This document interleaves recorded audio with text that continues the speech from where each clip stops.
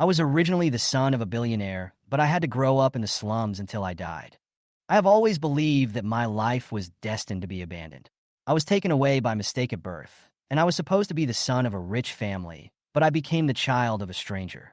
When I was 18, the Yi family finally found me. I thought I would get the love and care I deserved this time. However, what I got was just another endless indifference and misunderstanding. Those family members whom I tried my best to get close to always treated me as heir. Father and Mother Yi were cold and heartless, and my eldest brother and youngest brother just ignored me. Ip Man is their favorite, and I, Lin Shi, am just an insignificant existence. The loneliness and pain of those years have long been deeply rooted in my heart. I feel lucky to have survived in the Yi family. However, fate will not let me off easily. The next year, I was infected with a bone-eating cold poison. Although I was rescued, my body was still weak and frail. Just when I thought everything was over, fate teased me again. The Yi family did not lend a helping hand, but chose to save their own son first after I was kidnapped. Until I was poisoned to death. At that moment, a mysterious voice from a plane of consciousness gave me new power, and death was not my end, but the beginning of my rebirth. I was reborn back to that year, the year I was taken back by the Yi family. I had just become an adult, and I thought I had finally been reborn. However, the following year, I was struck by a bone-eating cold poison that was incurable. Fate played a trick on me once again. I don't know why I was reborn, and my heart is full of confusion, but I don't want to start over again at all. In my previous life, after returning to the Yi family, no matter how hard I tried, I could never get close to them. Yes, father and mother were cold to me, and my elder brother Yi Hao and younger brother Yi Lin treated me like heir. I just watched them and you would get along so well in silence. The pain of being left out deeply destroyed my faith. However, I was reborn and returned to the starting point. I returned to that familiar room. My heart was filled with despair. In my previous life, I tried my best, but in return I was left with even deeper loneliness. It was not until the time when I was kidnapped with Yi, when that the Yi family rescued Yiwen first and called the police before they took care of me. I was fed an incurable cold poison by the kidnappers and thrown into the sea. After being rescued, I still faced the indifference of the Yi family. I chose to leave. I went abroad, spent a year alone, and finally died in a foreign land. The loneliness and pain brought me to the brink of collapse. I hoped for the care of the Yi family, but until my death, I got nothing. Fate has never been kind to me. I was even taken away by the wrong parents at birth. This is my fate, and I accept it. At this time, I had a fever and felt weak all over. Having experienced more painful illnesses, this little illness was nothing. In 2 years, I will die. Death is a relief for me, and rebirth is meaningless to me. I quietly wait for death to come. In the middle of the night, it started raining outside the window, and the sound made me a little dazed. When I woke up in the morning, my fever had subsided, and I recovered quickly. After changing my clothes and going downstairs, the Yi family was already sitting in the dining room. I was eating breakfast on the table. The aroma was fragrant, but it didn't interest me. I sat quietly at the end of the table, sipping my porridge without looking at anyone. Yi Jing frowned at me and said, "Next time, come earlier and wait for you." I sneered. They had already eaten, but they insisted that I was late. "Okay," I replied and continued to drink the porridge. Yiwen ate with gusto, his face full of happiness. I ate a bowl of porridge and put down the spoon, losing my appetite. Yilin snorted coldly, seeming to disdain me. Big brother Yi Hao was as arrogant as ever, not caring about me at all. "Xiaoxi, why do you eat so little?" Shan Shan asked. I shook my head and said, "It's okay. I'm not hungry." I lowered my head and looked at the table. My mood had already calmed down. Yi Hao glanced at me, with a hint of doubt in his eyes. Shan Shan sighed and said nothing. Yuan handed her a cup of soy milk and said with a smile, "Here, Mom, it's good for beauty and skincare." I got up, waited for them to finish eating, went to the garage to get my bike, and rode away alone. I was going to live the rest of my life in an orderly manner, waiting for death, and naturally doing what I should do at this age. Yi Lin and Yi Wen were sitting in the Yi family's car, passing by my thin figure with a calm look. After all, it was me who wanted to ride my bike to school. No one forced me. Entering the classroom, I sat in the last row and began to daydream. In my previous life, I was addicted before I took the college entrance examination. I guess it's the same in this life. Learning doesn't mean much to me. I was born with a photographic memory, a high IQ, and I had already mastered the knowledge. In my previous life, when I first transferred to another school, I did not perform well in several tests because of the different school schedules, and the Yi family looked down on me even more. In the second month after my rebirth, my grades were mediocre and I was gradually left out. I stopped making progress and became extremely tired. I wrote the countdown in my notebook and counted the days silently. My desk mate Li Mei asked me curiously what I was doing, and I smiled and said, "Counting how many days are left." She was puzzled and thought I had changed a lot. I shook my head. The sound of reading was in my ears. I was sitting in a vibrant environment, but my heart had already withered. Li Mei continued to memorize words, thinking to herself that I was very cool even though my test scores were worse than hers. I knew what she was thinking, but I didn't care. I was in a daze in the classroom all day, and I hardly spoke except when I went to the bathroom. Occasionally, when the teacher called on me, I could answer fluently, and the teacher no longer cared about me. When school was over, I found that the tire was flat, and I felt empty inside. I had no cell phone and no money, so I could only walk back home. About 10 kilometers from school to Ye's house, and it took 2 hours to walk. I walked home step by step, carrying my school bag, without any emotion. It took me 3 hours to walk the 2-hour journey. It was already 8 o'clock in the evening when I got back to Ye's house, and my legs were so sore that I could hardly stand. I thought there was no food, so I prepared to go upstairs to rest, but I unexpectedly saw Yi Lin and Yiwen in the hall. Yi Lin saw me and ran over angrily. "Where have you been? You're back so late." He punched me, and I took a few steps back, almost falling to the ground with my knee aching. "I'm fine." I took a deep breath and endured the pain. Yi Lin said angrily, "Do you know how worried my parents are?" I apologized softly. "The car broke down. You can call. Is the Yi family short of a car?" He was indignant. I was tired and just wanted to go back to my room. I didn't bring my phone. In fact, I haven't used a mobile phone since my rebirth. Yi Lin was choked and sat back on the sofa in anger. He called his father and brother to tell them not to look for me anymore. Shan helped me upstairs and stared blankly at my gradually thinning figure, feeling a little uneasy. Yi Wen's eyes were complicated, but his heart was full of anxiety and jealousy. He knew that Lin Shi, who had been ignored, seemed to be attracting attention, and this must not happen. "Mom, Xiaoxi is back. You are tired. Take a bubble bath." He spoke softly, but he was very uneasy. Shan sighed. "I wish he was as obedient as you." Yi Lin rolled his eyes. "If he were half as good as you, I would kneel down for him." I walked into the room and lay on the bed, curled up into a ball. My stomach was empty, but I felt relaxed. The night was a little chilly, but my heart was chillier. I opened the window, walked barefoot to the windowsill, and planned to jump down. Just as I was wondering if I could put an end to it, a voice shouted from behind, "What are you doing?" I turned around and saw Yi Hao, and behind him was Yi Jing. I stood barefoot on the windowsill. Everything in front of me was dark, and I was shaky. The door was suddenly pushed open, and 2 figures rushed in. Yi Jing grabbed my collar angrily. "What are you doing? Do you want to die?" I felt dizzy and said coldly, "Please let me go." He let me go, his eyes cold. "Your attitude really disappoints me." I sneered. "What's my attitude? Should I wag my tail and beg for mercy from you?" He snorted coldly. "Look at how you look now. How can you be a member of the Yi family? You don't respect your elders, and you are very scheming. If you cause trouble again, don't blame me for not caring about family affection." Yi Hao frowned, as if he felt his father was too strict, and said softly, "Dad, don't be angry. There is no need. You are tired too. Go back to your room and rest first." Yi Hao and I behind. He looked at me and said coldly, "Are you committing suicide? Do you want to attract our attention?" I felt a sense of irony in my heart. It was so stupid to endure so much pain for these people in my previous life. I looked him straight in the face. "Are you guys so great? Why should I endure your trampling?" Yi Hao was suddenly startled, as if he noticed something different about me. He sneered, "Your temper is getting harder and harder, and you finally stopped pretending? But this is cuter than before." He stood high and proud. "Behave yourself. Although I sympathize with your situation, you can't blame Yuan. He and we have been in love for more than 10 years. If you behave yourself, maybe you will be accepted slowly." I responded coldly, "Are you done? Please go out. I want to sleep." Yi Hao sneered, obviously thinking that I was not worth preaching to, and turned and left. I sat back on the bed quietly, feeling empty inside. Although they thought I would commit suicide, in fact, I had already fallen into despair. Looking at the scars on my knees, my heart was dead silent. and doing homework became meaningless. I heard the housekeeper's voice coming from upstairs. I knew it was someone delivering milk to Yuan. Yuan had this habit, but no one had ever cared about me.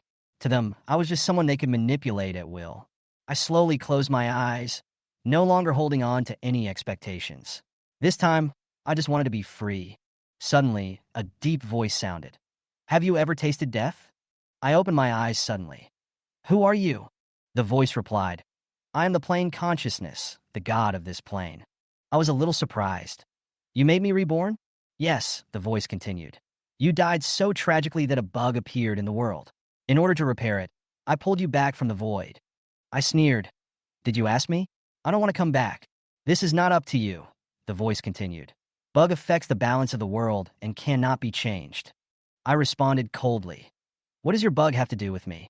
I was reborn and just want to live a peaceful life. The voice sounded a little helpless. You are a child of destiny.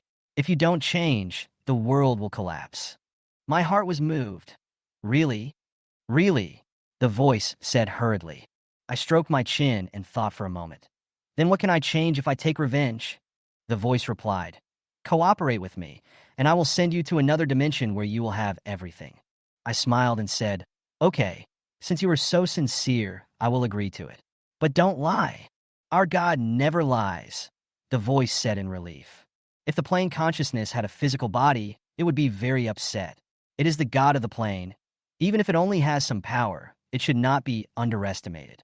It said to me, I give you speed and strength, but don't overuse it. It will overdraw your vitality. Since you choose not to change, there is no turning back. Your life will enter a countdown. And when the time is up, I will come to pick you up. I nodded and smiled. God of the plains, how can I influence a world? It was obviously helpless. You will know after you complete the task. I can't reveal it in advance. I stopped thinking about it.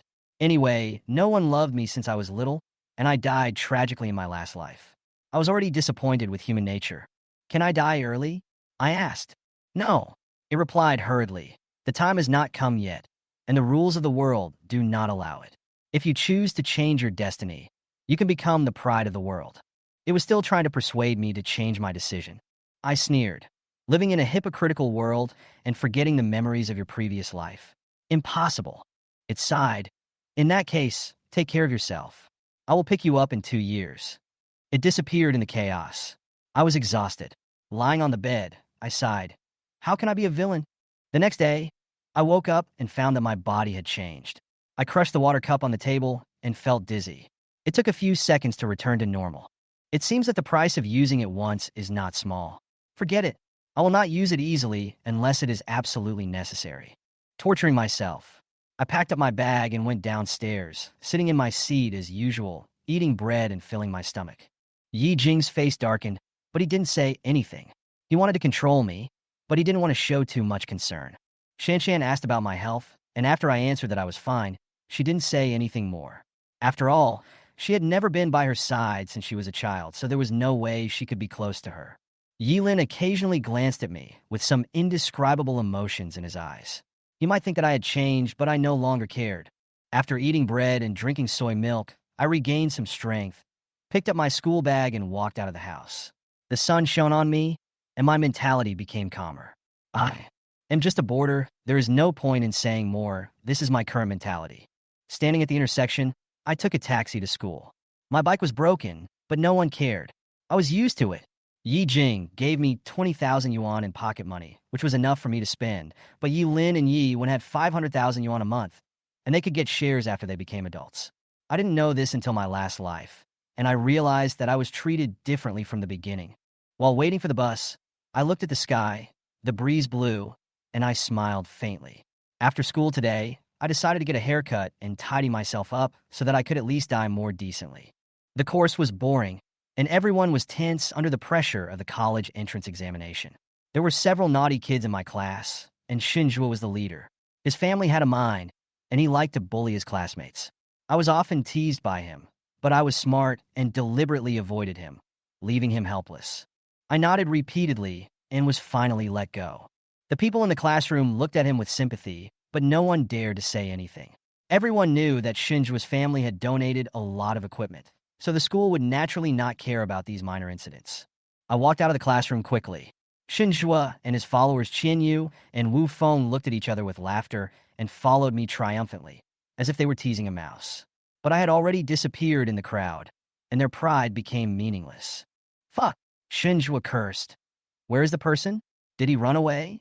Qianyu and Wu Feng looked at each other, and they probably understood in their hearts that there might be trouble today. I don't want to repeat the same mistake. In my previous life, I was a person who would never admit defeat. I was beaten black and blue in a 1-on-3 fight. When I got home, Yi Jing scolded me and said that I had learned to fight. Now that I think about it, I was so arrogant and self-righteous.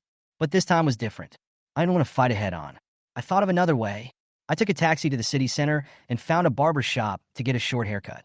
After being reborn, I had to make myself look less bad and improve my aesthetic taste. The guy in the barber shop was very enthusiastic. After washing my hair, he asked me what hairstyle I wanted. I casually opened the brochure and pointed to a simple student hairstyle. This is it, just cut it short. He nodded, picked up the scissors, and started working. A few minutes later, my bangs were cut short, revealing my beautiful eyebrows and eyes, and my overall temperament instantly improved several times. The barber exclaimed, "Wow, so handsome. My eyes are like Shanshan-S, but bigger and brighter. My eyelashes are long like feathers and watery. My eyebrows are like Yi Jing's sword-like eyebrows. I have a small nose, a rosy mouth, and my skin is as white as porcelain. I'm simply a little pretty boy. Look at the result, handsome boy. Are you satisfied?" The barber said, praising me from the bottom of his heart. I smiled with charming dimples on my face. "It's okay. Thank you. Can we take a picture for promotion?" He said with a gleam in his eyes. I smiled and said, "Sure, take any picture you want." They gathered around me and took 5 or 6 pictures. Later, these pictures were hung in the store and actually brought in a lot of business. It was almost 6 o'clock when I finished my haircut, and the dinner time at the Yi family was 6:30. I thought it was too late to go back, so I sent Yi Jing a message saying that I was eating out and would not be home tonight. Yi Jing didn't reply. Actually, I didn't expect him to respond. I just said hello. Compared with the cold atmosphere of the Yi family, I would rather eat a bowl of noodles outside and relax. The street was filled with the smell of fireworks, and I just had a bowl of beef noodles. The boss was very enthusiastic when he saw that I was wearing a school uniform and gave me a lot of beef. You see, strangers are better than family members. I'll probably eat out in the future, but they probably won't mind. I thought to myself, although I don't need their sympathy, I always feel that such evil people can call themselves evil. I had a full dinner, although it was not as hygienic as Yez, but happiness was more important than anything else. I was not in a hurry to go back. I walked slowly along the street, killing time, thinking that time always passed quietly. It was great, another day had passed. After returning to Yez's house, I walked past the door for about 20 minutes. My knees were still aching, and I heard laughter from inside. The moment I opened the door, everything went quiet. In the living room, Yi Jing hugged Shan Shan, Yi Lin and Yi Wen watched TV and ate fruit, and Yi Hao was reading the financial newspaper. At that moment, I could almost hear the embarrassment in the air. I paused, pretended not to see it, and turned around to go upstairs. "Where have you been?" Yi Jing's stern voice suddenly sounded. "You must be home before dinner from now on. Do you hear me?" I turned around and explained, "I want to get a haircut and ate out." After thinking about it, I decided to eat out from now on. You don't have to bother preparing my meals in the morning and evening. My face looked particularly delicate under the light, and every contour seemed to be carefully carved. With just a few words, the living room fell into a brief silence. Yilin opened his mouth wide. How did you become like this?" Yi Hao glanced at my face. A hint of complex interest flashed in his eyes, while Yiwen clenched his fists, and a strong sense of uneasiness began to spread. Shan Shan didn't say anything else. Yiwen handed her a strawberry and said with a smile, "Mom, eat some fruit. Xiaoxi may be too tired from studying and under too much pressure.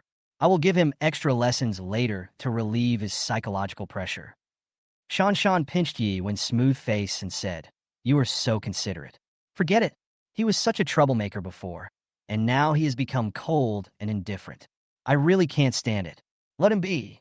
Yi Wen's eyes flashed with a hint of pride, and Yi Hao smiled slightly, as if he was somewhat interested in this scene, and the arc of his mouth revealed a hint of indifference. He knew that these people in the family had their own thoughts, and the harmony was only on the surface. It was good enough if they didn't quarrel. The next morning, Yuan offered to give me extra lessons, but I refused directly peeled an egg, raised my eyes, and smiled with those sharp eyes. No, I don't want to waste time.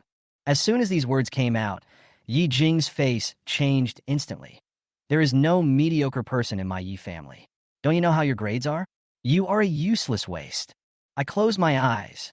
It was so hard to face these people every time. I calmly replied, yes, I am a loser. I am not as good as you. I'd better move out, and everyone will be happy. Yi Jing's anger burned instantly. He seemed to be easily angered by me these days, but no matter what my purpose was, he would never allow me to succeed. Don't even think about it before graduation. My family has enough money to support you. Be quiet. After you graduate, get out of here. I suddenly threw down my chopsticks, not wanting to eat anymore.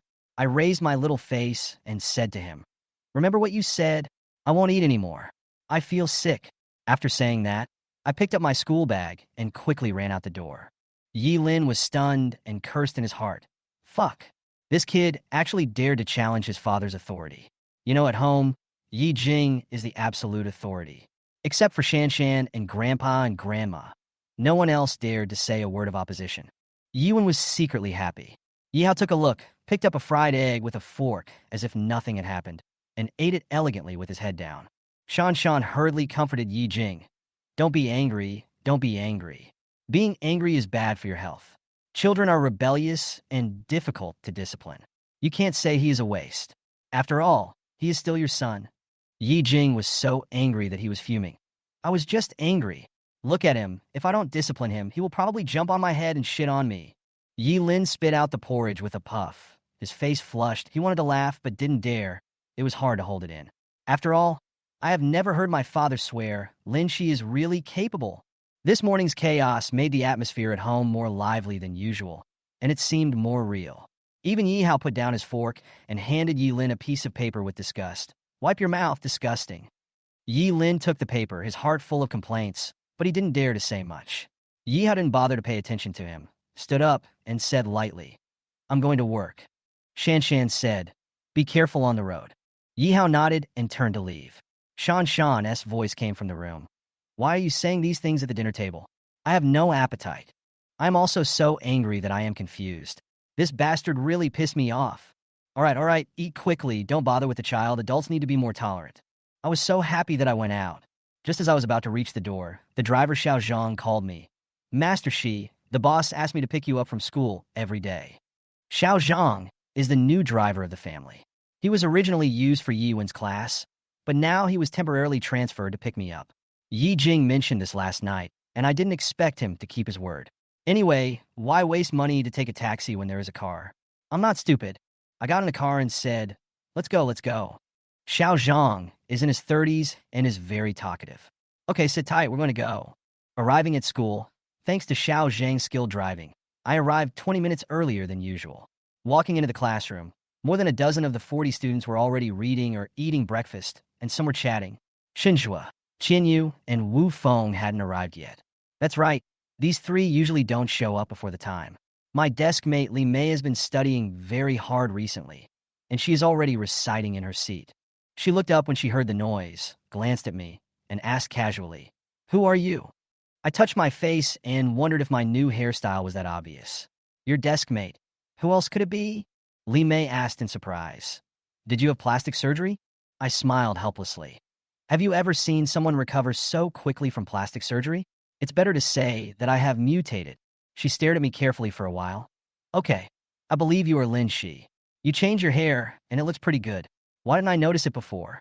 If it had been like this earlier, then the school hunk Yuan would have had no chance. This is really a compliment to me. I was secretly happy. Li Mei had never been interested in me, but today she suddenly started to praise me. I know Xinhua arrived 5 minutes early today on purpose. He was so angry yesterday because that brat actually dared to run away from him. Today he had to beat him up. Otherwise, the anger in his heart would not go away. He swaggered into the classroom, followed by Qianyu and Wu Feng. The three of them immediately looked towards my seat. Where was I? They didn't see me, so they were waiting at the door. I slipped out through the back door while they were coming in, running faster than a rabbit. The three of them waited anxiously until the last minute, but didn't see me. Finally, the head teacher came in and scolded them a few words, so they had to sit back in their seats. This time, I happened to enter the classroom with the head teacher and sat back in my seat. Li Mei looked at me and asked in a low voice, "Where have you been?" I pretended to be calm and took out the textbook from my school bag. "To the bathroom." Li Mei's face flushed. "Oh, it's okay anyway. You are so handsome now, I can't concentrate." I made a silly face. "Look, you are so ugly. How can you be handsome? Hurry up and recite the textbooks. Work hard to get into college. Don't learn from me." Li Mei couldn't help laughing, thinking to herself, "This guy is so cute, he is not ugly at all." During the morning self-study, I was buried in my book, and Shinjua kept staring at me, almost annoying me to death. He is almost blind, isn't he? He can't even open his eyes happily. When it was time for the break, I turned around and he found that I was gone. Fuck, this kid ran away again. In the morning, Shinjua didn't catch me at all. The three of them were almost mad. They didn't expect that I was actually a sly guy, and it turned out that I was not a coward. During the lunch break, I finally waited for me, who didn't go to eat. Seeing that I was alone, Shinjua and the others planned to teach me a lesson before going to eat. "Run? Can you hide?" Shinjua grabbed my collar with his big hands and lifted me up. I looked up at him with shining eyes.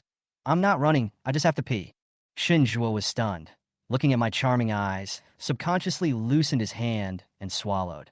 "Why have you become more beautiful?" I cursed in my heart. Bastard. I was not ugly before. I pretended to be pitiful. I have no grudge against you. Why do you always make trouble for me? Let me go." Shinjua was stunned for a moment and began to hesitate. Looking at my expression, he softened his heart for a moment and couldn't bear to do it. We looked at each other. Shinjua grinned and suggested, "How about this? You crawl under my crotch. I will let you go and never bother you again." He laughed so evilly. Chinyu and Wu Feng beside him also laughed. I adjusted my clothes silently, raised my head and showed a bright smile. "Do you keep your word?" Shinjua looked at my face, was stunned, and nodded repeatedly. Shinjua, keep my word, and I will never trouble you in the future." I walked to the aisle, bent my legs slightly to prepare for action. Chinyu and Wu Feng whistled maliciously from behind. "Hurry up, hurry over, we still have to eat." Suddenly, I kicked them hard at a very fast speed. Bah! With a sound, the three people didn't react at all and were kicked to the ground by me. They screamed in pain, screaming like pigs. After I kicked them, I ran away quickly, cleverly avoiding the surveillance, and ran very fast. Finally, I arrived at the cafeteria at the same time as other students. As soon as everyone saw me, the news of the handsome guy spread immediately. I didn't care, but just quietly took a meal and ate it with peace of mind. Shinjua and the others were struggling on the ground, shouting, "My leg is broken. It hurts so much." "Boss, my arm seems to be broken. Is this guy made of iron? How can he be so cruel?" Everyone heard the noise and rushed to help, and finally sent him to the infirmary. The whole school soon exploded, and everyone was talking about this matter. After returning to the classroom, Li Mei and other classmates surrounded me and asked me with concern, "What's wrong with you? Are you okay?" I forced a smile. "It's okay, hypoglycemia. Just take a rest." Lu Bebe took out a white rabbit milk candy from her bag and handed it to me. "Eat some candy. You will feel better." I smiled. "Thank you." Just then, the head teacher Zhang Hengrui walked in, and the classroom suddenly became quiet. "Lin Shi, come out for a moment." I stood up in confusion and followed the head teacher out, and the door was closed immediately. Zhang Hengrui looked at me. His suspicious eyes fell on my thin figure. Lin Shi, Shinjua, Chinyu, and Wu Feng were beaten in the classroom at noon today. They said you did it. Can you tell the teacher the truth? I opened my eyes wide with grievance, sweat on my forehead. "Teacher, I didn't. How dare I?" Zhang Hengrui looked at me, confused. I couldn't beat those three people even if there were 10 of them. "Don't worry, the school will check it out. As long as you are innocent, you will not be wronged." I nodded, feeling a little unwell and dizzy. Following Zhang Hengrui into the teaching room, Director Chen asked as soon as he saw me, "Are you Lin Shi?" I lowered my head and whispered, "I didn't hit him, they wronged me." Director Chen looked at me and frowned slightly. "The school is investigating, and the parents have been notified. Shinjua's parents will come. Please wait a moment." Zhang Hengrui asked me to sit down. "You look so bad. Were you feeling uncomfortable?" I smiled shyly. "It's okay, teacher, just take a rest." Zhang Hengrui reminded with concern, "Health is the most important. Take a good rest after the matter is over." The parents of Shinjua and the other two arrived soon. Shin's mother started yelling as soon as she entered the door. Who dared to hit my son? I peeled his skin. Shin's mother's nails pinched my arm fiercely. I frowned and endured the pain. You wronged me. Qin Yu and Wu Feng's parents also came over and surrounded me to scold. The voices in my ears made me feel irritated. I lowered my head and thought, I will bear it and it will pass. Zhang Hengrui couldn't help it and shouted angrily. The matter has not been investigated clearly. How can you treat a child like this? Shin's father said arrogantly. The child was injured. The school must be responsible. The principal must come out to give an explanation. Zhang Hengrui stood in front of me. Wait for the results of the investigation first. Everyone calm down. Shin's mother was unhappy. My son said it himself. How could it be wrong? Director Chin came out to comfort. Wait 5 more minutes. The results of the investigation will be out soon. Everyone calm down. Shin's father sat down impatiently. It's better. I raised my head and said calmly, I didn't hit anyone. If I can prove my innocence, I hope you will apologize. My eyes were clear, as if I could see through their hearts. Shin's mother said angrily, the little bastard is very courageous. How could it not be you?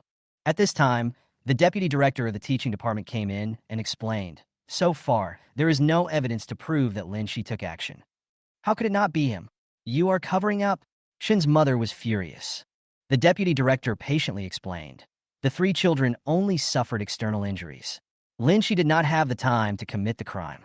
He was one of the first students to arrive at the cafeteria. I lowered my head and suddenly slipped. Zhang Hengrui hurriedly supported me. Does it hurt? I touched my knee gently. It's okay, teacher, it's just a minor injury. Zhang Hengrui lifted up my trouser legs and saw the obvious bruises on my legs, which were more serious than those of Shinjua and others. Zhang Hengrui saw the wound on my leg and gasped. Why don't you treat such a serious injury? Where are your parents? Why don't you come and take care of it? Director Chun breathed a sigh of relief. Everyone saw that the child's physical condition. Does he look like someone who can hit others? This is just a misunderstanding. The blind spot of the classroom surveillance cannot be judged, but there is solid evidence from the external surveillance. Lin Shi cannot be the murderer. Why don't you go accompany the children first and discuss it later? Several parents looked at my injuries and began to believe that I was not the murderer, but they were unwilling to admit it for the sake of face. In the end, they left reluctantly under the persuasion of Director Chin. I pursed my lips, looked up at them, and whispered, Uncle and Aunt, can you apologize to me? They pretended not to hear. Director Chun shook his head at me, motioning me not to pursue the matter, and took them to the school clinic. Zhang Hengrui looked at me and patted my head. Since you have proven your innocence, forget it.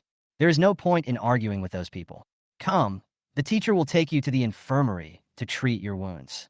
The deputy director also interrupted. This matter has been resolved. Lin Shi, you should supplement your nutrition regularly. Your body will collapse if the wind blows. I forced a smile and rubbed my pinched arm. Teacher, I have medicine at home. You don't need to go to the school infirmary. Just go home and rest. Zhang Hengrui looked at the time. Okay, you may run into those people again when you go to the school infirmary. Don't cause trouble. I will take you out. Thank you, teacher, I said gratefully. Where are your parents? The school has notified them, but the phone can't be reached. Zhang Hengrui was a little angry.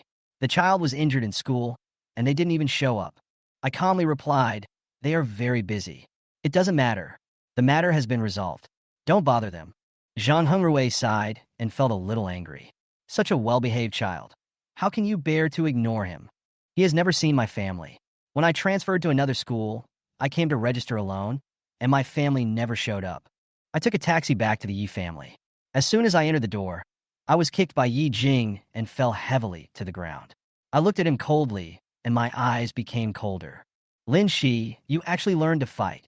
How could my Yi family have such a useless descendant like you? Yi Jing said angrily.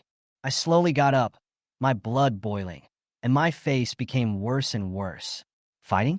Who said that? Yeven Oryedin. You convict me without even asking me. Yi Lin curled his lips and shouted, I didn't do it. I knew in my heart that it was Yi one who said that. I felt the blood rushing to my head, and my face became worse and worse. Whatever you think, I don't care. Yi Jing also began to regret it. Looking at my pale face, he was angry and regretful. You are so naughty. Shan Shan looked at me distressed. Xiao Shi, admit your mistake and don't be so stubborn. We are worried that you will go astray. Yiwen walked to Shanshan's side and said softly, Xiao Shi, fighting is not good. Don't make your mother worry. I sneered. Don't pretend, Yiwen. Your thoughts are written on your face. Don't force me to destroy you. Yi Jing said angrily. You are rebelling. If you do something out of line again, I will break your legs. I replied coldly. It's up to you. I walked upstairs without looking back. As soon as I entered the room, I spat out a mouthful of blood, which fell to the floor. Shocking. I covered my heart, bent down, smiled faintly, and another day passed. Downstairs, Yilin saw that I didn't look good and felt uneasy. Will he be okay? Shanshan sighed. I'll go and see. Yi Jing disagreed. With his bad temper, what could be the problem? Let's eat first, the food is getting cold. Yi Hao glanced at me, feeling a little worried, and decided to go upstairs to take a look. Yi Lin hesitated to speak and finally put down his knife and fork. I'm full. I'll go upstairs to take a look. Shanshan followed him. I'll go too. Yi Jing was silent, and Yuan asked with concern, Mom, change to juice. Xiaoxi doesn't like milk. Shanshan nodded. You are so thoughtful. Yiwen's eyes were full of worry. I hope Xiaoxi won't be angry. I frowned. My heart was filled with anger. Why is he angry? Yi Jing's face became even colder, and his anger rose. You should say less. He is your son after all, and you can't change this fact. Shanshan glared at me and said dissatisfiedly. I glanced at Yi Wen. A hint of coldness flashed in my eyes, and I thought to myself, be more obedient. It is not your turn to sow discord in this family. Shanshan, Yi Lin, and Yi Hao walked to the door of Lin Shi's room on the second floor. Shanshan knocked on the door. Xiao Shi, open the door. I'll bring you food. The room was quiet, without any sound. Shanshan knocked on the door and called out gently. Xiaoxi, did you hear me? Don't be willful. Be good. Open the door quickly. You are growing up. You can't go without food. Still no response. Yi Lin's face changed suddenly. Nothing will happen, right? This sentence scared Shanshan. She called out anxiously, Xiaoxi. There was still no sound behind the door. Yi Hao frowned and said coldly, Do you have a spare key? Shanshan thought for a while and said, I don't know. She suddenly realized that she had never really paid attention to this child. He was born with great effort. How could this happen? Yi Hao frowned. No matter, get out of the way. Shanshan and Yi Lin quickly retreated. Yi Hao stepped forward, and with a bang, the door was kicked out with a crack. Inside the house, Lin Shi curled up in the quilt and heard the door kicking in a daze, but couldn't open his eyes at all. He was so tired, thirsty, his heart and legs hurt, and his whole body was sore. He thought that if he died, maybe everything would disappear. Although he felt absurd, he was still a little uneasy. Yi Hao's kicking sound attracted the attention of Yi Jing and Yi went downstairs. Yi Jing immediately realized that something was wrong and hurried upstairs, followed by Yivin. Yi Hao kicked again, and the door lock was finally pried open, and the door opened. He took a breath and cursed in his heart.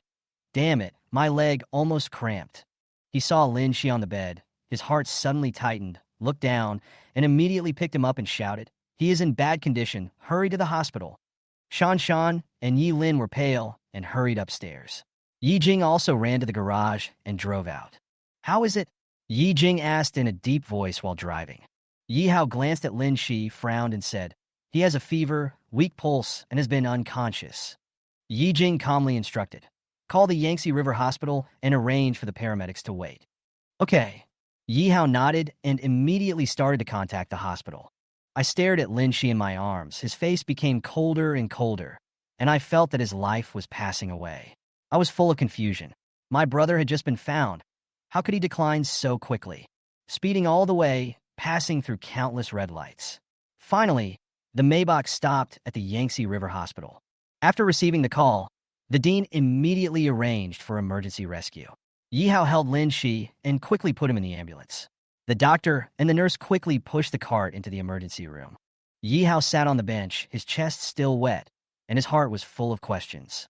How could a healthy child suddenly become like this? Shanshan, Yi Lin, and Yi Wen rushed over. Shanshan held her husband tightly. Husband, how is Xiaoxi? Yi Jing pointed to the emergency room, still rescuing. Shanshan sat down a little weakly, and Yi Jing comforted her. Don't worry, he will be fine. Yi Lin said in a low voice. When I saw him at school today, his face was not right.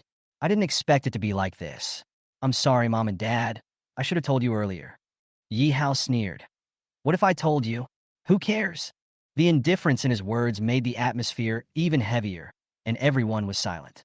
Not long after, the young doctor came out of the emergency room, took off his mask, and said in a serious tone, "The patient is weak, malnourished, and emotionally depressed. His ribs are slightly torn, causing him to vomit blood due to anger, and his 5 internal organs are showing signs of failure. If it were any later, he might not have been saved." The doctor thought to himself, it was unbelievable that such a wealthy family would have malnutrition problems. I slowly opened my eyes and heard the chirping of birds outside the window. The sun shone through the gaps in the curtains, and the warmth made me feel an inexplicable emptiness. I was confused and didn't know what was wrong with me. My head was dizzy, as if everything was unreal. "You're awake." A gentle voice broke my contemplation. I turned around and saw Su Sun and the nurse standing by the bed. The nurse was changing my nutrient solution. The needle pierced my skin, causing a tingling sensation. I rolled my eyes and asked dazedly, "Doctor, am I sick?" "Yes." Su Sun looked at me with a gentle smile. "Why don't you speak? Are you scared?" I shook my head and tried to move my body, but was trapped by the feeling of headache and nausea. Every time I moved, it was as if all the strength in my body was drained away. I was too tired to open my eyes, so I could only whisper, "Doctor, if I fall asleep next time, don't save me." Su Sun smiled, as if he didn't take my words seriously. "Okay." I closed my eyes, ready to fall in a deep sleep again. Just then, the door of the ward was pushed open, and Yi Hao strode in. With a cold look in his eyes, he walked from my bedside to my head and looked down at me. Awake? I didn't want to pay attention to him. I felt weak all over. I buried my head in the pillow, but my eyes unconsciously opened a crack. "Yi Hao, I want to go home." He sneered, his voice low. "You're not pretending anymore? You don't even call me brother? Go home? You stay in a hospital. If you dare to leave, I'll break your legs."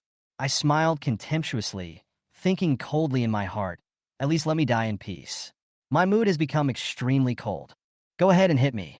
It would be better if you beat me to death. Then we can all have peace." I said this with almost gritted teeth. Yi Hao's expression suddenly changed. He was obviously mad at me. He lifted the blanket from my body, his eyes full of anger. "You should be beaten if you don't obey." He grabbed me and slapped me hard twice. The pain made me stunned for a moment, and then I cursed loudly in shame and anger. "You bastard, you dare to hit me." After he finished beating me, he still stood beside me angrily. From my perspective, he was like a tall mountain looking down at me. "Honestly, I'm a bastard. What are you? A bastard?" I buried my face in the quilt, not wanting to look at him. My heart was full of anger, and my face was red. Under the quilt, I secretly touched the place where I was hit, and the pain was still strong. I couldn't help but feel a surge of anger in my heart, and I muttered in a low voice, "I don't have the same last name as you. You are Wang Judan." Yi Hao was stunned for a moment, and then he laughed at what I said. Su Sun couldn't help laughing beside him, and advised, Okay, Master Yi, don't bother with a child. He is still injured. How dare you do that to him?" Two nurses stood aside and looked at each other, seemingly frightened by the crazy scene of this wealthy family. Yi Hao took a deep breath, sat down on the bed, and stared at me without saying anything. His eyes were a little complicated, and I knew what he was thinking. I was not the biological child of the Yi family, and even the surname had not been changed. Although I was adopted, I was never truly accepted by him. When I came back from the Yi family, even my parents didn't understand what they were thinking. Maybe they wanted to see my character before making a decision. At this point, this absurd thing actually made me feel that everything was meaningless. He sighed and said to Su Sun and the nurse, "You go out first." Su Sun looked at Yi Hao, then at me, and finally walked out of the ward without saying anything. Only Yi Hao and I were left here. The ward was quiet. Yi Hao looked at me with unpredictable emotions in his eyes. He said in a cold tone, "Do you really want to die?" I felt a sharp pain in my heart. I resisted the urge to cry and whispered, "If no one in this world cares about me anymore, what's the point of living?" Yi Hao's face changed. He stood up, walked to my bed, and said coldly, "This is the 3rd floor. If you jump down, there is a 70% chance of death and a 30% chance of breaking your arms and legs.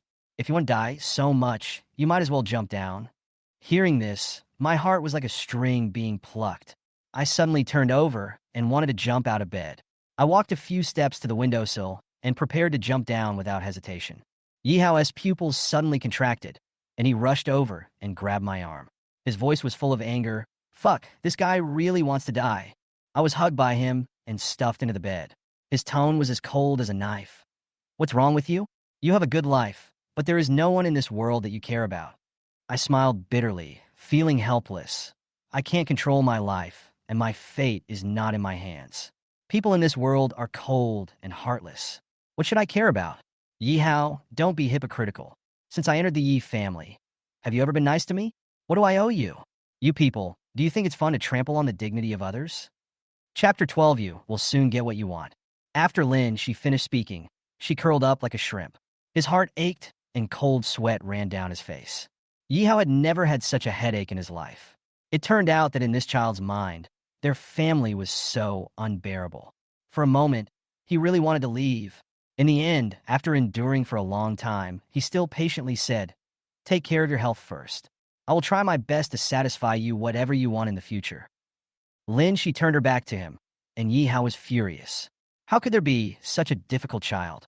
He stood for a while, then got up to look for Su's son. When he opened the door, Shan Shan and Yi Jing were standing outside. It was unknown how long they had been there. Yi Hao raised his eyebrows and made way for them. "Dad, Mom, now that you're here, give him something to eat." "I have no other choice." Yi Hao spread his hands. Shan Shan looked unhappy. She walked in and sat beside the bed. Looking at Lin Shi, who only had half of his head exposed, she hesitated and reached out to touch his head. The touch was very good. "Xiao Shi, get up and eat something. Mom brought fish porridge and steamed eggs. You can't eat anything too greasy yet." Lin Shi moved, climbed up, lowered her eyes, and stared at the white bedding in a daze. Shan Shan opened the food and put it on the table. Lin Shi had no appetite, and her mouth was full of bitter taste. She picked up the spoon, ate a few bites, and then put it down. Yi Jing sat on the side. "Finish eating." Lin Shi was very tired. What was wrong with these people? Could they please leave him alone? He just wanted to be alone and quiet, okay? "I don't want to eat anymore." He pushed the food away. "It tastes terrible." Yi Hao leaned against the door with his arms folded, feeling quite happy in his heart. "Oh, I can't be the only one angry. It's only fair for everyone to be angry together, right?" Yi Jing frowned fiercely, his hands itching to hit someone, but thinking of how his impulsiveness almost caused a big accident that night, he suppressed his anger. "Don't even think about leaving the hospital if you don't eat it for the rest of your life." Lin Shi's face froze, and he just ate. He glanced at them expressionlessly, picked up the spoon, and started eating again. "What's the point of threatening people?" Shan Shan breathed a sigh of relief. "Xiaoxi, Mom knows that you didn't have a good life before, and you were worried. But you can't joke with your body. You only have one life, so you must cherish it." In his short life of more than 10 years, Lin Shi had suffered too much malice. He was beaten by the Lin family couple and was bruised all over. When he came to the Yi family, he was wrongly accused of being a thief and suspected of being greedy. He was hurt by cold violence. Now they told him that life is only once and he should cherish it. How to cherish it? He had already rotted into ashes in a corner, licking alone, and no one could save him. He wanted to ask them if they didn't like him, why did they come back to him, gave him hope, but then threw him away. However, it felt meaningless. He felt like a dead man, looking at them in the world of the living, waiting for the end of their lives. Seeing that Lin, she said nothing. Shan Shan and Yi Jing were helpless. The young boy on the hospital bed had a pale and transparent face, as if he would fly away at any time. After he finished eating, he lay back, as if he was going to fall asleep and never wake up again. Do you hate them so much? Giving them food, clothing, shelter, and superior living conditions, isn't that enough? Why are you feeling awkward? Lin Shi, you should be content. I admit that kicking you is wrong. I apologize to you. Is that enough? Stop causing trouble. Yi Jing said seriously. Yi Hao frowned as he listened to this. He didn't feel anything before when he heard such a tough and cold attitude, but now he found it unpleasant no matter how he listened to it. Lin Shi felt weak all over and really didn't want to deal with this nominal pair of parents anymore. He opened his eyes without a trace of emotion and said, "I heard you. Can we leave now? I'm tired." Yi Jing was used to being tough. He thought he had treated this naughty son well. If it weren't for the bad behavior of his son, he wouldn't have been so cold to him. A boy should be upright and not be calculating and ungrateful. Shan Shan said at this time. You should say less. He is still sick. Why are you arguing with him? Xiao Shi, you'll be recuperating in a hospital this week. The school has already asked for leave for you. We are leaving first. You can go to sleep. Lin Shi did not respond. He was really asleep. His body felt heavy and overwhelmed. So he chose to use sleep to restore his strength. The door closed gently, and the room returned to silence. Lin Shi fell into a deep sleep. Outside the door, Yi Hao followed Shan Shan and Yi Jing away, gradually walking away. Yi Hao looked at his parents in front of him and felt a little strange. The days in the hospital were very boring. In the next 2 days, no one from the Yi family came to see her. Only the housekeeper came to deliver meals every day, which was exactly what Lin Shi wanted. During this period, Su Sun took good care of Lin Shi, and from time to time he brought small gifts to cheer him up, such as teddy bear, cat, and dog toys, and he also brought some fresh flowers, just like he was trying to please a child. Lin Shi had nothing to do every day, completely isolated from the outside world. Yi Hao came over on the 3rd day and saw that his face was not as pale as before. He touched his chin and crossed his legs, looking at the child on the bed who still ignored him with satisfaction. You can go home in 2 days.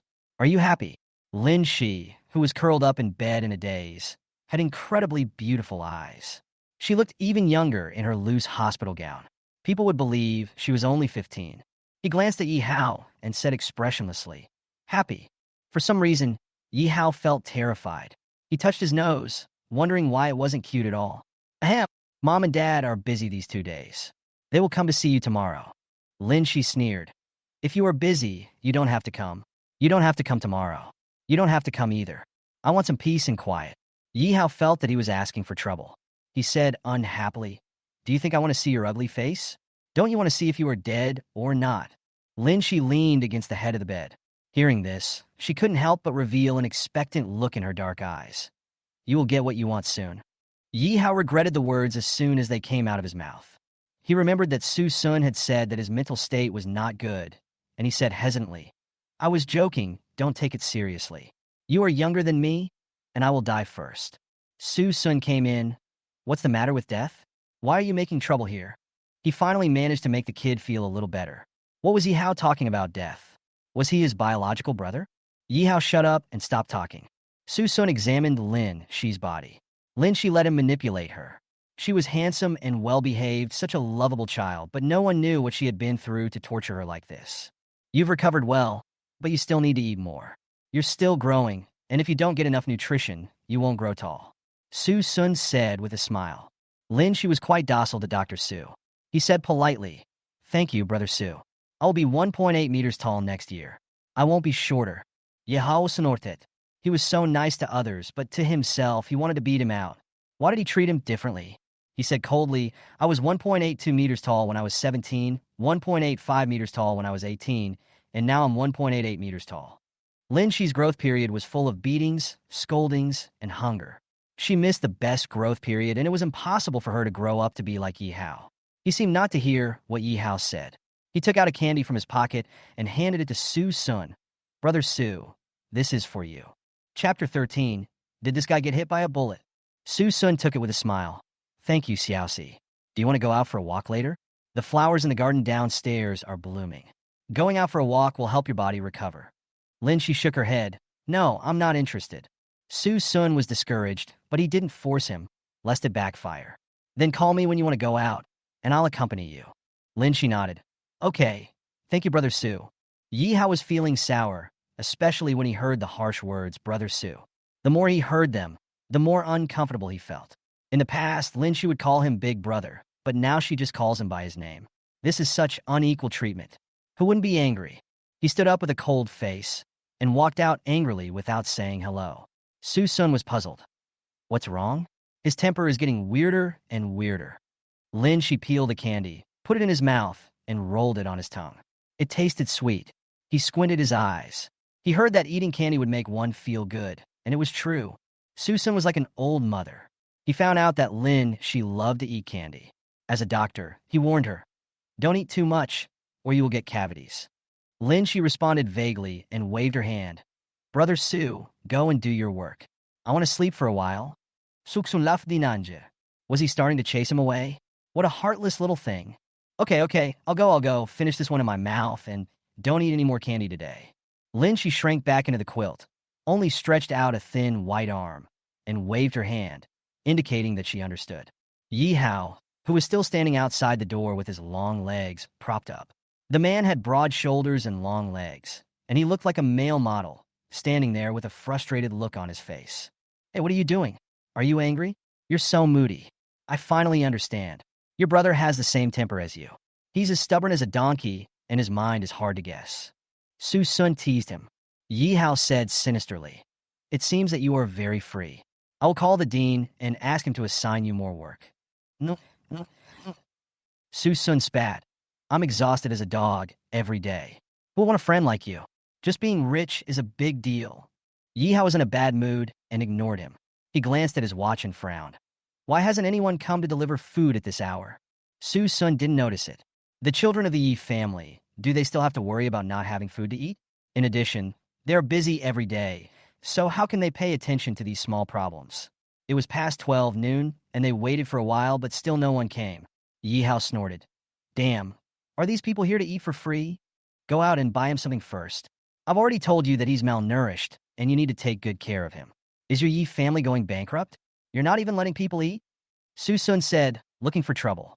Yi Hao took a step forward. Are you happy to see a joke? Never mind. I won't wait any longer. I'll be back soon. Bring me one too. It should be Xiangfu style, with 4 dishes and 1 soup. I don't eat much. Yi Hao acted as if he didn't hear anything and strode away. On the way, he made a phone call. Butler Feng, it's me. Butler Feng was shocked. Young master. Why is no one coming to deliver food to Lin Shi? Yi Hao asked. Butler Feng was puzzled. Master, when I went out today, Madam said that Master 2 had caught a cold and was not feeling well. The meal she prepared for Master, she was relatively light, so Madam asked me to deliver it to Master 2. She said she would ask Xiao Hong to deliver another portion to the hospital. Didn't she deliver it? Please wait a moment. I'll go ask. Yi Hao's expression immediately darkened. No need. I'm hanging up. Good. That's great. He called Shan Shan, who answered quickly. Ah Xing? Mom, did you ask someone to bring food to Lin Shi? There was a cry from the other end. I forgot. Right away. I'll ask Xiao Hong to deliver it right away. No. I'm here. I'll buy it for him. I see. You should buy something better and cleaner. Look at me. I was so busy that I forgot. Yi Hao knew what she was busy with. UN's birthday party was in 2 days. It was not held on the official date, but the time was specially chosen by the master. His mother was probably busy preparing for the birthday party. Yi Hao sighed. Mom, don't blame me for not reminding you. Lin Shi is your biological son. If you continue to favor one over the other, you will regret it later. After saying that, she hung up the phone. Shan Shan put down the phone in confusion, her face flushed and pale. Why did she favor one over the other? Didn't she just forget? Why was she making such a fuss? Lin Shi and Yi Wen were both her sons. She only had one heart. She had loved Yi Wen since he was a child, so naturally she couldn't let him go. She had also tried her best to make up for Lin Shi. What else did she want from her? Why couldn't she understand herself? Yi Hao came back with the packed meal and entered Lin Shi's ward. Su Sun was also there. He threw a portion to Su Sun and spread the rest on Lin Shi's small dining table. Eat! Su Sun opened it with great interest and immediately said in dissatisfaction, Where are the 4 dishes and 1 soup I ordered? Why is it fried rice with egg? Can't you see that big shrimp tail? It's obviously seafood fried rice. Su Sun rolled his eyes at him and instructed Lin Shi, Finish eating. Oh! Lin Shi seemed to be suppressed by his powerful aura. She picked up the chopsticks and started eating obediently. Su Sun ate the fried rice while leaning his head to swallow his saliva. It was so rich with 8 dishes. Was there such a big difference between people? What are you looking at? Remember to pay after you finish eating. 288 per serving. Yi Hao sat beside Lin Shi's bed, picked up another pair of chopsticks, picked up a piece of tender fish, and put it into his mouth. Lin Shi looked up in surprise, her eyes full of disgust. Yi Hao was stabbed by that look. I didn't eat either, so what? Are you wrong by eating with me? Lin Shi lowered her head silently, not caring about him. Did this guy get bombed? How could he be more aggressive than herself? Su Sun's chopsticks trembled. 288 just this? Why don't you go grab it? Although it is indeed delicious, this portion of fried rice only costs 20 yuan. What a profiteer. I don't have any money. You said you would treat me, but I won't give it to you even if you kill me. Su Sun put some fried rice into his mouth. It smells quite good, Yi Hao said coldly. Didn't you want to eat at Shixiao Mansion? It's only natural to pay for meals. I didn't agree to treat you. Su Sun silently turned his back to him. This guy has such a bad temper. I don't have money, but I have my life. Lin Shi ate obediently, afraid of being noticed. A serving of fried rice cost 288. So how much would these 8 dishes plus a soup cost? He has no money either. Yi Hao looked at the child with satisfaction, thinking that he was well behaved. His previous hedgehog look was not cute at all. Lin Shi's belly was full after the meal, and she felt uncomfortable lying down. Su Sun said at the right time, Xiaoxi, go out for a walk to digest the food.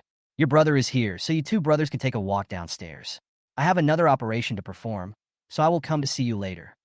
After Su Sun left, Lin Shi and Yi Hao looked at each other. Both of them were full of disdain for each other. Yi Hao looked downstairs and saw a small garden. Let's go. You eat so much, and you still have room to lie down. Lin Shi walked out dejectedly. The two brothers walked downstairs with murderous auras as if they wanted to duel on the spot. Bystanders avoided them one after another. Although both of them were very handsome, they looked so cold that even a passing dog would be scolded. No one dared to approach them and talk to them. There was a chair in the small garden. Lin Shi sat on it. Yi Hao looked down on him. You are so tired after just a few steps? You are a weakling. Lin Shi's face was sweating, which was a sign of physical weakness. He really didn't want to see his face. Don't you have work this afternoon? I'm a weak chicken. What kind of chicken are you? Cauliflower chicken. Yi Hao sneered.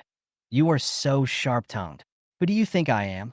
When it comes to work, if you can let others do it, don't tire yourself out. Lin Shi silently despised him in her heart. Is it justifiable to be lazy? Chapter 14, Stay Away From Me. Lin Shi sat there and didn't want to talk. After a few days of rest, his body finally began to recover its strength.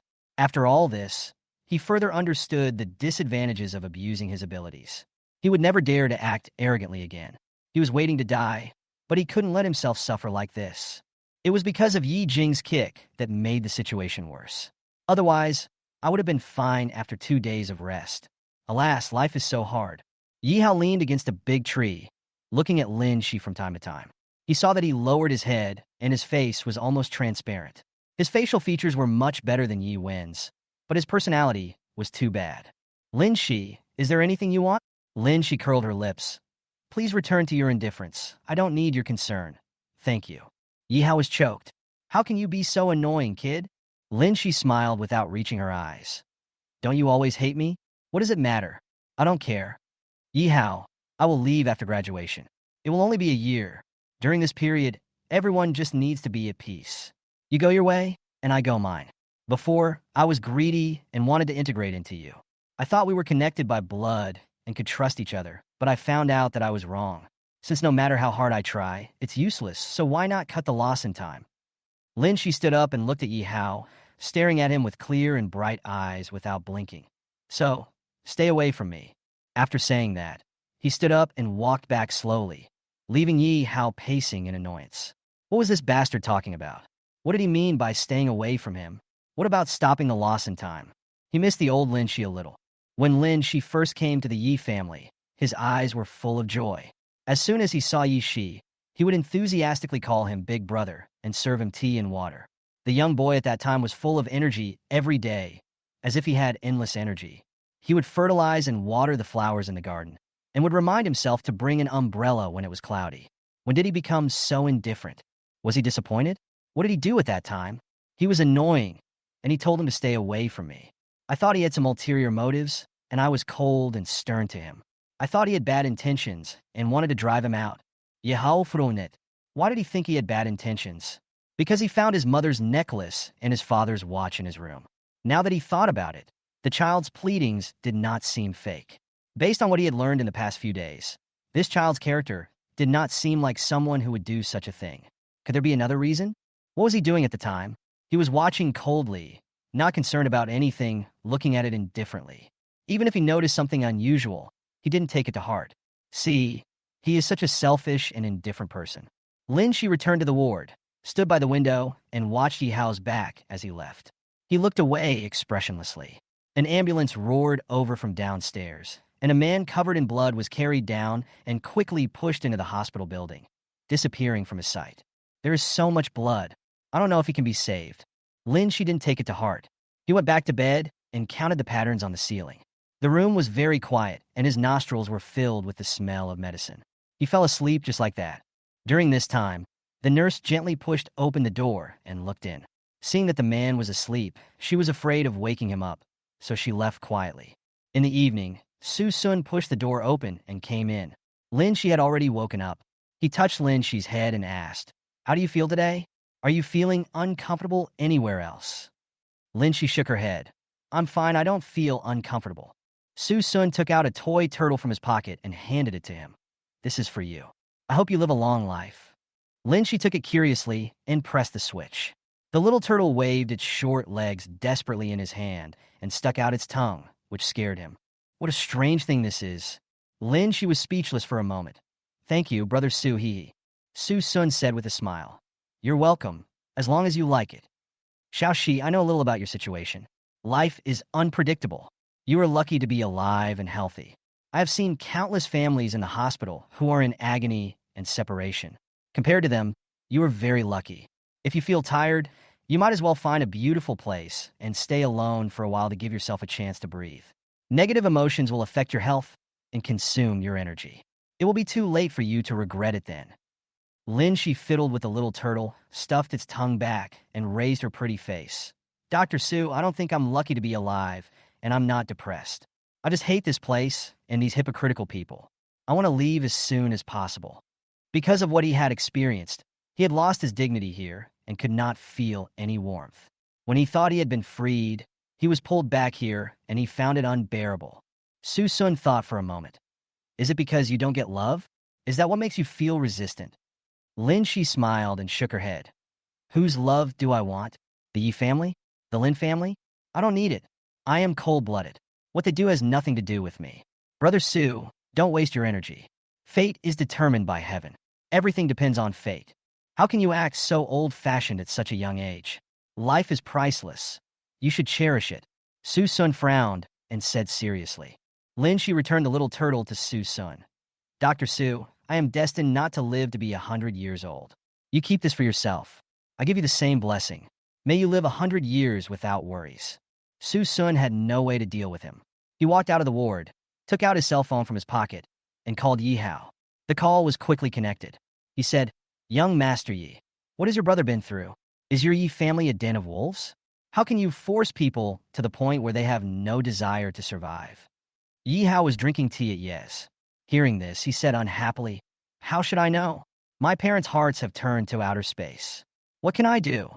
You are partial to your fake brother? Are you kidding me? You don't love your own son, but you love the fake one so much? Who can bear this?" Su Sun finally understood some of the inside story.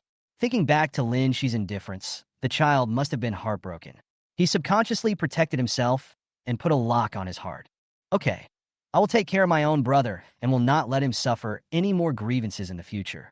Su Sun was speechless. Before he finished speaking, the other party had already hung up the phone. What a bad temper. With such a family environment, it was no wonder that Lin Shi had such twisted thoughts. At around 8 o'clock in the evening, Lin Shi heard noises coming from the ward next door, as if a new patient had been admitted. There were many footsteps and voices coming from outside the door. It was hard to make out, but it was very lively. He must be a very popular person, with so many people coming to see him, Lin Shi thought silently. Yi Hao returned home that night. He observed Yi Wen and saw that Yi Wen had a rosy complexion and bright eyes. How could he look sick at all? He felt that everyone was like a fool, being fooled by Ip Man. Chapter 15, Don't Eat What You Shouldn't Eat. Ip Man. Yi Hao called out to Ip Man, who was about to go upstairs, and stared at this seemingly well-behaved and gentle younger brother. Yi Wen was puzzled and said obediently and innocently, "Brother, is there something wrong? You have a cold, and you still choose seafood for dinner? Won't you feel uncomfortable?" Yi Hao asked in a calm voice, staring at him with his sharp eyebrows. Yi Wen was stunned for a moment and immediately smiled and said, "I had a fever and dizziness during the day, but I was fine after school in the afternoon. I'm fine. I didn't eat much. How did brother know?" Yi Hao smiled and said meaningfully, "Since you are not feeling well, take a good rest and don't eat anything you shouldn't eat. It will be bad if you get an upset stomach." Yi Wen was startled, but he lowered his eyes to hide his fear. His expression remained calm as he said in a gentle voice, "I see. Thank you for your concern, big brother." I have a lot of homework lately, so I will go back to my room to finish the test paper. Yi Hao smiled and said, go ahead. Be careful when you go upstairs. Don't step on empty space and sprain your ankle again. Yi Wen's heart tightened, and he agreed obediently. He went upstairs to his room without changing his expression, and his eyes turned cold in an instant. Why did Yi Hao's attitude towards me seem strange? As if he knew something? Was he doubting me? How is it possible? No matter what he did to Lin Shi before, no one cared. Everyone would just side with him and would not check the truth. What is going on now? What did Yi Hao find out? Will he stand up for Lin Shi? Yi Wen's handsome face was full of coldness and calculation, which was very different from his usual gentle, caring, and well-behaved image. What a Lin Shi! He is really capable. He must have used his illness to gain Yi Hao's sympathy. When he wasn't paying attention, he took the opportunity to alienate the relationship between him and Yi Hao.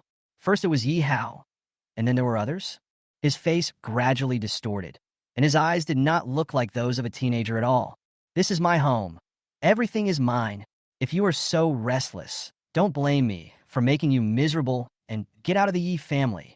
Yi Hao rested his head on the sofa downstairs, carefully recalling the clues from the past. On the first day Lin Shi arrived, Yi Wen enthusiastically led Lin Shi upstairs to the room prepared for her by the Yi family. Everyone was pleased with Yi Wen's magnanimity and understanding, but halfway through the walk, Yi Wen suddenly screamed and rolled down the stairs, leaving Lin Shi standing stupidly in the middle of the stairs at a loss. Yi Wen looked at Lin Shi in disbelief. Under the circumstances at that time, both his parents and himself subconsciously thought that Yi Wen was pushed down by Lin Shi on purpose. Lin Shi had no way to defend himself. No one believed him.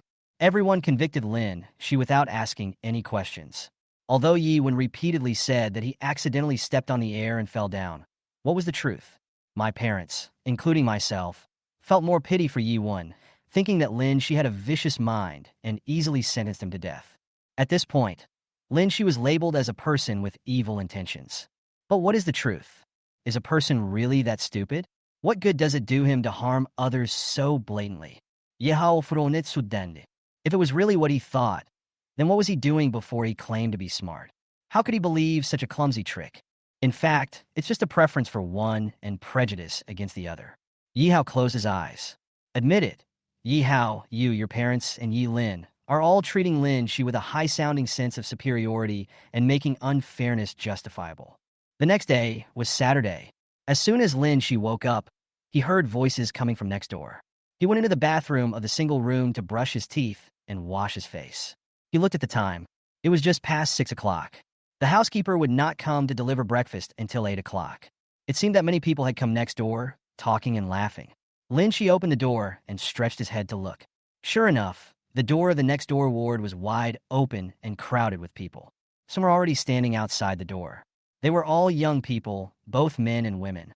They were estimated to be around 20 years old and dressed very fashionably. That patient was really popular. Lin Shi stuck his head out like a kiwi. He had no interest in other people's affairs.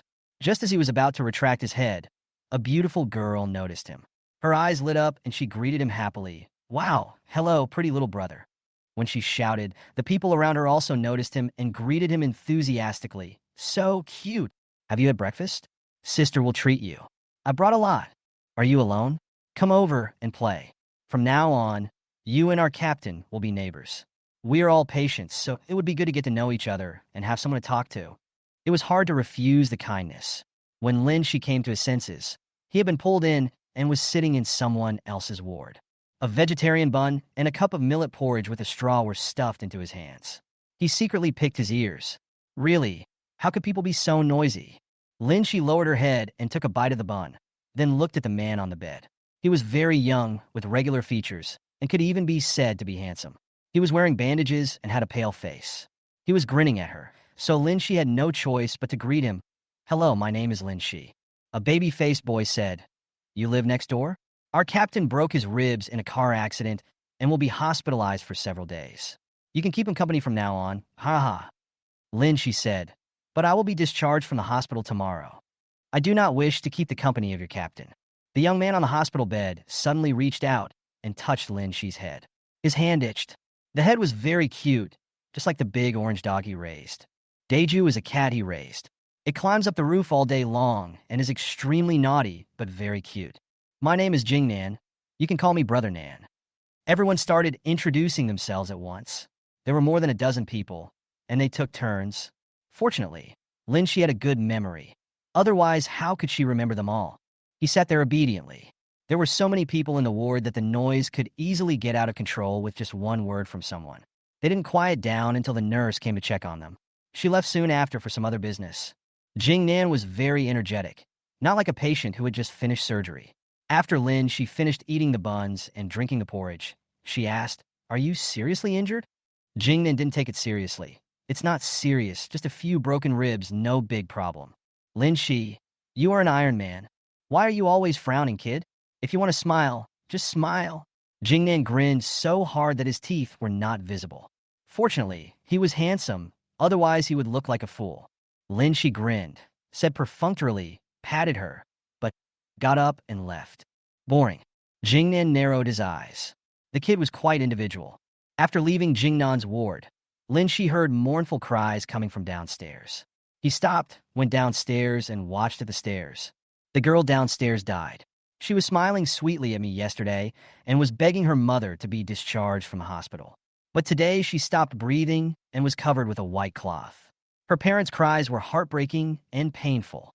Listening to them made people feel sad and powerless. Teenagers are at the age of blooming flowers, and it is a pity that their fathers are so kind and their mothers so loving. Chapter 16, Send It Man Away. She exhaled a breath of foul air. When he died in his previous life, the room was dark and empty. The windows rustled in the wind. He was very cold. That was the deepest loneliness in the world. So, how could there be forgiveness? Su Sun sighed and walked over from the other side of the corridor. Seeing Shi, he patted his shoulder and said, "What are you doing here? Go back and don't look at these." Shi raised her cold eyes and said, "Dr. Su, the world is a sea of suffering and hell. You can see it, and I can see it too. Birth, aging, sickness, and death are inevitable for everyone, sooner or later. You are so young. How can you have such negative thoughts? You should think like this. Although we don't know when we will die, we can use our limited life to do more meaningful things and live every day with a positive attitude." Su Sun couldn't understand the expression in Shi's eyes. Irony? Sadness? Or sorrow? He turned and walked upstairs, falling into a long silence. Su Sun looked at him with a worried look on his face, thinking to himself, it's a good thing that the child will be discharged from the hospital tomorrow. In such an environment in the hospital, the child cannot stay too long. It will aggravate his poor mental state. He finally understood that the Yi family didn't really care about this child. Apart from Yi Hao, no one else had visited him in the past few days. No wonder this child's thoughts were so extreme. No one could stand it. What kind of fate is this? He should have been a well-fed and well-clothed young master. But his fate was wrongly changed since he was born. He will not be treated well even if he comes back. It is said that wealthy families are ruthless, but blood ties have been valued since ancient times. A child is not an unforgivable criminal, so he should not be treated like this, right? It was almost 8 o'clock when Yi Jing, and Yi Hao came unexpectedly with fruits and thermos boxes. She was in a low mood and saw that they were staring blankly with no expression. Their eyes were clear and transparent and full of alienation. Yi Lin handed him the insulated box. "Here, give it to me." Looking down at him, as if offering alms, Shi did not accept it. Yi Lin's childish face turned into anger. "You don't want to eat it? If you don't want to eat it, I'll throw it away." Shi, "Throw it away, I've eaten it." Yi Jing frowned. "Why are you so angry again?" Shi explained, "I really ate it." Yi Lin put the thermos box heavily on the table. "Eat it or not? Who cares, you annoying guy." Yi Hao crossed his arms. "Where did you eat?" "The neighbors gave it to me." Shi said, "The buns and porridge are delicious." Yi Lin sat on the chair angrily. "Why are you eating other people's food? Aren't you afraid it's not clean?" He got up very early today and brought 7 or 8 snacks and breakfast to the hospital to see him, but this guy refused to eat. How could he not eat? Shi looked at his face, puzzled. Why was he unhappy? He opened the thermos box. The food inside was very exquisite, much better than what the housekeeper had sent before. Pursing his lips, he took the chopsticks and started eating. Although he was not hungry, he could still force himself to eat a few bites. "Thank you," Shi said. That was more like it. Yi Lin calmed down a little and stared at Lin Shi. Finish eating. You want to stuff me to death? Lin Shi said with a puffy mouth. Yi Lin smiled slightly. Why didn't he realize before that Lin Shi was quite cute? Yi Jing softened his attitude and said, I shouldn't have done that before. I apologize to you. I am sorry. Yi Jing was referring to the incident of kicking Lin Shi. He was not someone who was afraid to admit his mistakes. Since it was his fault, he should apologize. Lin Shi was quite surprised that this person would actually say sorry to him one day. How ironic, he said expressionlessly. Mr. Yi, there is no need to apologize. I don't deserve it. Please don't lose your face. What did you call me? Yi Jing frowned, his expression complicated and a little unbelievable. Lin Shi finished eating half of the food and put down her chopsticks. I call you Mr. Yi. What's wrong? You don't like it? Anyway, the Yi family has not announced my identity to the public, and you don't like me and are ashamed of me. It's better to cut off the relationship as soon as possible to avoid being even more undignified in the future. Yi Jing understood immediately. Are you blaming me for not revealing your identity? Lin Shi felt extremely sad. He felt like he was a joke. There was nothing more sad than a dead heart. At this moment, his broken heart was bleeding again. His face, which had recovered some of its vitality after a few days of rest, gradually turned pale. What kind of unforgivable thing did I do that you have to keep speculating about me like this? Your arrogant faces really make me sick. Yeah. Lin Shi smiled, her black and white eyes full of provocation. I am blaming you. Why? Shouldn't I blame you? Why did you take me back if you didn't want to accept me? You were so happy without me. Since you took me back but can't accommodate me, have you considered my feelings? Facing the aggressive Lin Shi, Yi Jing's temper was not very good. He glared and said, What's your attitude? Who can't tolerate you? I raised you wrongly, but I just didn't make it public for the time being. You are so resentful. You have to be tempered. Yi Hao said, Dad, calm down, he is still a patient. Yi Jing took a deep breath and said, I don't want to argue with you either, Lin Shi. To tell you the truth, if you keep acting like this and act so unpresentable, you don't have to wait until you graduate from high school to get out. I won't give you a penny anymore. Lin Shi's blood rushed up and his throat felt sweet, but he forced himself to swallow it. The black hole in his heart was infinitely enlarged, swallowing up his entire being. He closed his eyes and let the darkness swallow him up. It's up to you. I couldn't ask for more. Su Sun pushed the door open and came in, saying seriously, Boss Yi, 2 young masters, this is a ward. Please don't make noise or agitate the patient. It's bad for his health. Yi Lin huddled in the corner and dared not speak.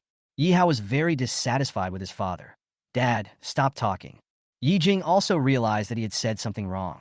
He took a deep breath and said, Okay, I won't say any more. Lin Shi, take care of yourself. After saying that, he strode out of the door. Not far away, he leaned against the pure white wall. He suddenly wanted to smoke. Su Sun stepped forward to observe Lin Shi's face and carefully examined him. Xiao Shi, are you feeling uncomfortable? Then he frowned. The blood is attacking your heart, Xiaoxi. Relax and don't think about unhappy things. Well, after a few days of recuperation, they suddenly returned to the days before liberation. Is there something wrong with this Yi family? Are they here to visit the sick or to harm people? How can they make people so angry? Lin Shi opened her eyes and said calmly, I'm fine. His face was so pale that it was transparent. Su Sun immediately called the nurse to give him N4. He shivered as the cold liquid was injected into his body. The nurse tucked him in, touched his head lovingly, and said in a gentle voice, Hold on, you'll be well soon. Yi Jing was outside watching the nurses coming in and out, feeling uncomfortable and keeping silent. Yi Lin and Yi Hao came out. The 3 of them were unusually silent. After a long while, Yi Hao slowly said, Dad, he is still a child and his health is not very good. Su Sun said that given his physical and mental condition, if he is not taken care of, he will not live past the age of 30. Yi Lin covered his mouth in disbelief. Yi Jing's face changed. It's not a serious illness, why? Yi Hao said, The body is overloaded, malnourished, and psychologically depressed, and the organs will fail and die. Dad, he will die from a living person to a cold little box, and I will never see him again. Do you want to see that scene? Of course I don't want to. After all, he is my son. I was just angry. Ye vink frunet. Even a tiger would not eat its own cubs. He was not that cruel. Okay then, let's send Yi Wen away. Do you agree? Yi Hao said. Chapter 17, you're actually very smart, right? What are you talking about? No, I have carefully raised my son. Why should I do that? Besides, your mother won't agree.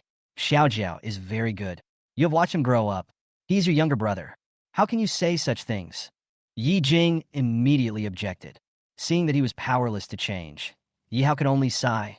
Dad, you can't have your cake and eat it too. Don't let everything go to waste. There is no regret medicine in the world. Yi Jing frowned and waved his hands. I won't regret it.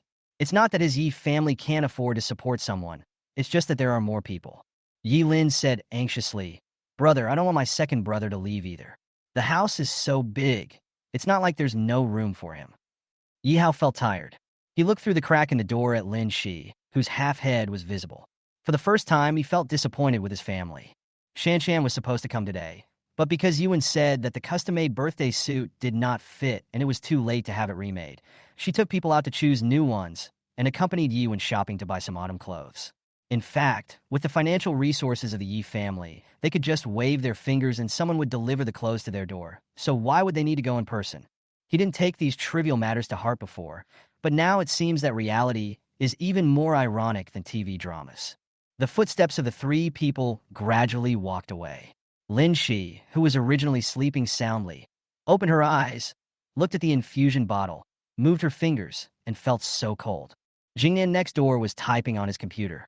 The door of the ward was not closed properly, so he was forced to overhear some other people's family affairs, but he couldn't hear clearly. He held his chin and thought about it. It seemed that the little patient next door was not very popular. Lin Shi woke up and the infusion needle had been pulled out. He turned over and got out of bed. Yi Hao heard the sound and pushed the door open, holding the takeaway he had just ordered. He smiled and said, You're awake. You slept for a whole morning. Are you feeling better? You didn't leave? Lin Shi couldn't believe it. Yi Hao spread out the food, which was delicious and filled the room with fragrance, and handed him the chopsticks. Today is Saturday. I have nothing to do. Why? You are not happy that I am with you. Lin Shi. No. I thought you left with them. Even if it's not Saturday, you're free, right? Lin Shi thought to herself. Yi Hao, let's not talk about that. Let's eat, Lin Shi. Dad has a bad temper. Don't take it to heart. I only believe what I see and hear. You don't have to speak for him. Yi Hao felt that this contradiction might be difficult to resolve, so he changed the subject. Forget it. He is indeed too much anyway. It's up to you. The most important thing now is to take good care of your body. Nothing else matters. Lin Shi picked up the chopsticks in confusion. Is the food poisonous? I'm not used to you being so nice. Let's go back to the way we were before and keep our distance. Yi Hao was really about to be pissed off by this naughty kid. He lowered his eyes, and his hands itched, wanting to hit the kid again. I'll just poison you to death, eat. Lin Shi lowered his head and ate a few bites obediently. He looked up and wanted to say something, but Yi Hao was afraid of this mouth and glared at him angrily. Stop talking. Lin Shi, you are such a dog. I haven't told you what it is yet. Yi Hao seemed to know what he was going to say. He looked down at him with a strong sense of oppression. You can't spit out ivory from a dog's mouth. Once you open your mouth, it will make people angry to death. Lin Shi dared not say anything, but was angry. She ate her meal submissively and did nothing. She didn't look at her phone, watch TV, or touch any electronic products. She just lay down and stared blankly. Yi Hao felt bored, so he packed up his belongings and prepared to leave. A head popped in, stretched out his hand to push the door open, and turned his wheelchair with great effort, smiling. Hey, little friend, did you miss me? It's Jing Nan. Yi Hao narrowed his eyes and looked at him. Who are you? Oh, there's someone here. Hello, brother. My name is Jing Nan. I live next door, and I'm Xiaoxi's friend. Jing Nan smiled brightly and tried his best to show his easygoing and friendly attitude, saying he was a good person. Lin Shi smiled at him. Are you ready to get up? Jing Nan slid his wheelchair happily to his side. This minor injury is nothing. If they weren't so nervous, I wouldn't have come to the hospital. Boasting without thinking? Yi Hao was a very cold and arrogant person. He sneered and said, I heard from Su Sun that a patient came in from next door. He had 3 broken ribs and bled a lot. You were the one who almost died, right? It's just a minor injury. This floor is a special VVIP ward with only 2 rooms. Only the rich and noble can live here. Yi Hao looked this person up and down, and he felt like he had seen him somewhere before. His last name was Jing? Jing family? Jing Nan stroked his chin and said, I'm the focus of the crowd wherever I go. I've only been in the hospital for less than 2 days, and I'm already so famous. Yihao reached out and pulled Jingnan's wheelchair back. Xiaoxi needs to rest. Please go back. Jingnan knocked on the wheelchair wheel and smiled. This is Xiaoxi's business. I think Xiaoxi should speak up. Xiaoxi, do you want to play with me? I brought a game console. Do you want to play games? She nodded quickly. Okay. Yihao was so angry that he walked away. What a disobedient thing. He would have to count money for others when he got cheated.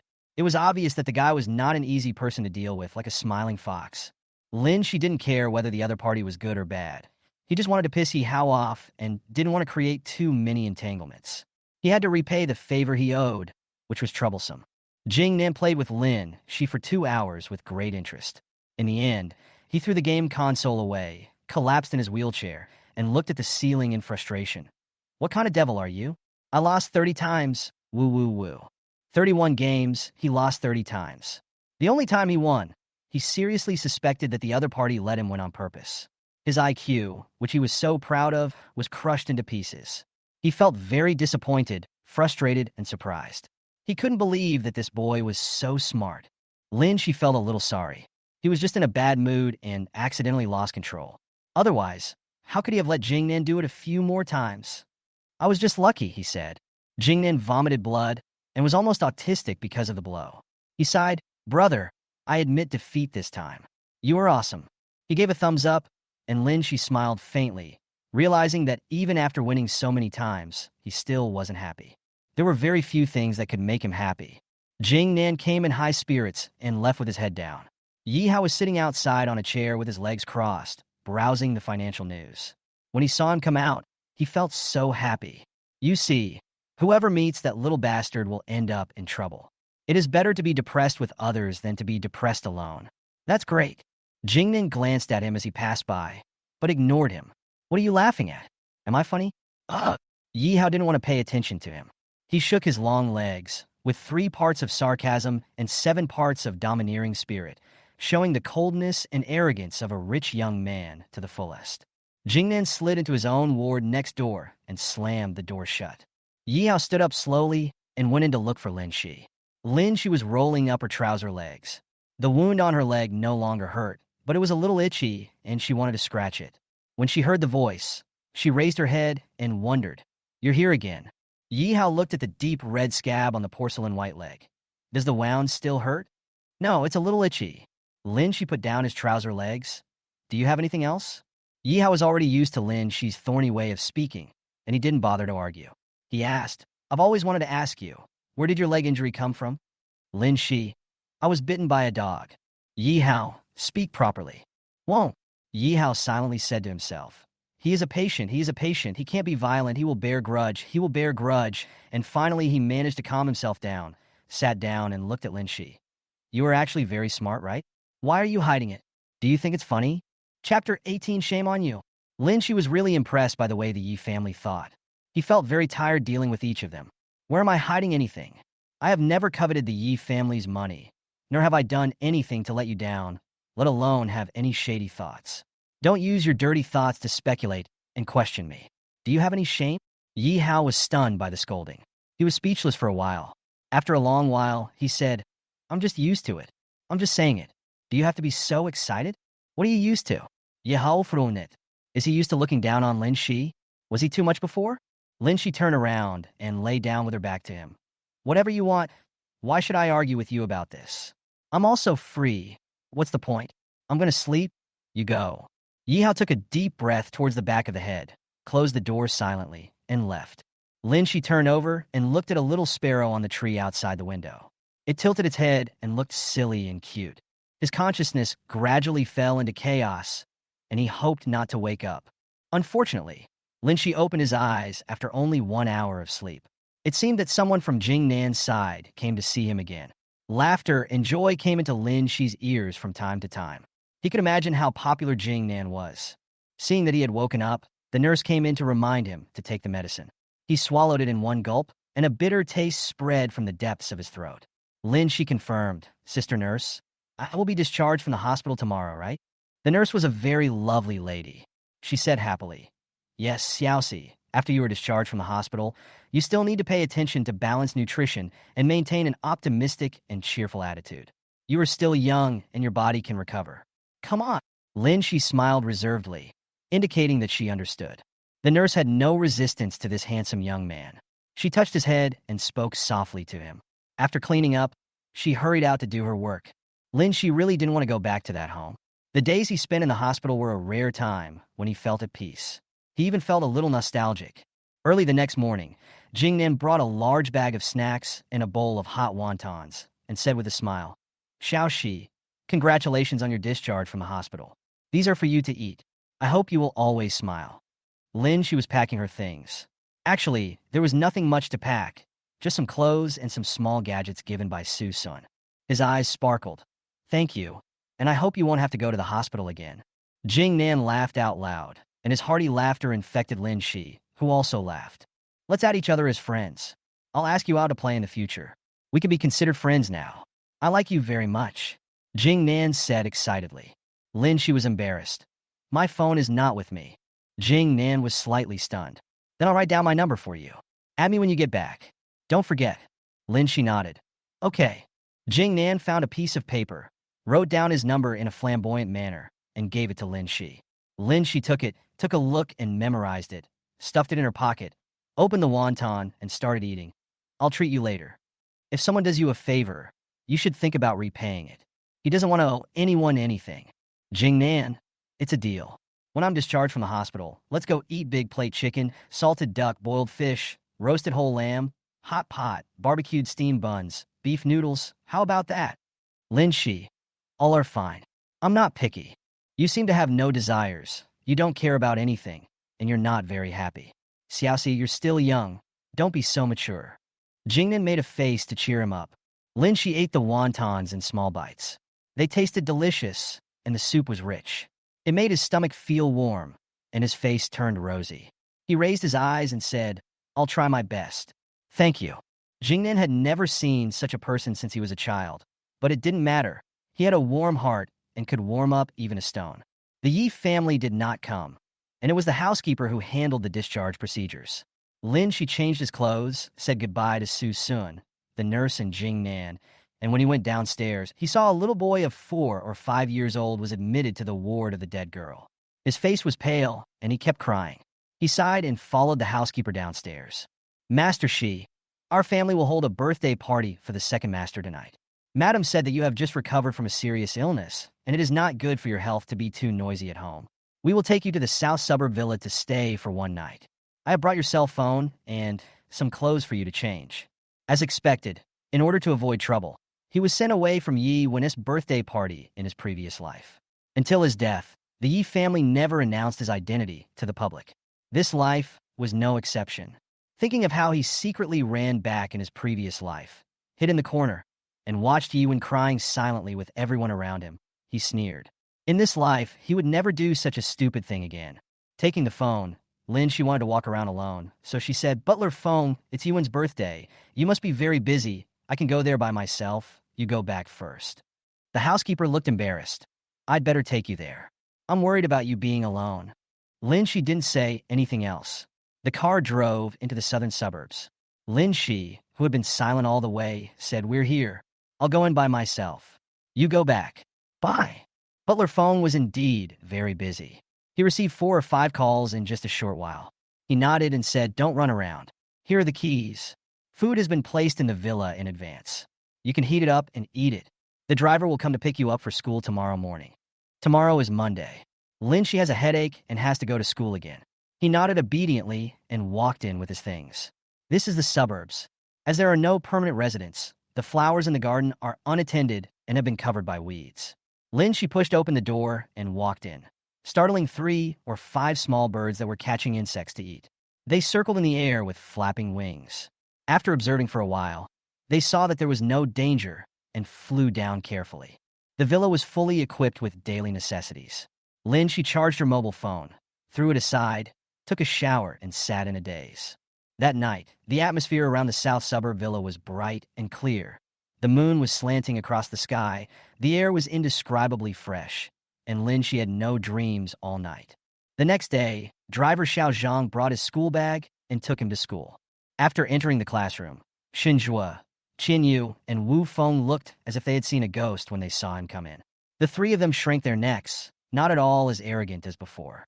Although they were beaten badly that day, they only suffered superficial injuries without any broken bones. What puzzled them the most was that this kid had somehow managed to appear in the cafeteria at almost the same time. This was simply outrageous. The more the three thought about it, the more frightened they became, and they all shut up at the same time. The three people were not seriously injured and would be fine after 2 days of rest. I think they were injured during a fight. The school no longer wasted energy on investigating the matter, and now no one has mentioned it, and the matter has been left unresolved. Sitting in her seat, Li Mei asked him, "The teacher said you took sick leave last week. Are you sick?" Lin Shi nodded. "It's just a minor illness." Liu Beibei and Song Yi in the front row came over and said, "Lin Shi, are you well? We were planning to go see you, but we don't have your address." Lin Shi, "Okay, thank you. It's just a minor cold. I'll be fine." "That's good. Here, these are my class notes from last week. Let me lend them to you." Liu Beibei put her notes on his desk. Lin Shi thanked her politely, took it and opened it to have a look. The girl's notes were very detailed, and her handwriting was beautiful, which was pleasing to the eye. Lin Shi was daydreaming all morning, and Li Mei poked his arm. "Why aren't you paying attention in class? We are in the 3rd year of high school, and next year we will take the college entrance examination. It will be a year that will change our destiny. Stop playing around." Lin Shi regained her composure, lowered her head, and hummed nonchalantly. Seeing that he was so perfunctory, Li Mei didn't bother to care about him. It was none of her business whether he studied or not anyway. Lin Shi lowered his head and flipped through the book, his brain working rapidly. He had spent 3 months concentrating on learning this knowledge in his previous life. It can be said that he had mastered it thoroughly and knew it by heart. Even after such a long time, he had not forgotten it. Having too good a memory is quite boring. Li Mei was listening attentively. Lin Shi remembered that in her previous life, although Li Mei was average-minded and not very smart, she worked very hard. However, after the 2nd semester of her senior year in high school, something happened to her. She kept her head down in a daze all day long, and her grades, which had worked so hard to improve, plummeted. He didn't know how many points she scored in the college entrance examination because he was kidnapped before the college entrance examination and went abroad not long after that. He never contacted his former classmates until his death. Did something happen? If she was in that state, she would not do well in the college entrance examination. I would pay attention to her and help her if I could. After all, Li Mei was a kind girl, and she was pretty good to me. Shinjua secretly looked back at him several times, and Lin Shi noticed it. He raised the corners of his lips and smiled at him, making a gesture of cutting his neck. Shinjua was frightened and turned away quickly, not daring to look at him again. How can a strong young man be so timid? Lin Shi complained in her heart. At noon, Lin Shi didn't eat lunch as usual. Who would have thought that Yi Lin would appear outside his classroom? Lin Shi wanted to pretend that he didn't see him, but Yi Lin walked in and put something in his hand on his desk. "Why don't you go to eat?" Chapter 19. Full score in tea art. Lin Shi raised her eyelids and moved her lips. "I've eaten." "Liar." Yi Lin's face was complicated. This big liar. He waited for a few minutes downstairs of the senior high school building, but didn't see this guy coming down. He couldn't help but go up to see him. He saw that he was the only one in the classroom, sitting in a daze. Where did he go to eat? Eat air? You lie so easily. Lin, she just didn't want to pay attention to him and insisted. "I have eaten it." Yi Lin decided not to talk nonsense with him. He pointed at the things on the table and said, "It will rain this afternoon. Mom asked me to bring it to you this morning. There is an umbrella and a coat in it. I was afraid you would catch a cold." Lin, she didn't even look at it. "Thank you." Yi Lin paused and thought, look, this guy is so annoying. He was so eager to stick to me before, but now he seems to be keeping people at a distance. It is so annoying. He snorted like a little rooster and turned away. When he reached the door, he secretly glanced at Lin Shi again. Seeing that this guy actually lay down, he felt conflicted. He stamped his feet and ran back. "Hey, get up and eat." Lin Shi was still a little weak. His eyelids were twitching. "Can you please stop arguing? It's so annoying." Yi Lin's stomach growled with hunger. He hadn't had lunch yet. He had spent so much time here. If he delayed any longer, others would have finished eating and returned. He was annoyed. "Whatever you want. It's your own body after all. You'll be the one who suffers if you don't eat." Listening to Yi Lin's footsteps gradually fading away, her ears finally became quiet, and Lin Shi fell into a light sleep. In the afternoon, there was a strong wind and it started to rain. It was a bit cold and damp. He was wearing thin clothes. He took out his coat, paused, and put it back. Li Mei saw this and asked curiously, Is this sent by your family? Why don't you wear it? Aren't you cold? Lin, she bit her lip and said, I'm not cold anymore. Li Mei said, you are really weird sometimes. Lin, she smiled and kicked the clothes away. The clothes were not his, but Ip Man's. He had seen Ip Man wear them, so he would not wear clothes that Ip Man had worn. It made him feel uncomfortable. Could the wrong clothes be taken? Their clothes were all separate, and his clothes were in his own room. So how could they be taken by mistake? Who did it? Lin, she chuckled softly and started again with her clumsy tactics. There were thunder and lightning, and after the heavy rain, it turned into a drizzle. The wind blew on her body and made her feel cold. Lin, she unfolded her umbrella, threw her clothes into the trash can, and followed the crowd out of the school gate. Xiao Zhang stood on tiptoe and waved among the parents. Master, she here. Lin, she walked over slowly. Xiao Zhang saw that he was pale from the cold, so he quickly opened the door and stuffed him in. The heater was turned on in the car, and Lin Shi's body gradually warmed up. Xiao Zhang said, Master, wait a minute. I'll buy you a cup of hot milk to warm you up. Lin Shi said, no need. Xiao Zhang was a warm-hearted person. He knew that Lin Shi had just recovered from a serious illness and couldn't stand the cold, so he went to buy a cup and put it in Lin Shi's hand. Drink something to warm yourself up. You are so thin, it would be uncomfortable if you got frozen. Lin Shi smiled gratefully. Thank you. Xiao Zhang saw that the child looked well-behaved and had handsome features, and his fingers were eager to move. He liked the fur and wanted to rub it. In the end, he couldn't help but stroke it, then sat in the driving seat and drove happily back to Ye's house. I hope my children can be as cute as this one in the future. Xiao Zhang thought happily. Lin, she held the warm milk and drank it in small sips along the way, which warmed her body and heart. There were still some flowers and ribbons in the corner of the Yi family's house that had not been taken away, and there were also some in the courtyard. It must have been very lively last night. Lin, she went upstairs. The lock of the room had been kicked broken by Yi Hao before and had been replaced. He couldn't get in, so he stood at the door with his head down and his school bag on his back. How embarrassing, he thought. After standing for a while, he had to go downstairs. At this time, Yi Wen and Yi Lin also came back from outside. They were talking with smiles on their faces. When they saw Lin Shi, Yi Wen asked with concern, Xiao Shi, are you okay? Why are you standing here with your school bag on your back? Lin Shi said calmly, unfortunately, he's not dead yet. Yi Wen bit his lip, his eyes slightly tearful. Xiao Shi, are you blaming me for not going to the hospital to see you? I didn't mean it. I was just afraid that you would be unhappy to see me. I'm sorry. Oh, this tea art is really perfect. Lin Shi was happy and wanted to applaud him. You think too highly of yourself. To be honest, I almost forgot you existed these days. Lin Shi, how can you talk like that? Second brother cares about you, so don't talk about him like that. Yi Lin stood in front of Yi Wen and said angrily with his fists clenched. Lin, she sneered. If you ask me not to say it, then I won't say it. My mouth is mine. I can say whatever I want. Why do you care about me? You. Yi Lin almost couldn't catch his breath. You bastard. You are so annoying. Yi Wen pulled Yi Lin's arm and said, Xiao Lin, forget it. It's my fault. Stop arguing. We are all family. It's not worth it to hurt the relationship. Who is his family? He is not worthy. Yi Lin blurted out, then realized that he had said the wrong thing, turned his face away, and sulked alone. Lin Shi narrowed his eyes. Very good. Today's villain mission was accomplished. He turned around and found Butler Feng, asked for the key, stared at Butler Feng for 2 full minutes, then went upstairs with a smile. Who are you family members with? Do you deserve it? Yi Wen was watching from below, with a smug look in his eyes. He had thought that he had become smarter, but now it seemed that he was still so stupid. What was the point of showing off his verbal skills? It would only make him more annoying. Butler Feng felt cold all over when he was stared at by Lin Shi's eyes that seemed to know everything. He secretly glanced at Yi Wen, but Yi Wen didn't care. He thought that it was just a fish on the chopping board, so what kind of waves could it cause? He waved his hand, and Butler Feng quietly withdrew. Yi Lin did not notice the undercurrent between them. He ran upstairs angrily to put his school bag away and change his clothes.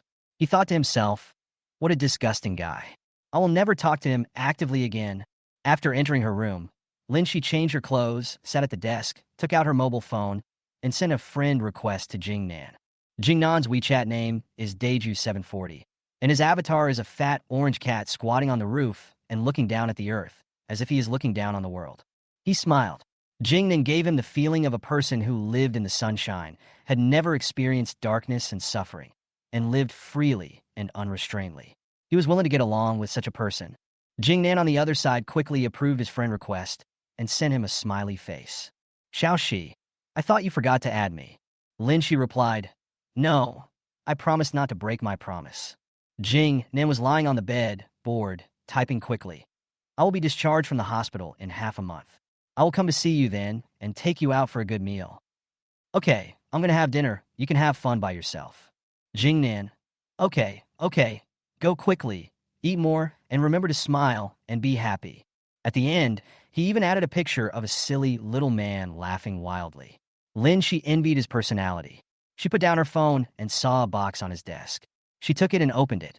It was a watch, which was ingeniously crafted and elegant. Lin Shi looked at this brand. It was very expensive. Didn't Yi Jing have one before? It was just a different style. Alas, it was hot. So he put it back and covered it, wondering who put it in Yuan. Was he trying to frame someone again? The timing is wrong. The placement is wrong. It shouldn't be the right person. Then who is it? There was a knock on the door, and the nanny Xiaohong shouted, Master Shi, it's time for dinner. Lin Shi responded, Open the door, and walked down. As soon as I went downstairs and walked to the dining table, I saw Yi Wen snuggling up to Shan Shan like a well-behaved kitten. Lin Shi quietly sat at the end of the long table, away from them. Didn't others really think there was something wrong with a boy being so pampered? Yi Hao raised his eyebrows and looked at him.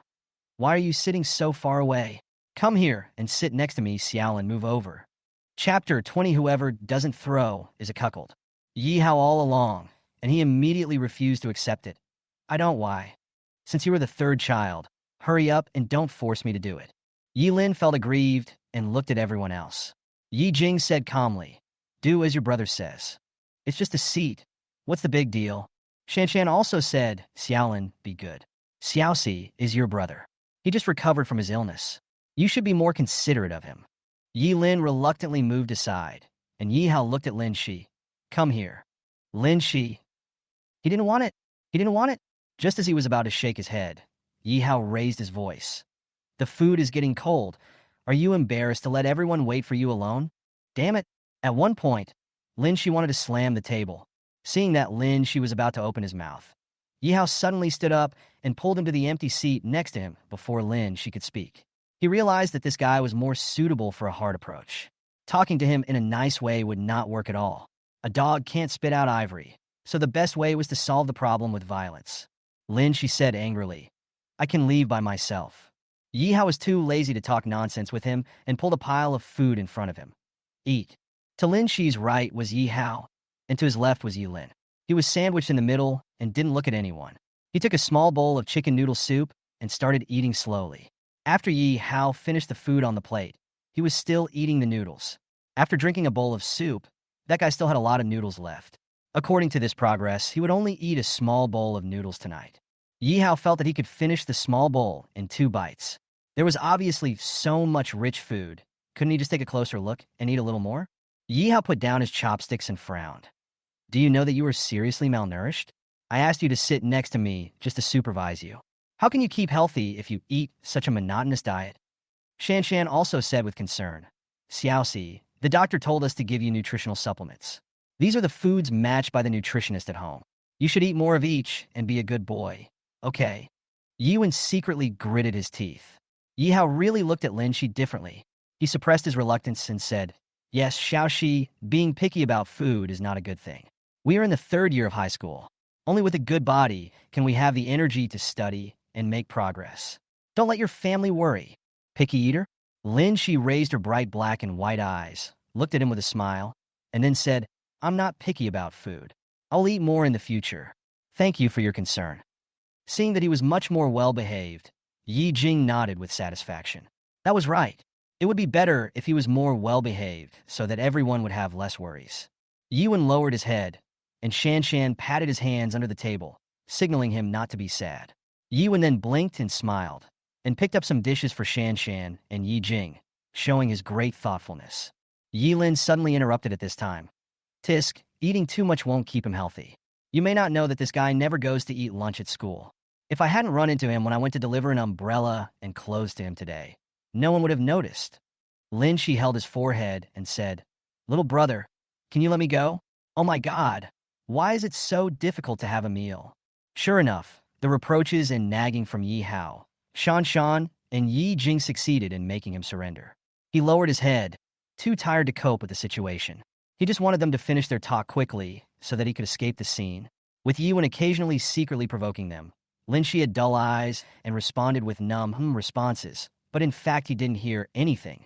Yi Lin was very proud. After suffering many defeats in the past few days, he finally won a game. He was so happy. Young people are so competitive that when he saw Lin Shi's pitiful appearance, his dissatisfaction disappeared, his appetite increased, and he ate happily with a loud slurp. The meal was much more lively than usual, with a bit more of the everyday feel of an ordinary family. After waiting for them to finish talking, Lin Shi quickly prepared to run away, but Yi Jing said calmly, "Have you seen the watch in your room? That is a birthday present your mother and I gave you. You and Xiao Jiao have the same birthday. Although we didn't hold a birthday party for you, you will get all the gifts you deserve." Lin Shi was stunned. So they were the ones who put the watch there? That was not right. In his previous life, they had never given him any gifts. How come he got a gift in this life after doing so many things? "I don't want it." Lin Shi immediately shook her head. "You can take it away. I don't need it." Yi Jing had been irritated by him several times these days and seemed to have figured out his temper. He said disdainfully, "You don't know what's good for you. It's your turn. It's worth more than $1,000,000. If you don't want it, just throw it away." Lin Shi thought he would get angry, but he was so calm. The words she had prepared to attack him got stuck in her throat. He coughed, touched his nose, and said, "Throw it away." He went upstairs listlessly. Yi Jing sneered, "I can't cure you anymore.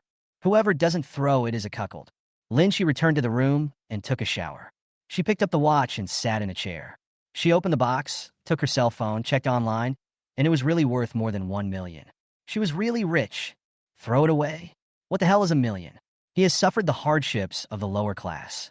An ordinary person may not be able to save more than 1 million in his lifetime.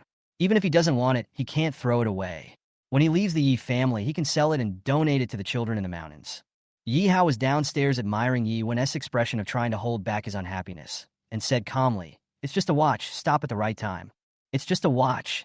Nothing compared to the tens of millions of gifts you received, and yet you're still not satisfied?" Yi Hao seemed to be talking to himself, or to someone else, not referring to anyone in particular. Yi Lin was puzzled. "Brother, what are you mumbling about?" Yi Hao looked at him with disdain. "What are you still standing here for? Go do your homework, you idiot. If someone cheats you, you will have to help him count the money. You are the dumbest person in the family." Yi Lin was annoyed. "I'm not going to pay attention to you. You're also a bad guy." He ran upstairs angrily, locked himself in his room, and ignored everyone. Only Yi Wen heard it most clearly. He couldn't sit still anymore and stood up. "Mom, Dad, Big Brother, I'm going back to my room too."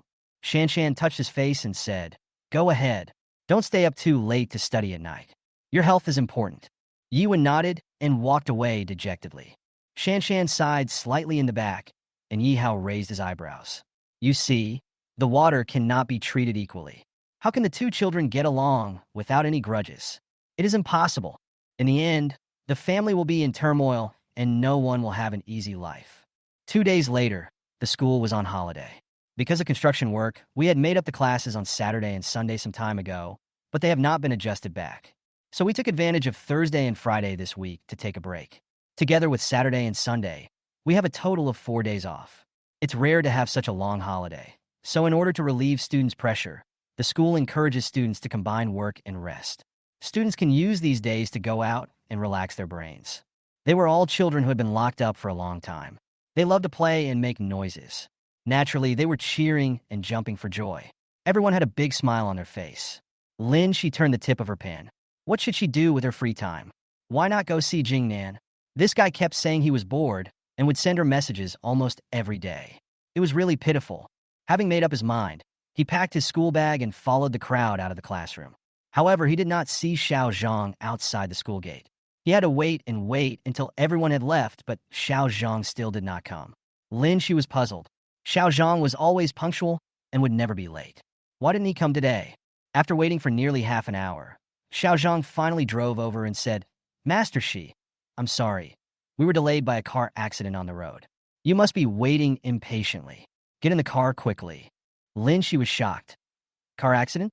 Are you okay?" Xiao Zhang thought the child was too kind-hearted and said with a smile, "It wasn't me. It was the car in front of me." The brakes suddenly failed, and it crashed into the roadside railing. The car was deformed and blood was all over the ground. It was tragic. Lin Shi frowned and prepared to get in the car, but he paused. There seemed to be something in the car. He looked closely and saw a red cotton-like object floating, which disappeared the moment Lin Shi approached. Is he dazzled?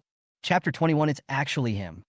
Lin Shi blinked, staring at the empty back seat of the car and falling into self-doubt. Brother Zhang, did you see anything? Xiao Zhang looked at it and said, No, what's wrong? Lin Shi calmed down. It's okay.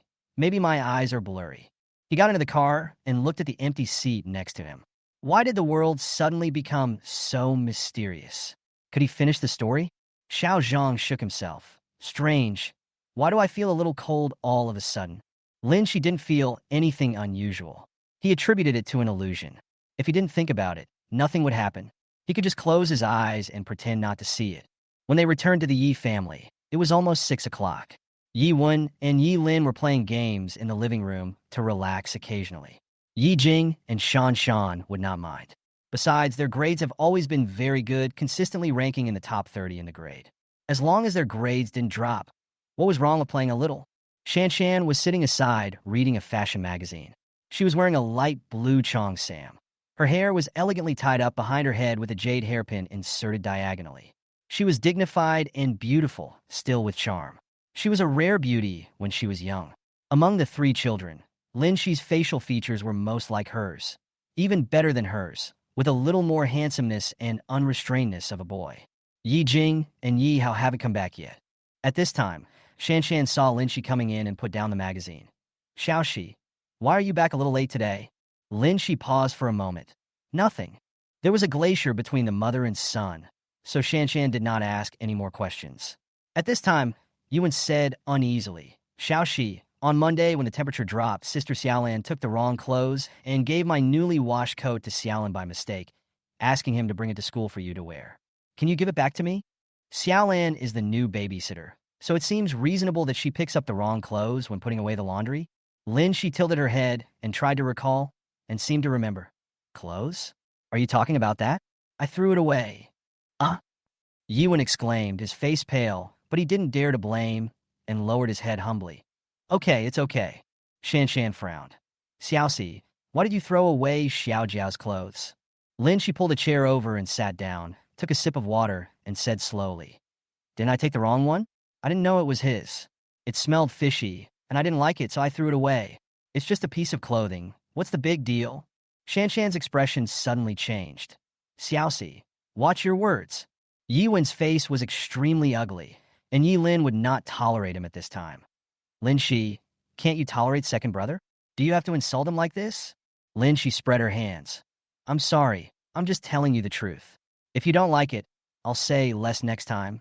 Yuan didn't know where all those tears came from. When he cried, Shan Shan felt distressed. Xiao Jiao, what's so special about that dress? I'll buy you 10 or 8 more later. Don't be sad, Yuan said softly. Mom, no need. Xiaoxi didn't mean it. That dress was given to me by you on my birthday last year. You designed it yourself. I've always liked it, but it doesn't matter, Mom. As long as I can be with you, I'm already very satisfied. Good boy. Shan Shan touched Yuan's face. Don't be sad. Mom will design you another one that's better looking than that one. Yi Lin raised his hand. I want one too. Shan Shan smiled and said, Okay, one for each of us. Yi Lin giggled and said, The clothes designed by my mother are the most beautiful. He turned and glared at Lin Shi. You've gone too far. Don't you even have an apology? Lin Shi was too lazy to look at the loving mother and filial son and walked upstairs. Yes, I just recovered from a serious illness and was frozen for an afternoon. But he lost a beloved piece of clothing. As soon as he was discharged from the hospital, he was taken to the suburbs of the city and spent a night alone. All he brought with him were thin clothes, and he was not even prepared with thick clothes. In the end, he was still obstructed by a villain. He is not an Iron Man, and he would also be sad. Shan Shan looked at him disappointedly. Is this really his child? Why is he so cruel? He has no tolerance at all? Lin Shi returned to the room and took out her phone from the drawer. Jingnan, I have a day off tomorrow. Can I come to see you?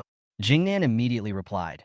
Okay, I miss you so much. It feels like a long time since I last saw you. Lin Shi thought, your thoughts are worthless if you keep saying it every day. So he replied to Jing Nan, see you tomorrow morning at 10 o'clock. Put down your phone and walk to the window. It is late autumn at the end of October. The leaves are gradually turning yellow, and time is hidden in the season and slips away quietly without stopping for anyone. There are 3 high school students in the family, and they will not be going to school for the next 4 days. Shan Shan discussed with her husband about going out for a family trip.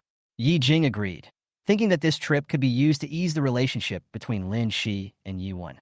The time was set for Friday, Saturday, and Sunday. When Lin Shi was informed that night, his first reaction was to refuse.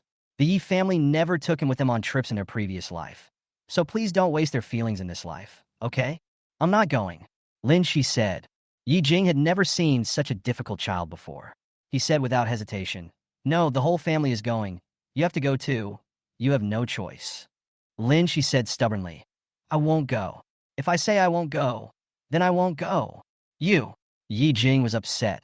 How did you become like this now? Lin Shi, I was pretending before, but now it's my true nature. I'm sorry to disappoint you. It's a pity that I didn't grow up to be what you expected.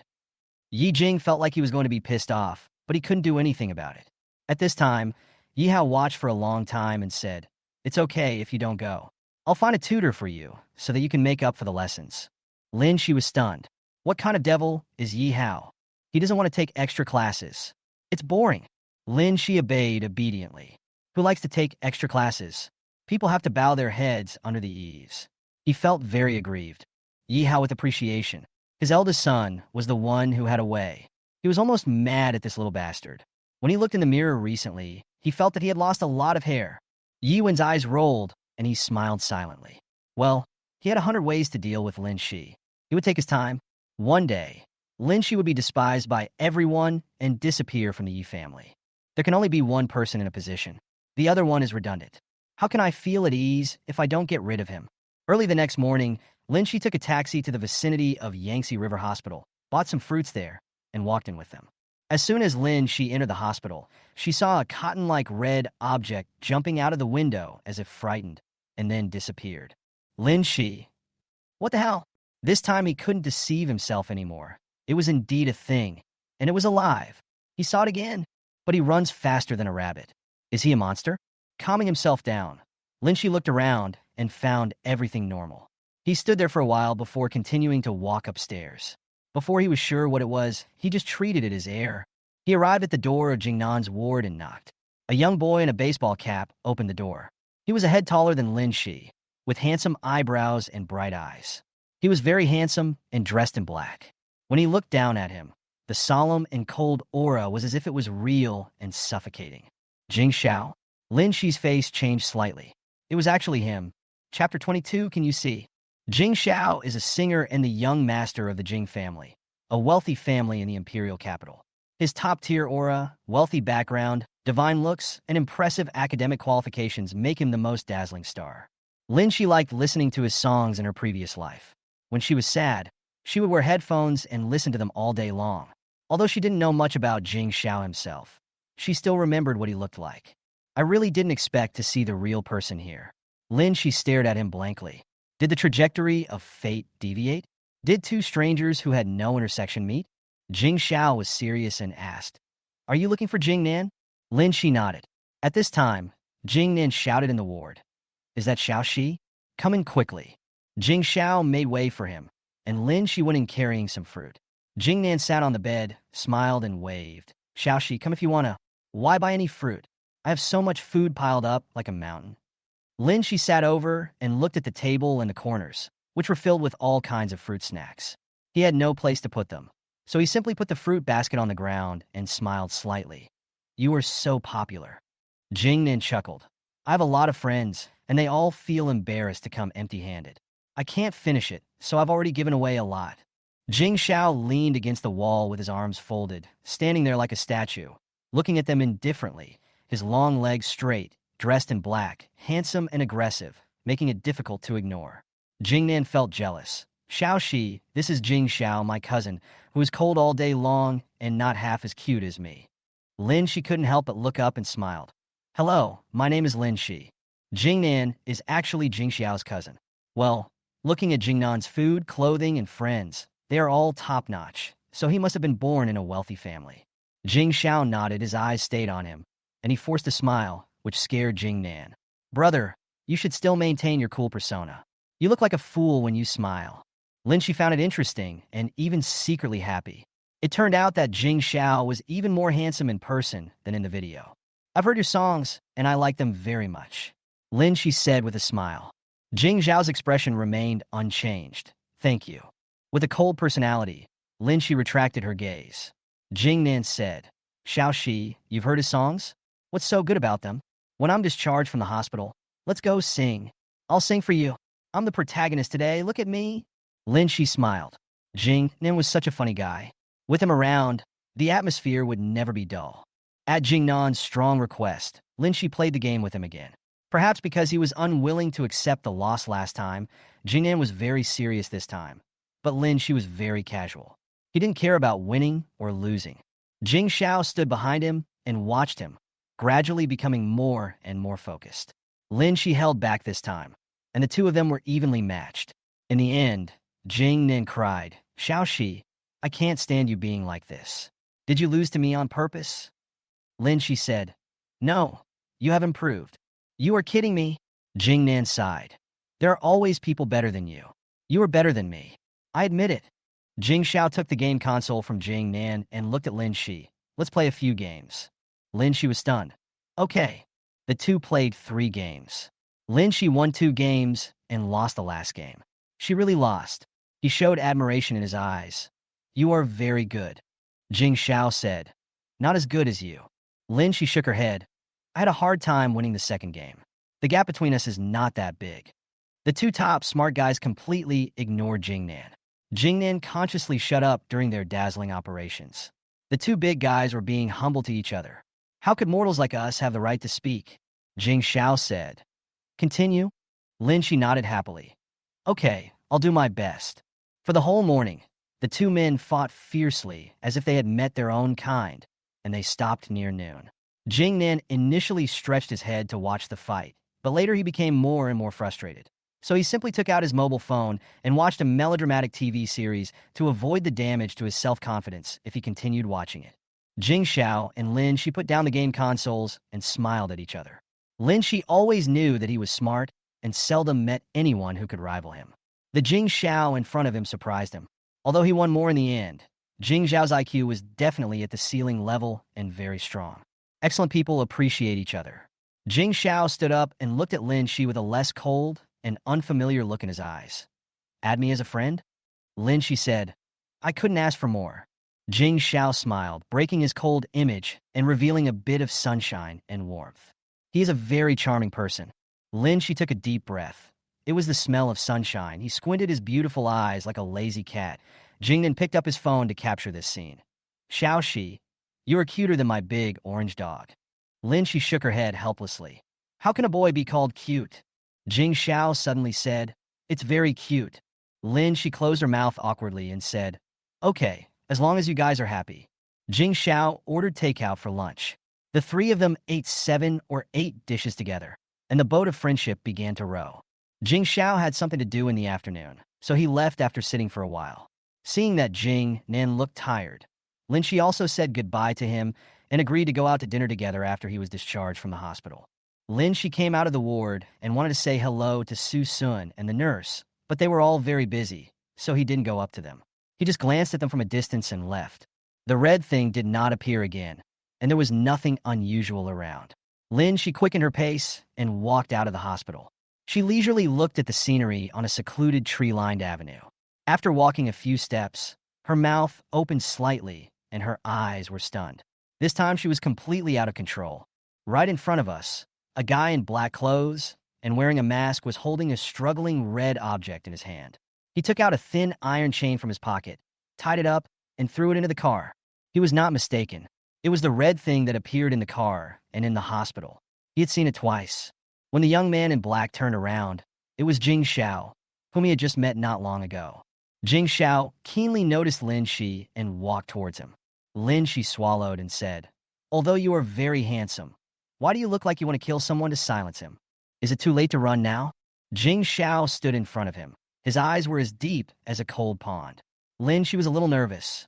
He was just an ordinary person, and it was good enough that he didn't change his expression on the spot when he saw such a weird scene. Jing Xiao had a good impression of Lin Shi. He said calmly, Lin Shi, why are you here? There is a dead end in front of this road, and few people come here. Lin Shi calmed down and said, I'm taking a walk. The coldness in Jing Xiao's eyes faded a little. Don't stay here, it's not safe, I'll take you home. Lin Shi wanted to shake his head, but Jing Xiao had already turned around and drove the car at his side. Get in the car. Lin Shi opened the passenger door with mixed feelings. At this moment, the tied red thing began to struggle desperately, and black smoke began to emerge. The smell of burning filled the car. It was melting. Jing Xiao's face immediately changed. He got out of the car, opened the back seat, and pulled the thing out. Seeing that it had mostly melted, confusion and puzzlement appeared in his eyes. Lin Shi stared at the thing, not knowing what expression to make. Jing Xiao raised his head suddenly. Can you see it? Lin Shi. Why can't I see it? Should I answer yes or no? Chapter 23, are you trying to frame me again? Jing Xiao had amazing observation skills. He said with certainty, you can see it. Lin Shi didn't want to hide it.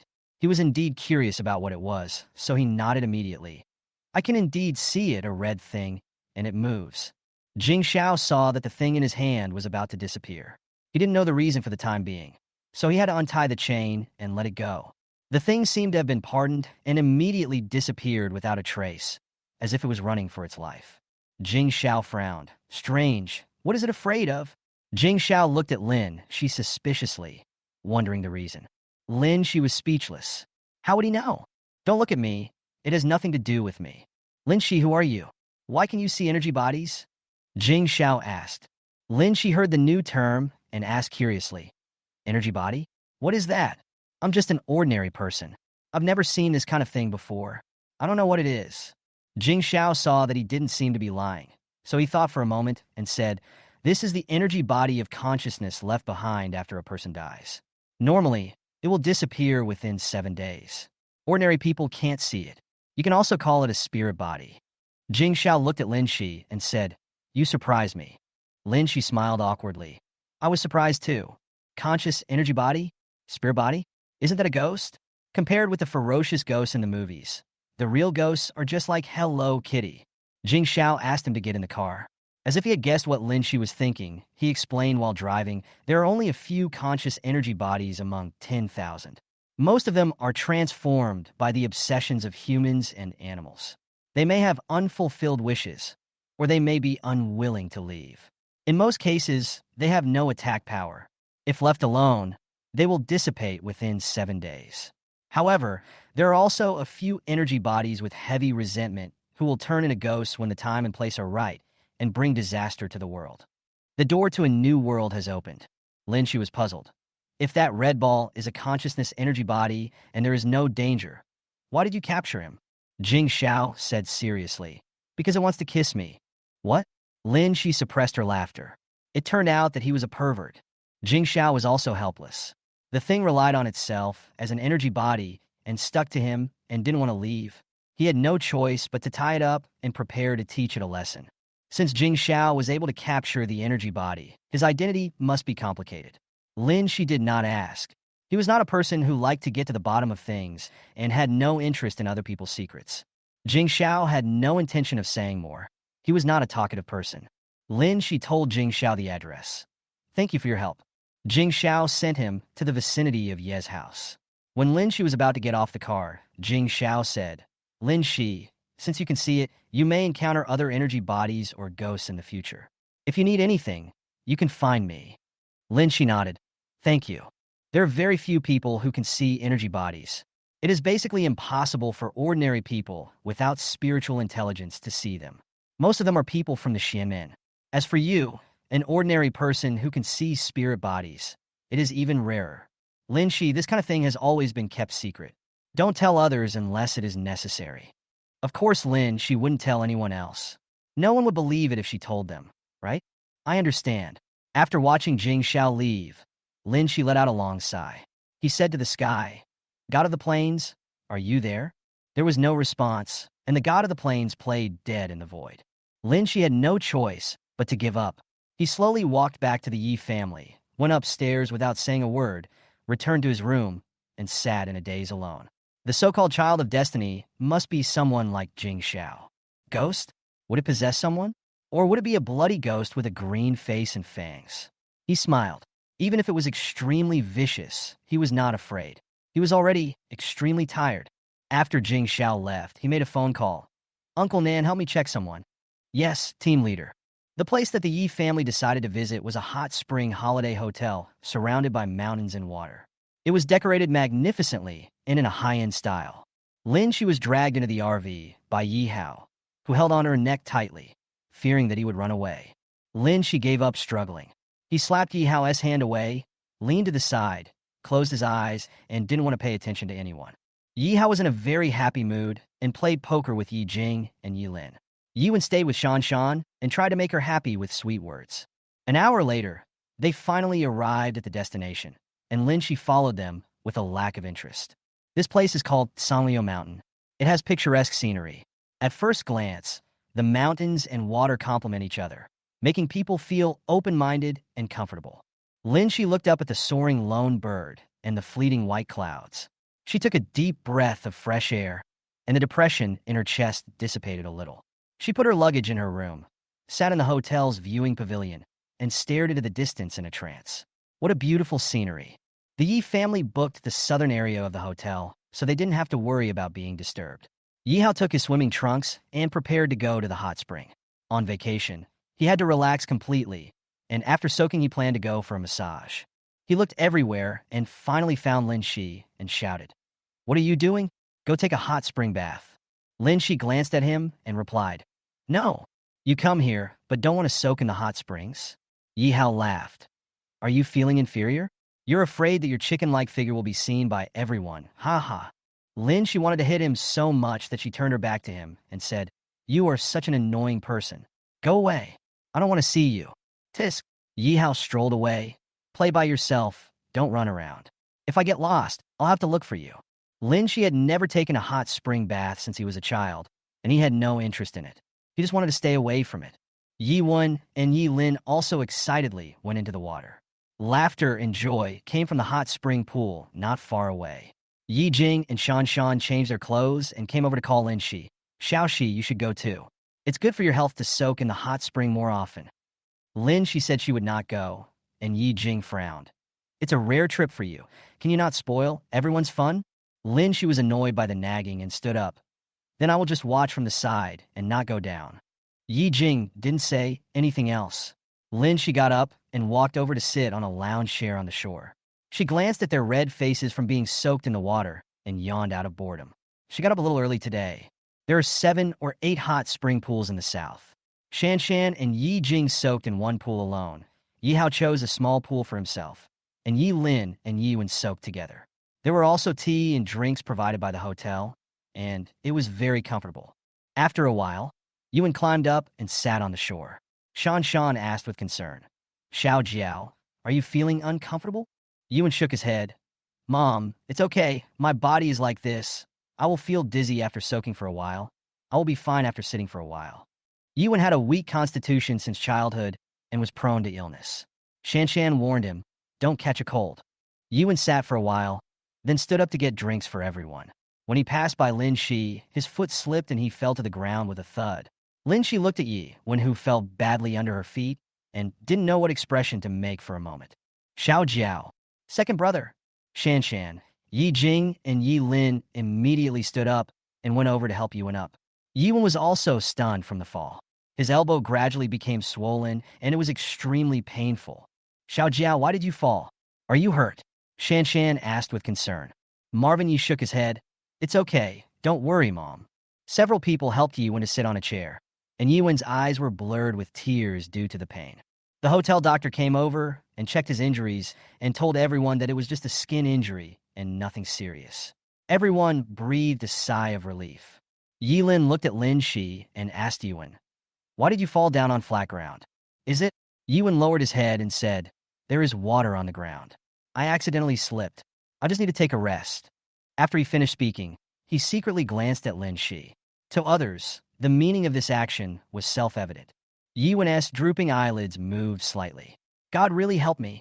It doesn't matter if I fell down by myself, but if others don't believe it, they can't blame me. Yi Jing frowned and glanced at Lin Shi, who was still sitting in the chair, indifferent and extremely cold from beginning to end.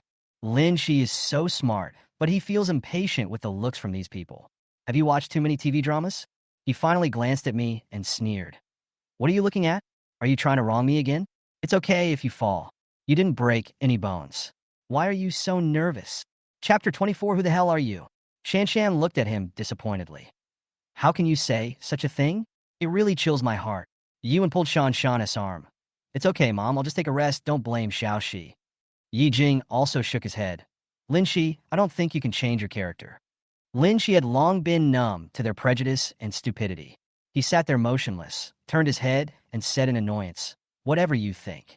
Seeing his second brother's face covered in cold sweat and aggrieved, Yi Lin could not help but angrily said, you must have tripped him on purpose. How could you be so cruel? Apologize. Lin Shi ignored him. Yi Lin was furious and was about to hit him with his fist. Lin Shi's face became colder and colder. He raised his thin arm to block his fist and held it with his backhand. He exerted force on his hand and said ruthlessly, who do you think you are? You hit me again and again. Do you think I won't resist? Yi Lin struggled to break free, but the thin hands clamped him like a pair of iron pliers. He was sweating profusely from the pain and almost burst into tears. Let me go, it hurts. Lin Shi, what are you doing? Let go of Xiao Lin. Yi Jing wanted to pry Lin Shi's hand open, but no matter how hard he tried, the thin wrist did not move at all, as if it was welded. Seeing that Yi Lin was already in tears due to the pain, Yi Jing was furious. He raised his hand and slapped Lin Shi. Let go. A trace of blood immediately appeared at the corner of Lin Shi's mouth, and his fair cheeks became red and swollen. He stared at Yi Jing and actually smiled with a deep look in his eyes. Remember this slap. Yi Jing was stunned, his palms slightly numb. He didn't want to hit Lin Shi, but he couldn't help it. When he looked at Lin Shi again, what was that look in his eyes? He was annoyed. I am your father. What's your attitude? Lin Shi slowly let go of Yi Lin, wiped the blood from the corner of her mouth, raised her cold eyes and said, you only raised me for 2 months. Yi Jing was completely speechless. Yi Hao was overwhelmed by this sudden change. Why are these people so troublesome? Yi Wen cried quietly, and Yi Hao yelled loudly. Why are you crying? Cry, cry, cry. You just cry all day long? What a disgrace. Put away your little thoughts. Otherwise, don't blame me for being ruthless. Yi Wen's crying suddenly stopped. And you? He is your brother. How can you touch him? He is right. Who do you think you are? Yi Wen said that he fell accidentally. Didn't you hear me? What are you all suspecting? When did our Yi family become so unfair? Yi Hao was really angry and disappointed. Lin Shi raised her head and glanced at him. Was Yi Hao trying to stand up for her? He doesn't need his pity. He returned to his room alone, locked the door, and felt extremely tired. There was a lot of chaos, and the other members of the Yi family all looked unhappy. They no longer had the heart to play. They all stayed in their rooms in silence during the afternoon. At dinner time, Yi Jing told the others, the matter has been exposed. No one is allowed to mention it again. Let's go downstairs to eat. There are singing and dancing shows in the evening. You can't go out and have fun and come back disappointed. Yi Hao knocked on Lin Shi's door and called him to come downstairs. Lin Shi opened the door, her face pale. I have no appetite. I won't eat anymore. Yi Hao said, are you feeling unwell? I'll get a doctor to check you out. No need. Just take a rest. Lin Shi said, thank you. Yi Hao couldn't help but say, although Dad and the others are wrong, you should also reflect on your tone. We are your family, not your enemies, right? Lin Shi's cheek was still swollen, and he looked quite pitiful. He said calmly, if Yi Lin dares to do it again next time, I will directly crush his hand bones. He can try it. Yi Lin's hands were so swollen that he couldn't even lift the chopsticks because of the pain. Perhaps he was frightened, and he became much more obedient. I can't believe you're so strong, even though you can run away at the wind. All right, let's step back and come out to eat. Yi Hao thought he was just talking in anger. How could a person crush bones with bare hands? Impossible. I said I don't want to eat. Lin, she felt dizzy and weak, and her patience was exhausted. Don't you understand what I'm saying? Very good. It takes two to tango, and none of them are good people. He grabbed Lin Shi by the back of his collar and pulled him out. Be good. Yi Hao dragged him all the way to the cafeteria It's not that I want to control you. When I was discharged from the hospital, Su-sun repeatedly reminded me to make sure you eat nutritious food. I won't bother to care about you until you recover. Yihao wasn't a warm-hearted person, and his patience was limited. You bastard, you're always causing trouble for me. Lin she struggled in vain and was carried all the way to the dining table, not even bothering to lift her eyelids. Yihao took a pile of food and placed it in front of him. Eat. Lin she curled her lips. Yi Jing glanced at him. The child's pretty face was delicate and tender, but it was swollen after just one hit. He looked very embarrassed. He regretted it after beating him, but this guy was really too naughty. The force of his hand was so strong. If he didn't stop it, would Yi Lin's hand be crippled? As the head of the family, Yi Jing also had a hard time deciding family affairs. He said, Shaolin, you must respect your second brother in the future. No matter what, you were wrong to start with it. Lin Shi, everyone should take a step back and say sorry and let it go. How can there be any hatred between family members? Yi Wen was the first to speak. Xiao Shi, I'm sorry, it was my fault that I got you into trouble. I'm really sorry. Lin Shi ignored him. Yi Lin was stubborn and didn't speak. Yi Jing glanced at him, and he shrank his neck and said reluctantly, I'm sorry. Lin Shi was surprised by Yi Jing's attitude. In his previous life, he was ignored to death. How could there be a day when someone would apologize to him? He was a little confused. In this case, could he still be considered a bad person? I feel like I need to add some fuel to the fire. Yihao beside him sensed something was wrong and quickly covered Lin Shi's mouth. Okay, Dad, Lin Shi said, sorry, I heard it, let's eat quickly. Lin Shi, how dare he cover my mouth? A smell of sweat. Ba ba ba. The meal went quite harmoniously. Lin Shi was so sleepy that she went upstairs to wash up and go to bed after the meal. It was normal to feel sleepy all night after using some energy. Everything has a price. The others would not go to bed so early. The hotel has a special singing and dancing performance area, and several people played until the early morning. As a result, the next morning, Lin Shi ate alone at the dining table. The others were still asleep, so he had some peace and quiet. The Yi family ordered top-level VIP service. There were many kinds of food in the buffet restaurant, and the taste was quite good. Perhaps Lin Shi consumed too much yesterday, so her appetite was surprisingly good. It's not even 7 o'clock yet after dinner, and the Yi family members are still nowhere to be seen. Are they completely letting themselves go by coming out to play? Lin Shi left the restaurant and took a walk by the lake. She had to say that the scenery here was really beautiful. It was worthy of being a 5-star hotel, with various SBAs, massages, saunas, singing and dancing, swimming pools, and even rock climbing and playgrounds. It was extremely luxurious. Lin Shi walked and stopped for nearly an hour. Gradually, more and more people came, and then he was stopped by 3 young men in fancy clothes. Hey kid, are you alone? Do you want to have a drink with your brother? You have such a pretty face.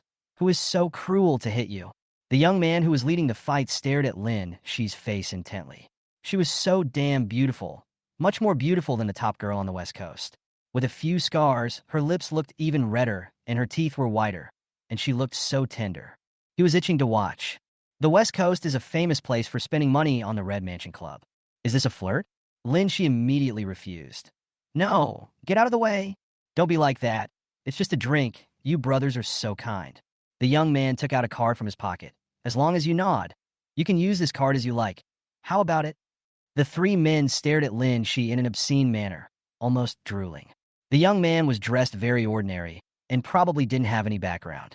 Such a top-notch guy. Just one look at him made people feel itchy.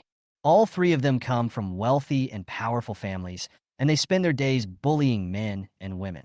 They're all scum. Lin Shi felt weird. It was the first time he encountered such a thing. It was really disgusting. He smiled and said, Brothers, it's broad daylight here, and I'm shy. How about we go to a secluded place over there and talk in detail?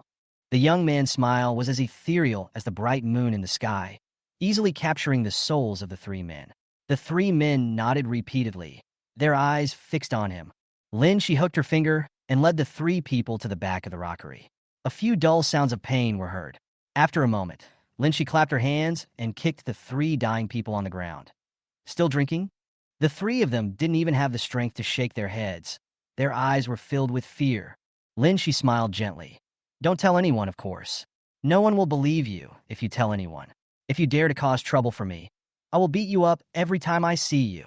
It was such a handsome face, but in the eyes of these 3 bruised and swollen men, It was more terrifying than a ghost. Lin Shi walked out calmly and bumped into a man head-on. The man was wearing a mask and dressed in black, and he looked at him with complicated eyes. Lin Shi's expression changed. Why does this person look familiar? Jing Xiao took off his mask and said, "We meet again." Lin Shi covered her face and greeted awkwardly. "What a coincidence. Are you here to take a hot spring bath too?" Jing Xiao looked strange. "I came here for something." Lin Shi risked her life. "How much did you see when you seduced them?" Jing Xiao was an honest man, and he told the truth. Lin Shi had never been so embarrassed in her life. "That was just a temporary solution." Jing Xiao, "Yeah, very cute." Lin Shi, "Bro, could you please shut up?" Jing Xiao smiled. "Have you learned fighting skills?" Although he didn't see how Lin Shi dealt with those people, he could tell from the voice. It's a one-sided crush. The young man in front of him surprised him again. Lin Shi shook her head. "I haven't learned it. I learned it from fighting when I was a kid." He spoke without making any mistakes. He really had never learned how to lie. Lying would only make people suspicious. Jing Xiao was too smart. This person was unfathomable, and he didn't want to get into trouble. Jing Xiao put on a mask and said, "Don't be nervous. I have no ill intentions. Those three people are not good people. They deserve it this time." Lin Shi nodded and said stubbornly, "I didn't lie to you." Jing Xiao looked at the boy's bright eyes in the morning light and couldn't help but smile. "I believe you." "You don't believe me." Chapter 25, Be Gentle. "I'm afraid of pain." Lin Shi changed the subject. "You're a public figure. Don't you have a bodyguard or something? Aren't you afraid of being recognized?" Jing Xiao shook his head. "Being a singer is just my side job. Apart from public events, I don't have any staff around me." "Side job? That means there is also a main job." Lin Shi did not ask more questions, knowing that more questions might lead to unnecessary consequences, and they were not familiar with each other. Jing Xiao took out a bottle of medicated oil and a small bag of cotton swabs from his pocket and handed them to Lin Shi. "This is for you. Apply it to the wound. It's very effective," he said seriously.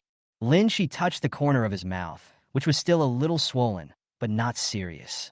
He wanted to refuse, but Jing Xiao looked at him sincerely. In the end, he was convinced by his kindness. Lin Shi reached out and took it. "Thank you. You still carry this with you?" "Yeah, it's convenient. I get hurt occasionally, so it's better to be prepared." Although he looks cool, he is actually a very caring and gentle person.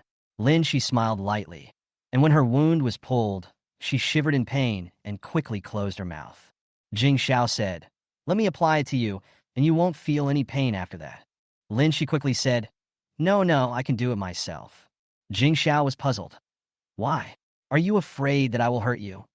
Lin Shi had never seen such a sincere, straightforward, and honest person before. His life was full of arrogance, violence, prejudice, and sarcasm. At this moment, he didn't even dare to look into Jing Xiao's eyes. Those eyes were like a scorching sun, forming a sharp contrast with his own dark life. Lin Shi didn't know how to answer because he was nervous, because no one had ever been so nice to him. "Then be gentle. I'm afraid of pain," Lin Shi said softly without answering his question. He suddenly wanted to feel the taste of sunshine. Jing Xiao said seriously, "Don't worry, I will be very careful." They found a quiet place to sit down. Lin Shi raised his face slightly. Jing Xiao dipped a cotton swab in some medicated oil and gently applied a layer on the corners of his mouth and half of his face. A cool feeling spread on his skin, and there was a fresh fragrance, which was very comfortable. Jing Xiao's dark eyes were right in front of her. Lin Shi could almost count his eyelashes. They were long, dense, bright, and deep, like a pool of clear lake water. They were very beautiful.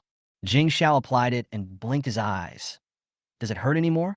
"This is a secret recipe made by a senior I know. I still have a lot. You can take the rest.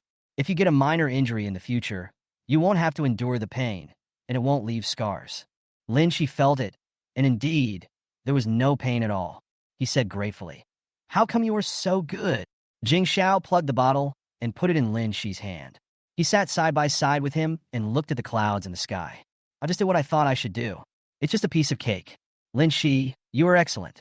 I hope you are happy." Ripples appeared in Lin Shi's dark heart. A person whom she had just met for less than 2 days could be so sincere to her. So why would those people who were related by blood treat him so harshly? Lin Shi was silent. If such a person had appeared earlier, perhaps he would not have ended up like this. Unfortunately, he has been stuck in the quagmire. How can he get out easily? Jing Xiao was a very attentive person. In fact, he had already noticed that Lin Shi had a gloomy nature that shouldn't exist at his age. Knowing each other meant they were destined to meet, and if he could help, he hoped to do so. This young man, although still young, has a hidden talent. He doesn't want such a person to be buried. The sun was rising, and Jing Xiao had something else to do, so he separated from Lin Shi. I will have a concert on the 15th of next month. This is for you. If you have time, you can come and listen. Jing Xiao stuffed a concert ticket into Lin Shi's hand, put on his hat, and left. Lin Shi opened his palm, and inside was a VIP ticket. He held it in his hand, as if he was holding a ray of sunshine. Perhaps what happened yesterday taught it man a lesson, and he behaved well until the end of the trip and did not cause any more trouble. Lin Shi felt quite regretful. He actually wanted to see what other tricks Yuan had. In the next 2 days, Lin Shi did not meet Jing Xiao again. He carried the concert ticket with him as preciously as he could, and he had already begun to look forward to it. On the way back, Yi Jing looked at Lin Shi sitting alone beside him and sighed in his heart. There was no way to ease the relationship. It was just getting more and more strained. He admitted that he was also at fault for losing a few hairs, but this kind of thing is so complicated that it is hard to tell what is going on. Who can tell what is going on? Yi Hao lay in the back and closed his eyes to sleep. You see, if Yuan was not sent away, there would be no harmony in the family. Want to send Yuan away? Yi Hao opened his eyes and took a look at the loving and filial scene between Yi Wen and Shan Shan. Is it possible? After they left the resort hotel, Jing Xiao beat up the 3 scumbags who had molested Lin Shi before, making them scream and almost faint. His eyes were cold. You bully me again. If you dare to do bad things next time, it will be more than just being unable to get out of bed. The young man was completely convinced. He was beaten twice in 2 days. What kind of people are these? Huh? Why did the evil spirit in front of me say again? Never mind, it hurts so much. These 3 unlucky guys still didn't repent after being beaten by Lin Shi, and started to flirt with other beautiful boys and girls. Unfortunately, they were caught by Jing Xiao, and this time they were beaten even more severely. They couldn't get out of bed for 10 days, or half a month. After 2 days of surveillance, Jing Xiao finally caught the female ghost who cautiously popped her head out again to do evil on the night Lin Shi left. I came here looking for her before, but for some reason she disappeared without a trace in the past 2 days. I couldn't find her anywhere. Now she appears again. He was dressed in black and swung a chain in his hand to trap the female ghost. You still want to run? The ghost girl was floating in the air with long hair, tears, and blood on her face. She kept struggling, and the sound was like fingernails scraping the bottom of a pot, which was unbearable. Let me go, I'm dead. Can't I do whatever I want? Jing Xiao was speechless. If you are dead, you can rest in peace. If you come out to kill people, I can't just sit back and watch. He deserved it. It's been less than a year since I died, and he married a new lover. It was his honor to drag him down to accompany me. It's a pity that he didn't become a ghost like me. Instead, his soul flew away. Ha ha. Jing Xiao tightened the chain. And you can seduce young men at will? Do you know that your ghost energy will shorten their lifespan and make them suffer from lifelong diseases? The female ghost said indifferently. It's just a pleasure to enjoy the sex life. I didn't force them. They did it voluntarily. Jing Xiao shook his head, his bad habits unchangeable. Humans have their own rules, ghosts have their own ways. You killed people in your life, and you still don't repent after your death. You have a vicious heart. I will not forgive you today. Jing Xiao exerted force on his hands, and the female ghost struggled for mercy, but it was of no avail. Blue flames rose from the chain and burned the female ghost to ashes. This female ghost was executed for murder when she was alive, and after her death she killed her own husband, destroying the lifespans of 7 or 8 men. She was truly a terrible person. He waited for several days before he caught her and finally got rid of her. Otherwise, there would have been several more lives lost. The phone in his pocket rang. Jing Xiao picked it up, and a young man's voice rang out. Boss, is it done? Do you need help? Done. Jing Xiao replied. Oh, there's nothing the boss can't handle once he takes action. If you have something to say, just say it. The young man choked and said, You are so cold and indifferent. You deserve to be single. If you don't tell me, I'm dead. No, my sister wants your concert tickets. The young man said quickly. Jing Zhao's cold voice came. No more. The young man exclaimed. That's impossible. I saw 2 tickets left on your desk a few days ago. I gave one to my brother, and I gave one away yesterday. The young man was so regretful that he didn't act earlier. He whimpered. Who did you send it to? Why didn't you send it to me? Are you still a good brother? Jing Xiao sneered. I've already given you one. You can give yours to your sister. It's all right. I'm hanging up now. He hung up the phone after he finished speaking, wondering in his heart. He was only 21 years old. What was wrong with being single? You're 22, aren't you? Chapter 26, How Can He Compare with You? Since returning from the trip, Lin Shi's life has become very peaceful. No one bothers him anymore. Yi Wen is hiding from the limelight temporarily, while Yi Lin doesn't dare to do so. As for the others, they're just hoping to have a few days of peace and quiet. In this stable life, Lin Shi's physical strength gradually recovered, and her complexion began to become rosy and tender. On November 14th and 15th, the midterm exams for senior high school students are approaching. The atmosphere in the class is becoming increasingly tense. Even during breaks, students are rarely seen playing and fighting. Everyone is buried in their studies. It seems that only Lin Shi is daydreaming every day and is completely out of state. His desk mate Li Mei couldn't help but remind him. The midterm exams are next Thursday and Friday. If you don't study, aren't you afraid of being at the bottom of the exam? Lin Shi regained her composure and replied lazily, I won't be the last one. Let me tell you a secret. I actually know everything. Li Mei didn't believe it at all. You're just bragging without thinking. I won't talk to you anymore. Lin Shi opened the textbook and started his life over again. The knowledge was still in his mind. With his extraordinary memory, it was difficult for him to forget it. Examinations were very easy for him. However, he has lost his ambition. When he is hurt again and again, with no one to turn to and no one to save him, everything seems meaningless. Even Shinjua stopped playing and started doing test questions. The classroom was filled with the sound of reading aloud, full of vigor and vitality. The children were all striving for their future. This was a crucial year and a watershed in the fate of most people. I hope you all can get what you wish for, Lin Shi thought to himself. Ever since Yi Lin discovered that he didn't eat lunch, Yi Jing asked Yi Lin to watch him every day at noon to see if he went downstairs to eat. In order to avoid being nagged, Lin Shi stopped being lazy and didn't eat. Yi Lin supervised diligently, but he just didn't talk to Lin Shi. His hands still hurt, and there was a faint fear in his heart. That day, Lin Shi's eyes were too cold. He was afraid and aggrieved at the same time. Is it that serious? It's like she wants to eat people. At noon, Lin Shi looked at Yi Lin expressionlessly when he passed by him downstairs. Yi Lin was angry, but dared not say anything. I didn't even glare at you, but you glared at me. Is there any justice in this world? There were a lot of people in the cafeteria at noon, and you had to queue. Lin Shi stood at the end of the line and waited for nearly 10 minutes before she got a meal. She found an empty seat and sat down, eating sporadically. He was looking for a secluded place, but because of his good looks, he attracted a lot of attention. Soon, 4 or 5 people were sitting at the square table, but they were not classmates from class 3 to 4 of senior high school. Lin Shi didn't know them, and he didn't want to pay attention to them. Classmate, I'm Zheng Yuanyuan from class 2, grade 3. Can I add you as my friend? The girl opposite said politely. Several other people also wanted to join him, and they all excitedly asked for his contact information. It would be so great to get the contact information of such a good-looking guy. I could brag about it for days. We are just pure beauty lovers. Lin Shi looked up. The little girl had a sweet appearance, gentle eyebrows, and a pair of almond-shaped eyes, and looked very young. Sorry, my family doesn't allow me to use a mobile phone. Lin Shi said. The girl couldn't help but feel regretful. Then I won't bother you anymore. Lin Shi said apologetically, sorry. Zheng Yuanyuan shook her head and smiled. It's okay. This is my contact information. If there is a chance in the future, I hope we can make friends. Lin Shi looked at the sticky note on the table, picked it up and put it in her pocket, then smiled gently at her. Okay. The other few people were originally good friends of Zheng Yuanyuan in the same class. When they saw that Lin Shi didn't want to make friends, they gave up. It can be seen that they all have good personalities. Lin Shi watched them leave, Li Mei and Liu Beibei.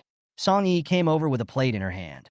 Liu Beibei said excitedly, You're awesome, class flower. You've become famous for your looks. So many people want to be friends with you. Song Yi laughed.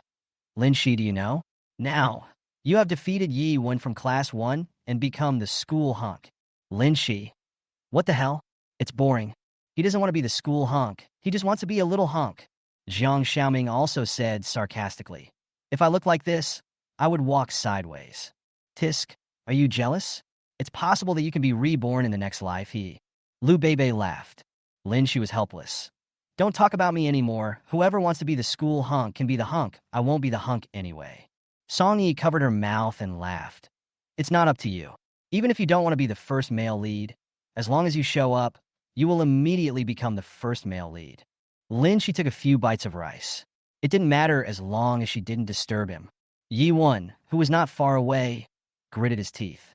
His best friends Luo Su and Jiang Ning, who were eating at the same table with him, saw that he was unhappy and understood what was going on. They had heard a long time ago that there was a new school idol in Class 4, who was said to be a transfer student. They had also seen him from afar and found that he was indeed more handsome than Yi Won. However, they did not dare to say this aloud for fear of hurting Yi Won's feelings. The young master of the Yi family is precious and cannot tolerate any injustice. Luo Su said. How can he compare with you? There is a huge difference between you. He is just a straw bag with an empty shell. Xiao Jiao, don't be unhappy. It's not worth it. That's right. A worthless piece of shit who has nothing to offer except his face. Jiang Ning echoed, with contempt in her eyes. How can he compare with you? He can't even compare to one of your fingers. Yuan's face looked better. It's okay. I'm tired of comparing myself with others. I just need to be myself. I'm done eating. Let's go. Luo Su and Jiang Ning's families also run companies, but there is a big gap between them and the Yi family. Children from these wealthy families have known since childhood that they need to accumulate connections, so they naturally side with Yi Won. This is a resource for the future. Maybe they can rely on this relationship to enter the upper class and bring glory to their family by doing a big business. In the afternoon, Lin Shi was called out by his class teacher, Zhang Hengrui. He was a responsible and good teacher. He had noticed Lin Shi's condition a long time ago and wanted to advise him. Lin Shi, the teacher is looking for you because he wants to ask you something. Zhang Hengrui said kindly. Lin Shi was quite grateful to the teacher. He had defended him before, and he remembered it all. But he was also very sorry. Teacher, I know what you want to ask. It's my own problem. I don't want to learn. Why? Lin Shi, do you know what the college entrance examination means? Your life will undergo tremendous changes because of it. For your future and for the expectations of your family, there is still more than half a year left, so why not try your best?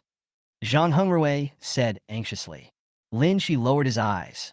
What should he say? Facing the teacher's earnest gaze, he felt a little ashamed. Teacher, I have my reasons. Please forgive me. Zhang Hengrui was helpless. No matter what the reason is it more important than your future? And your parents, I can't contact them. You suffered so much injustice in the last incident. But they didn't even show up. Sigh. Lin Shi said, they are very busy. I'm sorry, teacher. I understand your painstaking efforts. I will try to change it in the future. If you can't get in touch with them once or twice, it might be because they are busy, but if you can't get in touch with them many times, then there must be something fishy. Zhang Hengrui immediately smiled and patted his head. Okay, as long as you are willing to learn, it's not too late. If you work hard at the age you should strive for, you will have no regrets. Come on. Lin Shi nodded and returned to the classroom. Li Mei poked him. Did the head teacher scold you? Lin Shi picked up the book depressedly and pretended. Can it be a compliment to me? You are so beautiful. What's there to praise about you being in a daze and absent-minded every day? I am definitely urging you to study. You should study hard. If you don't understand anything, you can ask me. You can also take a look at my notes. Li Mei said with a smile. Lin Shi sighed. Thank you. You're just an average person. What can I ask you? But thank you anyway. Chapter 27 Misfortune Strikes Upon the Unfortunate. After leaving the hot spring hotel that day, Jing Xiao had time to check the investigation results about Lin Shi that Uncle Nan had sent him a long time ago. He was a little stunned that the life experience of this child was so dramatic. He investigated Lin Shi only to determine the origins of this child. Mysterious matters such as consciousness, energy bodies, and ghosts are extremely secretive and not made public. He had never heard of a teenager who had not yet developed spiritual intelligence suddenly being able to see spirits. As the leader of the Special Department's 783rd Group, it was his responsibility to determine his identity, eliminate safety hazards, and take preventive measures. Group 783 is a department that specializes in dealing with various supernatural phenomena and is affiliated with the official. In addition, there is also an organization called Xianmen among the people. For thousands of years, it has gathered talented people to drive out demons and evil spirits, protect the people in secret, and help ensure peace and prosperity in the country. And Jing Xiao is the youngest leader of Group 783 in history. From the results of the investigation, this child has nothing special except for his rough life. He is neither a member of the mysterious sect nor a descendant of those secretive aristocratic families. He is just an ordinary person. There are many mysterious things in this world, and many of them cannot be explained.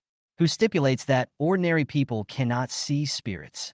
There are occasional exceptions, which is not impossible. Thinking of the child, Jing Xiao smiled. If there was a chance, he wanted to see him again. He is a very special person.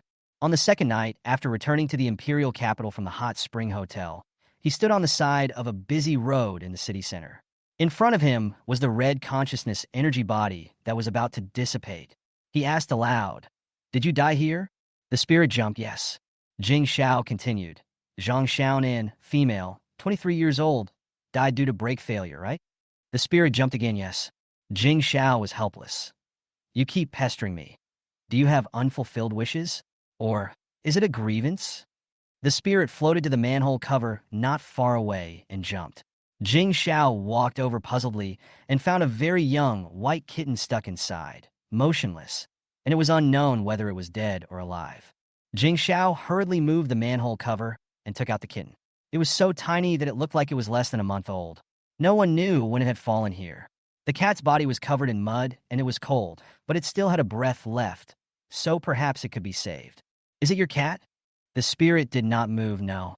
Jing Xiao held the kitten in her palm to warm it, and she understood that it was the spirit that accidentally found the kitten at the place where she died and attracted her to come and save it. She was a very loving girl when she was alive. "Don't worry, I will save it. Do you have any regrets? Or is there any other reason for your death? I can help you." The spirit did not respond. No regrets, no grievances. Its time was up, and it gradually dissipated into the air. Jing Xiao waved his hand. "Have a good journey." In a trance, a girl with a smile on her face waved goodbye to him and gradually disappeared. Jing Xiao felt disappointed and sent the kitten to the pet hospital for treatment. Fortunately, the kitten had strong vitality and dehydration. Hunger and minor fractures did not take its life. As long as it was carefully cared for, it would survive. Jing Xiao sent a message to Uncle Nan, and soon, Zhang Xiaonan's biography was sent to him. Zhang Xiaonan, an orphan, was adopted by a couple at the age of 5. Her adoptive parents doted on her. When she was 13, her adoptive parents died of illness. She worked part-time to finish college. Just 1 year into her work, she was diagnosed with advanced lung cancer. She died in a car accident 7 days ago. Note, she could have survived the car accident, but she gave up the chance to live. After reading it, Jing Xiao felt mixed emotions. Misfortune always finds the unfortunate, and a hemp rope always breaks at the thinnest part. Uncle Nan sent another message. "I also found out that she is your fan. What's going on? Is it her spirit that is looking for you? The girl has a bad fate. You have such a cold temper. Be nicer to her." Jing Xiao left the kitten in the pet hospital, paid the treatment fee, and planned to find a good family to adopt it after the treatment improved. He strode out of the hospital and looked up at the stars under the dark sky. "Girl, if there is an afterlife, I wish you good fortune and health." After being approached by Zhang Hengrui, Lin Shi was no longer as carefree as before. Instead, he lowered his head and perfunctorily opened the book, turned to the blank page, and wrote and drew with a pen. When Li Mei stretched her head over, he immediately covered it and said in a sly voice, "What are you looking at? Are you peeping?" Li Mei snorted. "Why do you write and draw all day? Why do I feel like you are not studying?" "Girl, you guessed it right." Lin, she said, "Don't tell the teacher. I will let you see it." Li Mei nodded immediately. "I won't tell the teacher." Lin, she let go of her hand and said proudly, "Look, I drew it." Li Mei looked over and said excitedly, "Wow, your painting is so good. Have you ever learned to paint?" Lin, she was stunned. "Aren't you scared?" Li Mei took his notebook and looked at it carefully.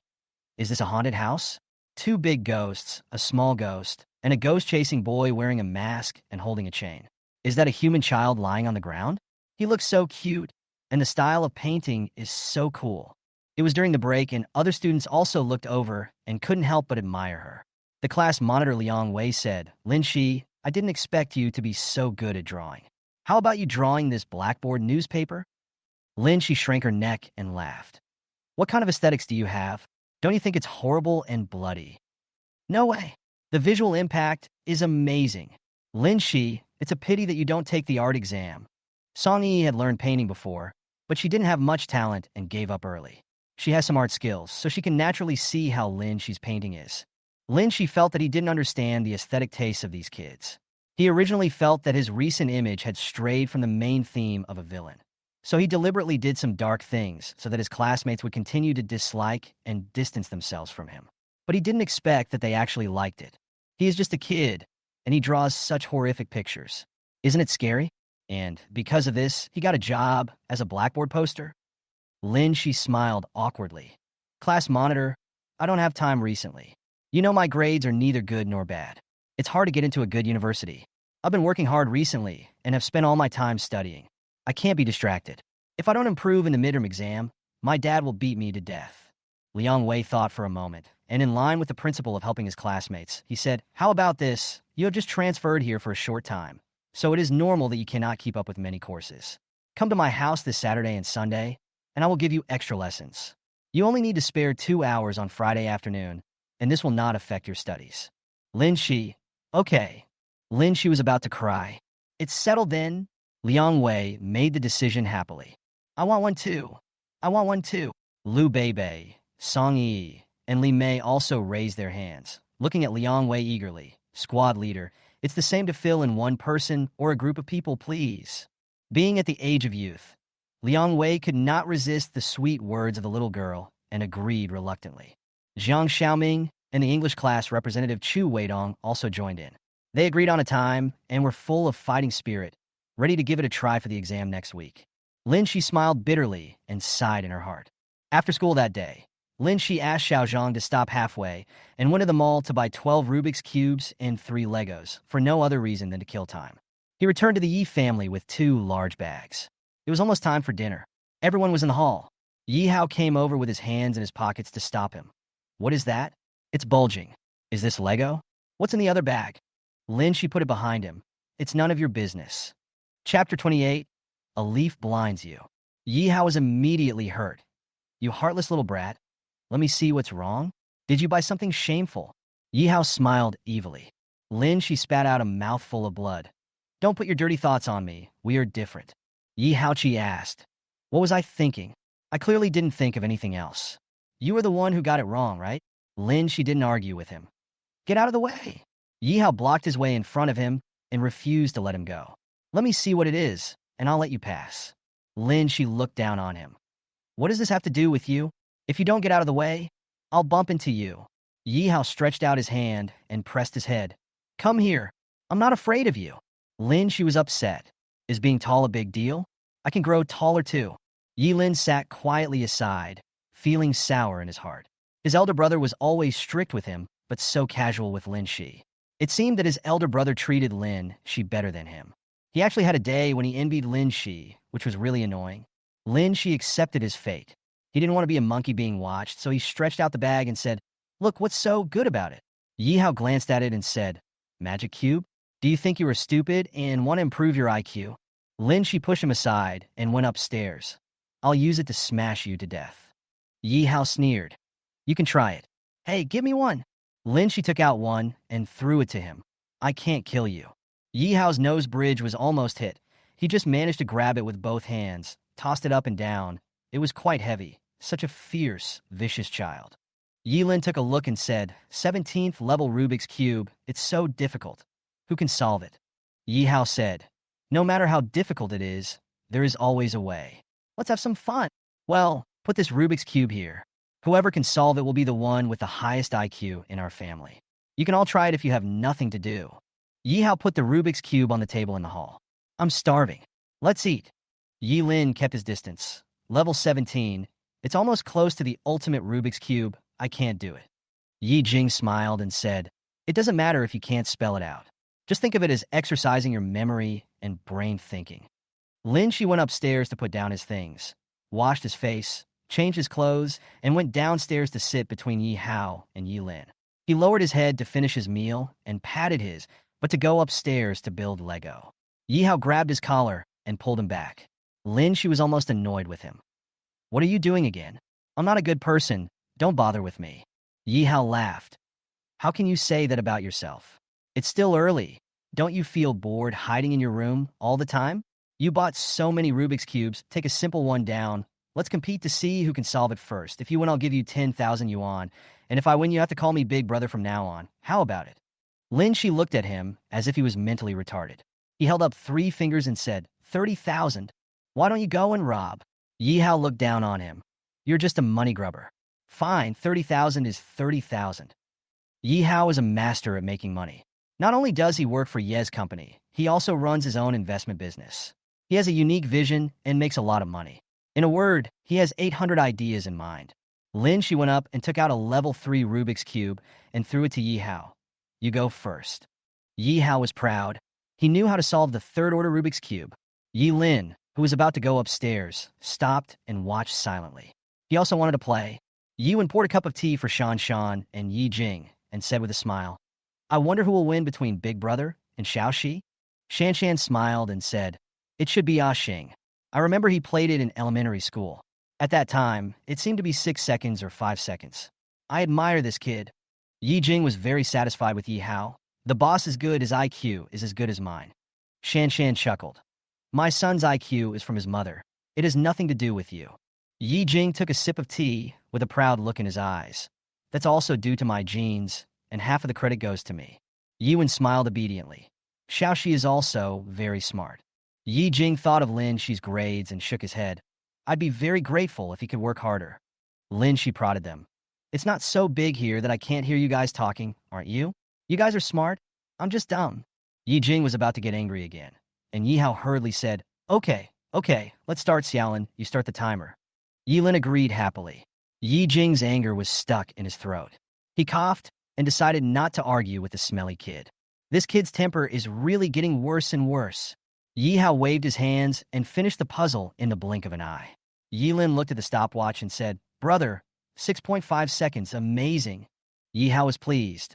I haven't practiced for a long time. I'm not very good at it. It was 6.2 seconds before. It's your turn. Don't cry if you can't figure it out. Yi Hao teased and threw the Rubik's Cube to Lin Shi. Lin Shi took it and observed it. His brain was working rapidly. Yi Lin said, Get ready and start the timer. Lin Shi's hands moved quickly, his expression focused and calm, calculating the time, and it took only a moment to complete the puzzle. He raised his eyes, and a completed Rubik's Cube appeared in his hand. Yi Lin looked at the time, swallowed his saliva, and said in disbelief, 6.2 seconds. The scene was silent for a while, and Lin Shi turned and went upstairs. Remember to transfer the money. Yi Hao lowered his head and said, It turns out you are really smart. Yi Lin couldn't believe it. Brother, he actually beat you. Yi Hao smiled and said, There are always people better than you. Remember, don't underestimate anyone. Yi Jing, Shan Shan, and Yi Wen all had complicated expressions. This slap in the face came too quickly, and they hadn't reacted yet. Yi Wen's eyes could no longer be hidden. Lin Shi, you really surprised me again and again. He looked up at everyone's surprised expressions, and his hatred grew wildly. Although it was just a Rubik's Cube and couldn't explain anything, at least Lin Shi was not as stupid as they thought. Yi Jing said calmly, It would be great if his academic performance could also give us a surprise. Yi Wen said softly, There will be a midterm exam next week. I hope Xiaoxi will study hard and get good grades. Yi Jing frowned. He didn't have much hope. Lin Shi was usually lazy, and he had never seen him take the initiative to study. How could he get good results in the exam? After the results come out, I want to see where he ranks. Yi Hao shook his head. You guys are really blinded by one thing. 6.2 seconds. What a coincidence. Chapter 29. How can a golden unicorn stay in a pond?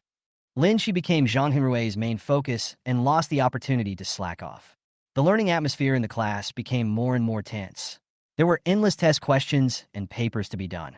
As time went on, various random tests, weekly tests, and monthly tests came one after another. Exams became commonplace. Lin Shi looked at the increasingly high pile of test papers on the table and cursed the god of the plains in her heart. Let me be reborn, so that you can help me do it. Bastard. Li Mei saw him in a daze and thought he didn't know how to do it, so she comforted him. You can find out what you don't understand by doing more. If you don't know, ask the teacher or ask me. We can learn from each other and get good grades in the midterm exam. Lin Shi, yeah. Li Mei smiled and said, That's right, there is no second chance in life. Let's fight for it. Lin Shi picked up the pen and looked around. His classmates were all working on their papers with their heads down. Everyone who worked hard deserved respect. A smile appeared on his lips. In his previous life, he had always been like a marginalized person, isolated from them, with a cold heart and nowhere to escape. In this life, their faces gradually became vivid, and he seemed to be less lonely.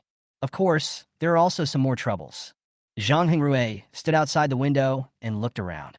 His gaze stayed on Lin Shi for a full 5 minutes before he left with satisfaction. Good, she knew how to take the initiative to learn. Lin Shi sighed secretly. You don't have to be so persistent. At 4 o'clock on Friday afternoon, Lin Shi and Liang Wei stood in front of the blackboard at the back of the classroom. Lin Shi asked, "Class monitor, what is the theme of the painting?" Liang Wei had already thought about it. Soaring straight up to the stars and the sea. Lin Shi, you are so rude, so abstract. Liang Wei laughed heartily. He had regular features and a hearty and heroic laugh, and possessed the youthful vigor and high will that are typical of a young man. It's up to you. I believe in you. Lin Shi raised the corners of her eyes. You trust me so much? Then I'll do whatever I want. He picked up the chalk, looked at the blackboard, thought for a moment, and then drew on the blackboard the image of the stars and the sea in his mind. The young man was full of vigor and vitality, soaring to the sky and the sea, and letting the birds fly freely. At first, the students were still immersed in their own learning process. Gradually, there were bursts of exclamations in the classroom. Everyone looked back, their hearts surging. When Lin Shi put down the last stroke, there was warm applause in the classroom. Liang Wei was stunned, then reacted and gave a thumbs up. Genius! The painting is so good. How did you come up with it? After seeing this, I feel like an eagle. I would be sorry for myself if I didn't soar into the sky. Lin Shi put the chalk into the box and looked at the scene in front of her. The eagle desperately broke through the lightning clouds. The young man rode the wind and waves, chasing the stars, and a rainbow ladder fell from the distant sky, bright on the top and dark on the bottom, forming a strong visual impact, which made people feel heroic and gave birth to endless courage and faith. Lin Shi's eyes were clear. I hope you will live up to your youth and efforts, and leave no regrets no matter what the result is. The exam is just a starting point. It is not the only way out, but I hope you can live with a clear conscience. Life is a long journey, and I hope you can face the sun, fear no wind and frost, and live your life well with your heart. The students clapped their hands desperately, their eyes wet with tears. It was like a huge army trying to cross a single plank bridge. Such pressure was not something that ordinary people could bear. Those who were mentally fragile were almost on the verge of collapse. Lin Shi's words and the vigorous images on the blackboard directly impacted their hearts and encouraged them greatly. Even in the midst of a storm, we must have the courage to raise our head and face the future. In life, after we have worked hard, gains and losses will be left to fate, and we will be at ease as we please. Zhang Hengrui arrived at the door at some point. Listening to the boy's clear voice and looking at those youthful and bold faces, he couldn't help but think of his own hard study experience when he was young. He was filled with emotion. Each generation has its own destiny. The road ahead is not smooth, but only with courage, hope, and a strong heart can one have the strength to get up again. This scene was imprinted in his heart, and he never forgot it for many years. That young man, Jean Lin, is not someone who can be kept in a pond. It was nearly 6:30 when Lin Shi returned to the Yi family that night.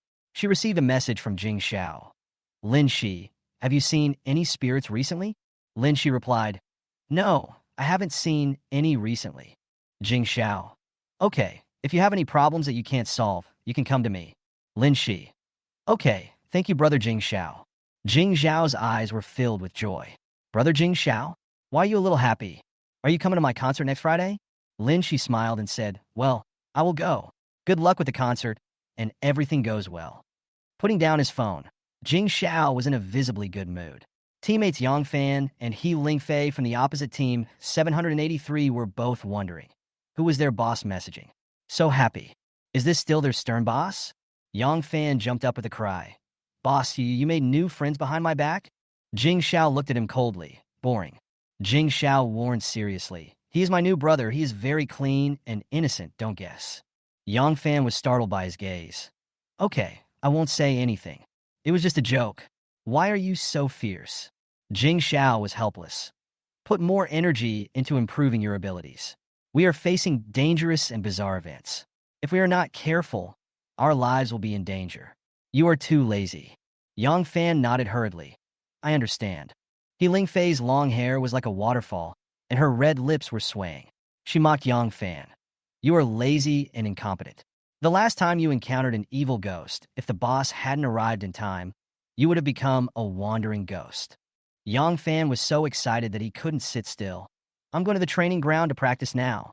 You wait. Next time I will definitely make a big splash and won't need the boss to save me anymore. All the members of Group 783 couldn't help but laugh. Yang Fan was a man of few enthusiasms. He had burst out with ambition for who knows how many times. In 2 days at most, he would definitely slack off again. Jing Xiao sorted out the recent events he had handled, held a brief meeting with everyone, and then let them go home. Jean Nan took a sip of water from the thermos in his hand. Is it the kid you asked me to check? What's wrong with him? Jing Xiao nodded. Uncle Nan, he should be fine. I just need to observe him for a few more days. Okay, let's go. Everyone has left. Combine work and rest. Don't overdraw your energy just because you are young. Go back and rest. Jing Xiao nodded and put on his hat. His eyes and eyebrows were handsome, which made Jean Nan envious. It's good to be young. Chapter 30. Forgiveness? It doesn't exist. Who is Lin Shi messaging? The Yi family members all made secret guesses, but chose not to ask. They had all experienced Lin Shi's mouth. She would not stop talking to people and would not listen to anyone. No one wanted to offend her. Go wash your hands, it's time to eat, Yi Jing said lightly. Lin Shi put away her phone, washed her hands, and sat down to drink millet porridge without even raising her eyelids. The atmosphere was dull. Yi Hao looked up at them lazily and picked up some vegetables and meat for Lin Shi. Finish eating. Lin Shi had become accustomed to his cramming style of instruction. She finished her meal in silence and prepared to go upstairs to play with the Rubik's Cube. Yi Wen said flatteringly at this time, Xiao Shi, the midterm exam is next week. I will give you makeup lessons tomorrow and the day after tomorrow. This way you can have less pressure.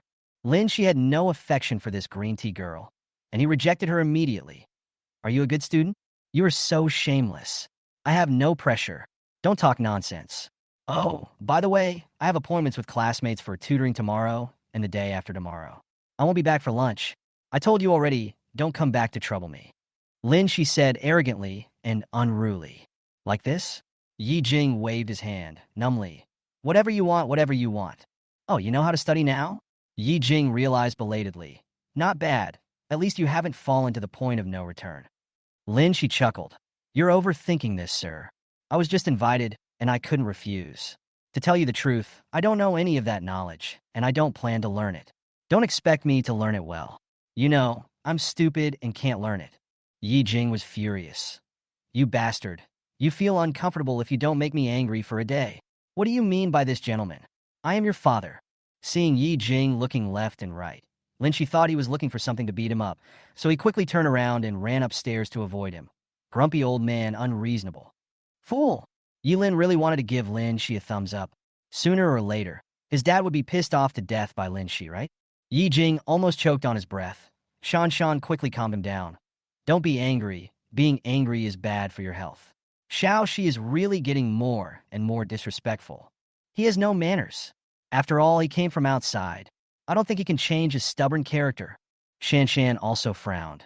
If you can't tame him, just let him be.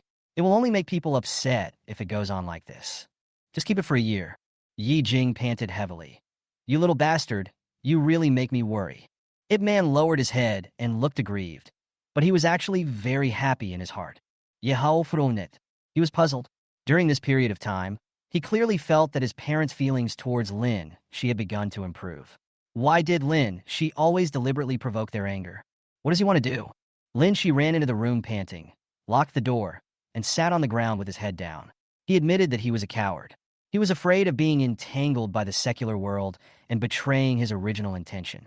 He was also afraid that the injuries he had suffered in the past would laugh at his soft-heartedness and stupidity. He hated this place, where he had lost himself. The loneliness after the hustle and bustle. Human nature is evil, and we're mortals. If we are greedy for temporary pleasure, we will eventually be ruthlessly abandoned again. There is endless darkness before our eyes, and he does not believe in light. The next day, when Lin Shi went downstairs, Yi Jing did not pursue his rude words.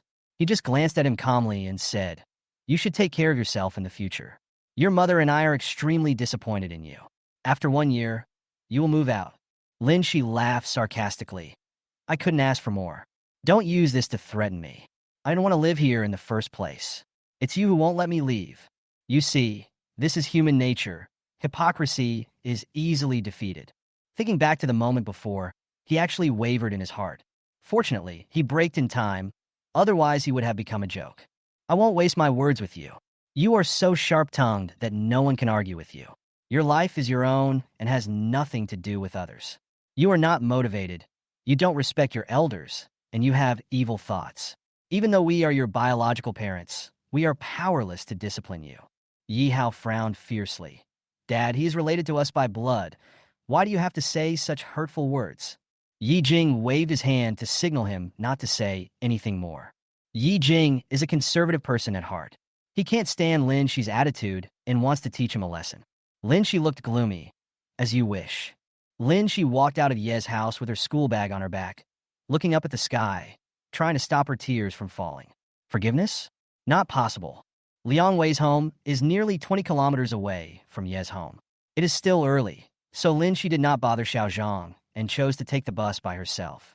"We changed buses halfway, and it took us nearly an hour and a half to reach Liang Wei's residential area. We followed the address and found that the other people had already arrived. Liang Wei's family was an ordinary well-off family. The residential building had 4 bedrooms and 2 living rooms, which was a bit old. Liang Wei's mother was a very kind person. She invited Lin Shi in. The other 6 people had already opened their books to prepare for the lesson. Lin Shi sat over. Aunt Liang washed some fruits and put them on the table. She also gave each of them a bottle of fresh milk and patted their heads happily. "Study hard, kids. Eat here at noon. I'll go buy some groceries now." "Thank you, Auntie," several people said in unison. "Ah, good boy," Zhang Xiaoming said enviously. "Annie is so nice. In comparison, my mom is much more fierce. You don't know that I might get beaten even if I don't say anything. Isn't it miserable?" Chu Weidong felt the same way. "My mother is the same. She is always controlling. When she's in a bad mood, I stay away from her. But she cooks delicious food and can knit sweaters for me. But her skills are terrible. I feel disgusted every time I wear them out, haha." Several people talked about their parents at the same time. Although they said they disliked them, they were actually quite happy in their hearts. "Lin Shi, what about you? What do your parents look like?" Lu Beibei asked curiously. Lin Shi thought, "What is it like?" Lin's parents are vicious and greedy, and the Yi family is arrogant and unaware of themselves. They think they are superior to others and are thorough, realistic utilitarians. They only love themselves. I am an outsider." Lin Shi said with a smile. Liang Wei couldn't help but laugh. I know. I'm just a light bulb between my parents. They even left me at home to have a big meal. Isn't that disgusting?" "That's love." Several people laughed. Lin Shi also laughed, but it didn't show in his eyes. He spoke the truth, but no one could understand. Liang Wei is a very responsible young teacher. Lin Shi was very honest all day and did a few papers, half of which were wrong and half were right on purpose. At noon, Aunt Liang prepared a large table of dishes. Although they were home-cooked meals, Lin Shi felt that they were much more delicious than the food carefully prepared by the Yi family. They were more humane and comfortable to eat. At dusk, Lin Shi left the Liang family, said goodbye to everyone, and sat on a seat at the bus stop waiting for the bus. As soon as she looked up, she met the eyes of a man with black hair all over his body. The man had an extremely ugly face, with worms crawling on his body. His skin had rotted, and his limbs were dragging, as if they were broken. Moreover, his feet were not connected to the ground, but were floating. He was a ghost. It was the first time Lin Shi saw a ghost. His stomach churned, and he almost vomited. Even across the street, he seemed to smell a foul odor. The male ghost's reaction was even greater than his. He floated away, making strange noises. Lin Shi couldn't stand it any longer. "Shut up!" The male ghost paused for a moment, and actually stopped screaming, then disappeared in terror. Lin Shi felt like 1,000 horses were running through her mind. What was going on? Chapter 31. Drifting Away. The people waiting for the bus with him looked at him as if he was a lunatic. Who was he talking to?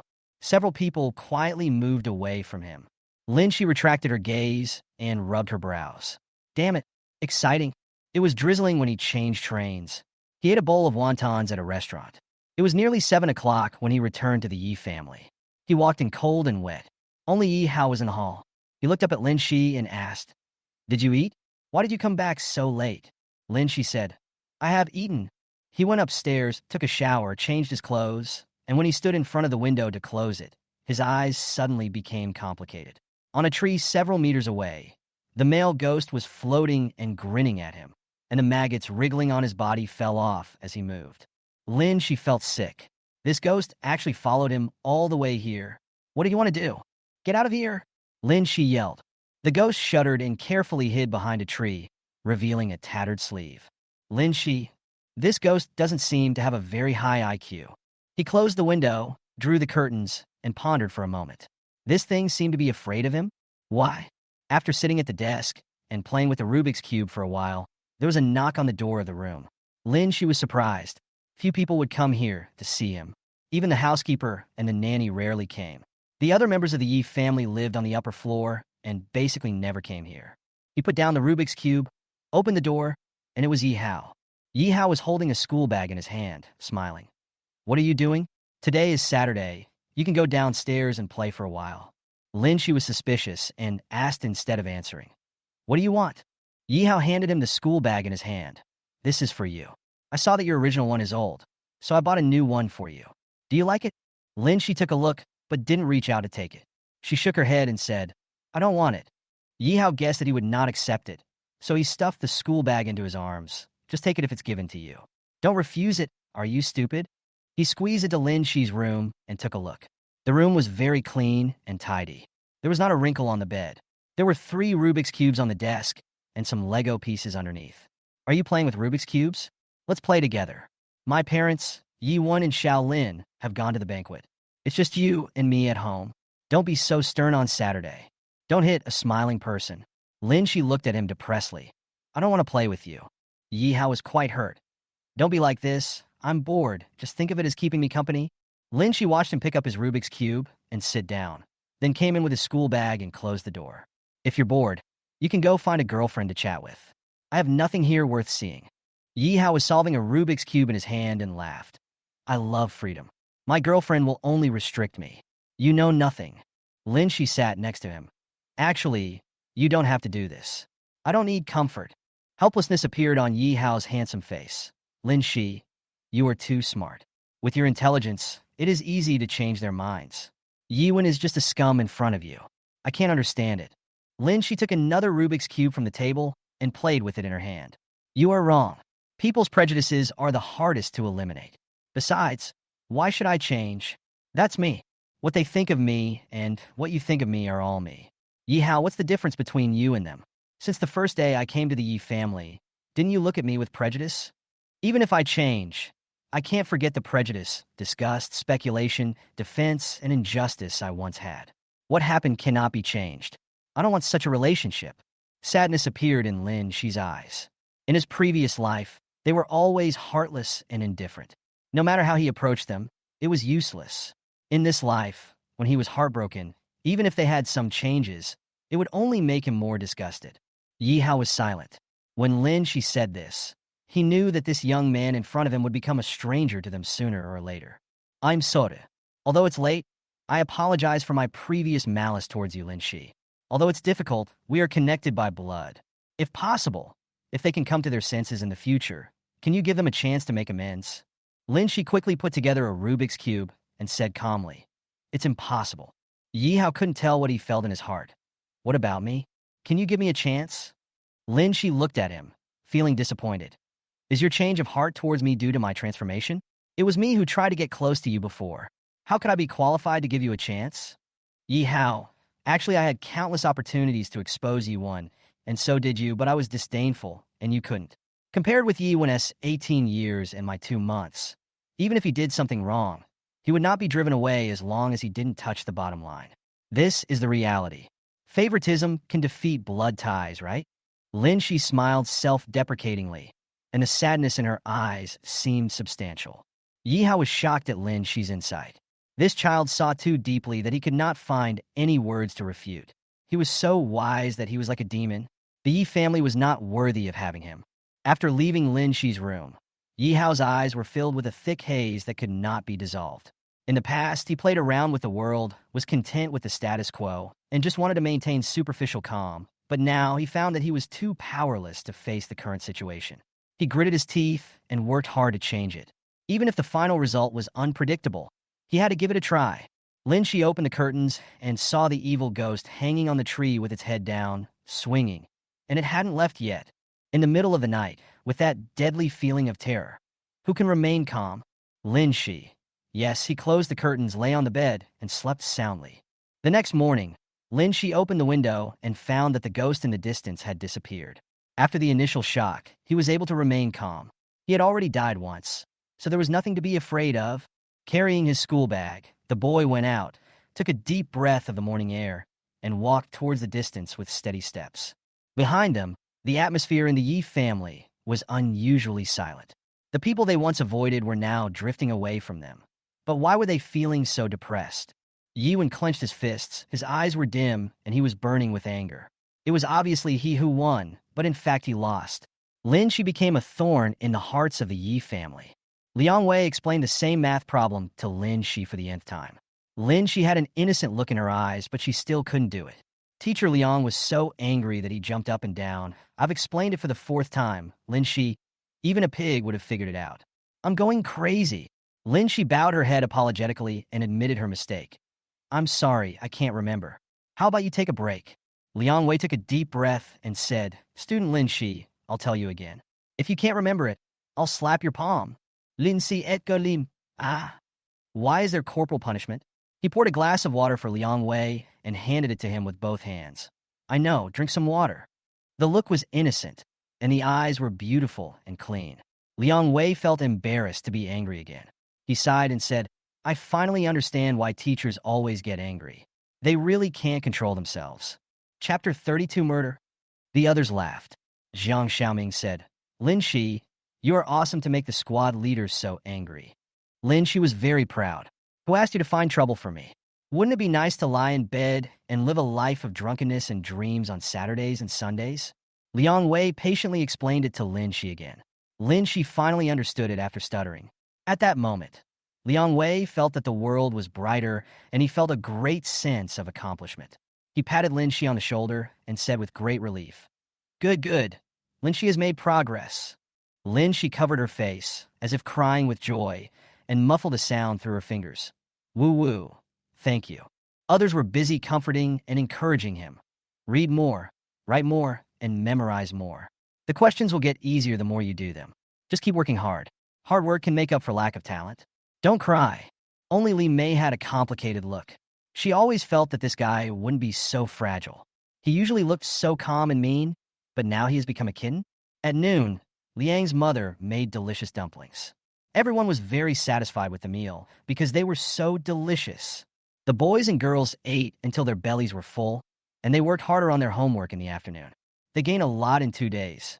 When Lin Shi made a little progress, he was praised to the skies. This time he felt really embarrassed and took the initiative to order afternoon tea for everyone, as a thank you for their sincerity and encouragement. As the sun sets, Lin Shi steps out of Liang Wei's neighborhood. After saying goodbye to a few people, she hooks her finger at the male ghost in the distance behind her. Yes, that male ghost has appeared again, lingering around, but she dares not approach him. Although it seems that he will not cause any harm to him, she can't help but feel disgusted. The male ghost was dozens of meters away from him and shook his head. Lin Shi took a step closer, and he took 2 steps back. Helplessly, Lin Shi had to give up. Can you speak? Lin Shi asked him. The male ghost opened his bloody mouth and howled. This time Lin Shi saw clearly that he had no tongue, or rather his tongue had been cut off. Lin Shi frowned. What's your purpose in following me? The male ghost moved his steps, floated a few meters, looked back at Lin Shi, and let out a howl. Is he asking her to follow him? Lin Shi felt strange. After thinking it over, she refused. We are not related. I won't go with you. After saying that, Lin Shi was ready to go back. The male ghost whimpered, his broken legs bent and folded, and he actually knelt down to him, nodding his head dozens of times. 2 lines of blood and tears flowed down his sunken eye sockets, looking very pitiful. Lin Shi moved to the side. He couldn't bear it. What was going on? He had already become a ghost. So what was there to let go of? I'll go with you. Don't kneel anymore. Lin, she said. Passers-by looked sideways and talked to themselves. Is he crazy? The male ghost stood up gratefully and floated forward. Lin, she followed, walking further and further away from the crowd. After walking for nearly an hour, he came to an abandoned, dilapidated house. He stopped and looked around in the dim moonlight. The walls were mottled, covered with spider webs, and there were weeds all around. It must have been abandoned for a long time. What did you bring me here for? The ghost floating in the sky waved to him and floated into the second floor. Lin, she gritted his teeth, turned on the flashlight on his cell phone, and silently said in his heart, God of the plane, please bless me. Lin, she concentrated and held his breath, opening the dilapidated door.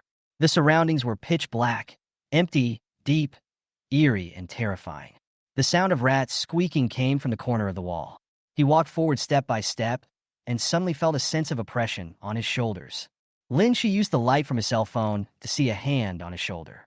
He dared not breathe, and just as he was about to resist, he heard a voice in his ear. Why are you here? The voice is strangely familiar. Where have I heard it before? Lin, she turned around and looked at him carefully. Jing Xiao. It was Jing Xiao. He grabbed Lin Shi's neck and pulled her in front of him. Lin Shi, how dare you be so brave? What are you doing here? Lin Shi let out a long sigh. You scared me to death. Jing Xiao looked upstairs and saw a ghostly aura everywhere. The ghost was so scared that he huddled in a corner, looking at them from afar. What were these two people and a ghost doing here? He turned on his flashlight, and the space suddenly became much brighter. Lin Shi told him the whole story. Jing Xiao knocked on his head after listening. Do you trust a ghost so much?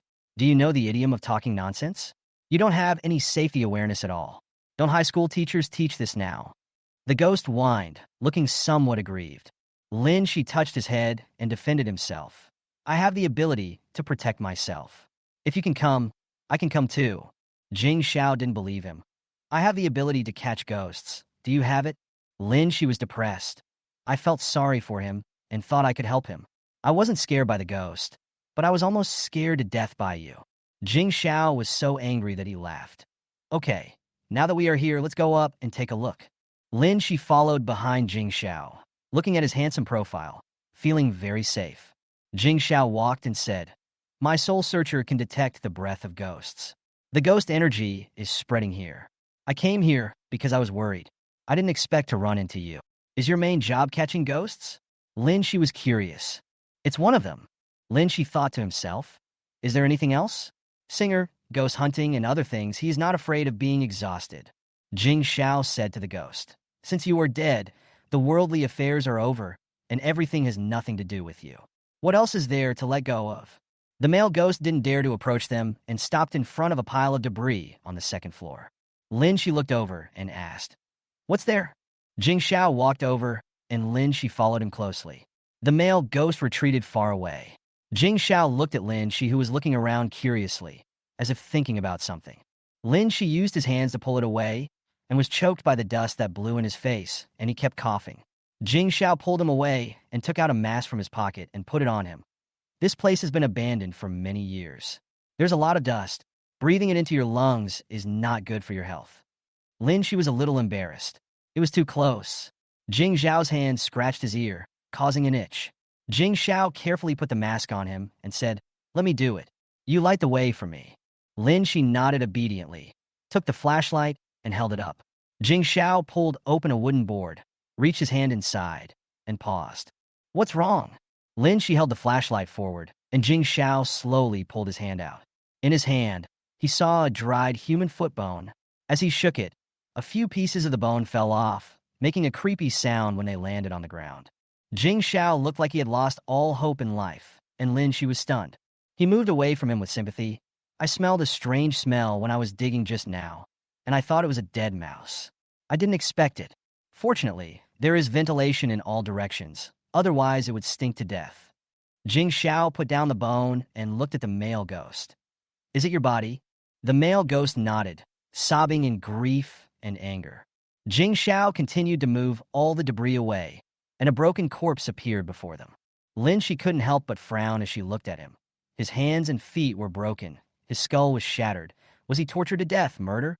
Chapter 33. If you refuse to leave, you are shameless. Jing Xiao said. Almost. He pulled out his cell phone and made a call. A moment later, the Imperial Capitol Police car came over with a hum. Lin Shi and Jing Xiao sat aside, watching the criminal police busy at work. Occasionally, someone greeted Jing Xiao. Brother Xiao, it's you again. Jing Xiao raised his eyelids, looking very cool. You can tell at first glance that you are familiar with them. Lin Shi sat next to him with her school bag on her back. She stretched her head to look at the corpse, then looked at the male ghost floating a few meters away, with a sympathetic look on her face. He must have died here many years ago. So pitiful. Jing Xiao said. The next step is the police's business. Let's go and take you home. Lin Shi said oh and followed him. What about that ghost? Once I find out the whole story, I will send him off and free him. When the two of them walked to the door, a middle-aged male policeman came over and said, Xiao Xiao, every time I see you, it's always bad news. Jing Xiao smiled. Captain Zhong, serve the people. Zhong Qiming, deputy captain of the Imperial Capital Criminal Investigation Team, is also Jing Xiao's uncle. Zhong Qiming laughed and scolded, Little bastard. Who is this kid?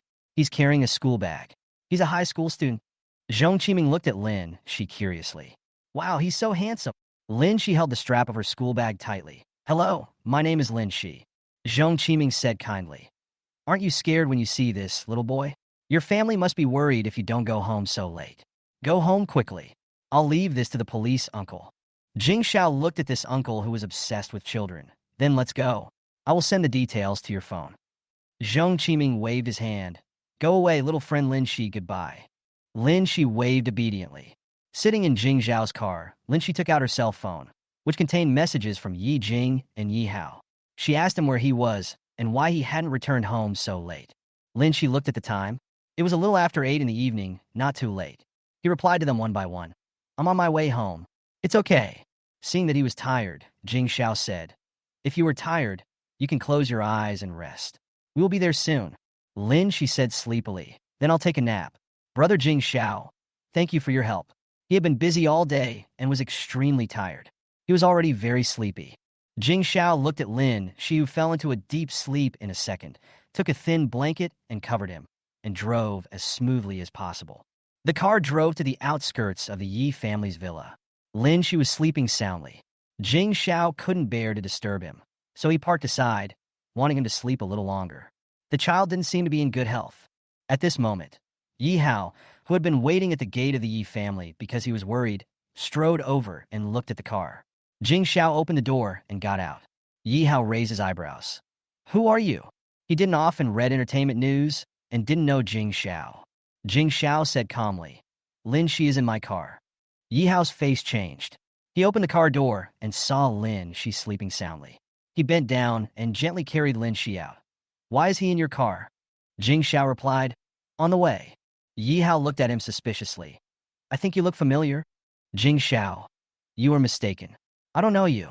I have sent you here. Goodbye. He had actually met Yi Hao before, at a dinner party, but at that time he didn't want to socialize and just hid in the back room. Jing Xiao handed Lin Shi's school bag to him and drove away. Yi Hao carried Lin Shi steadily all the way into the house. She was too light. How could she be so light? He frowned. She had eaten a lot recently, but she didn't gain any weight.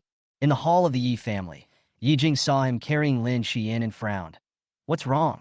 Yi Hao replied. He was sleeping so soundly that I couldn't wake him up. I'll take him upstairs first. Yi Jing nodded, and Shan Shan said, This kid, he came back so late without even saying hello. Yi Jing didn't say anything. He sighed softly. Forget it. Yi Hao put Lin Shi on the bed. Seeing that he was covered in dust, he took off his coat. Lin Shi moved, as if he was about to wake up. At this moment, Yi Hao caught a glimpse of a scar on his waist, and his eyes froze instantly. He lifted up Lin Shi's sweatshirt and took a look, then suddenly clenched his fists. Lin Shi's chest and back were covered with scars, whip wounds, burns, scratches, and they were extremely hideous and terrifying on her fair body. This was only her upper body. What about her legs? Were there scars on her legs too? Yi Hao only felt like a huge rock was pressing on his chest, making it impossible for him to breathe. He trembled as he wanted to lift up Lin Shi's trouser leg to check. He had seen one of his calves in the hospital before, and there was no scar. What about other parts? At this moment, Lin Shi suddenly opened her eyes. What are you doing? He quickly pulled his clothes off, pulled the quilt over himself, his eyes as cold as ice. Get out. Yi Hao clenched his fists, breathing disordered. Lin Shi, what happened to those injuries? Lin, she said sternly. I said, get out. Yi Hao saw him curled up in the corner of the bed, his face pale, and finally stood up silently. You have a good rest. He walked out of the room and closed the door. The sadness and resentment in his eyes were so strong that they could not be dissolved. He stood outside Lin Shi's door, leaning against the wall. Without saying a word, his heart was in turmoil. Lin Shi buried her head in the quilt like a stranded fish, having difficulty breathing and falling into the abyss. At this moment, all his disguises collapsed, his self-esteem was crushed, and all his struggles to survive were a joke. He didn't want anyone's pity. I've been trying very hard to live, so am I going to be deprived of even the last bit of dignity I have left? What did I do wrong? Yi Hao slowly walked downstairs and looked at the other 4 members of the Yi family who were having a great time. He felt absurd in his heart. It was wrong. Everything was wrong. What on earth had they done? Yi Jing saw him coming down and asked, what's going on? Where did he go? How could he fall asleep outside? Yi Hao felt like the words in his heart were stuck in his chest, and he would suffocate if he didn't say them out. Dad, do you really think there is nothing wrong with this family? Yi Jing frowned. What are you talking about? Yi Hao said sarcastically. Flesh and blood, close relatives, born as human beings. But you give up hurting and leave a fake at home, flattering, framing, and having a vicious mind. Do you really think it's okay? Yi Hao. Shan scolded. What nonsense are you talking about? What fake? Evil thoughts? Xiao Jiao is not that kind of person. Yiwen was originally playing chess with Yi Lin, but at this moment, tears were streaming down his face, and his big eyes were filled with embarrassed tears. Brother, is this how you see me? Yes, I am fake. I shouldn't be here. I will leave now.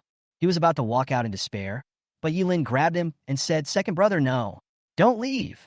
Brother, how can you say that about my second brother? Have you forgotten that the 3 of us are brothers who grew up together? Have you forgotten the happy times we spent together?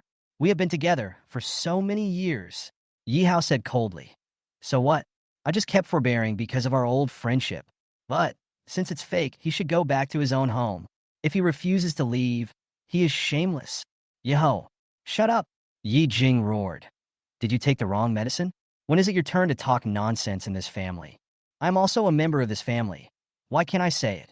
Yi Hao is really furious. Do you know how many wounds Lin Shi has? When Yiwen was enjoying wealth and glory, do you know what kind of life your biological son was living? How can this be possible?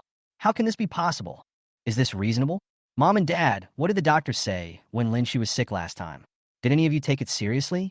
You've been caring for this fake girl all day long and treating her like a spoiled brat.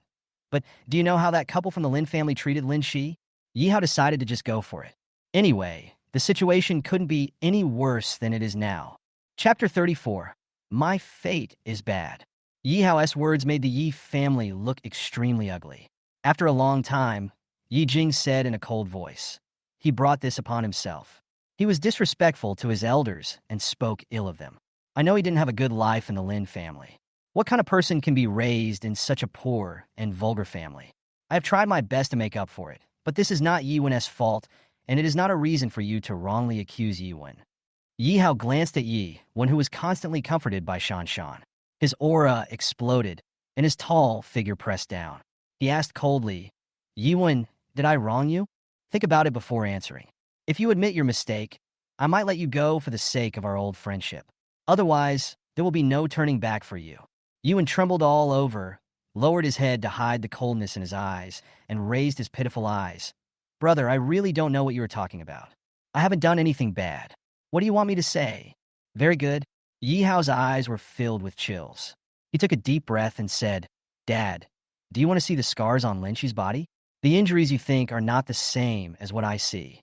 Yo, shut up.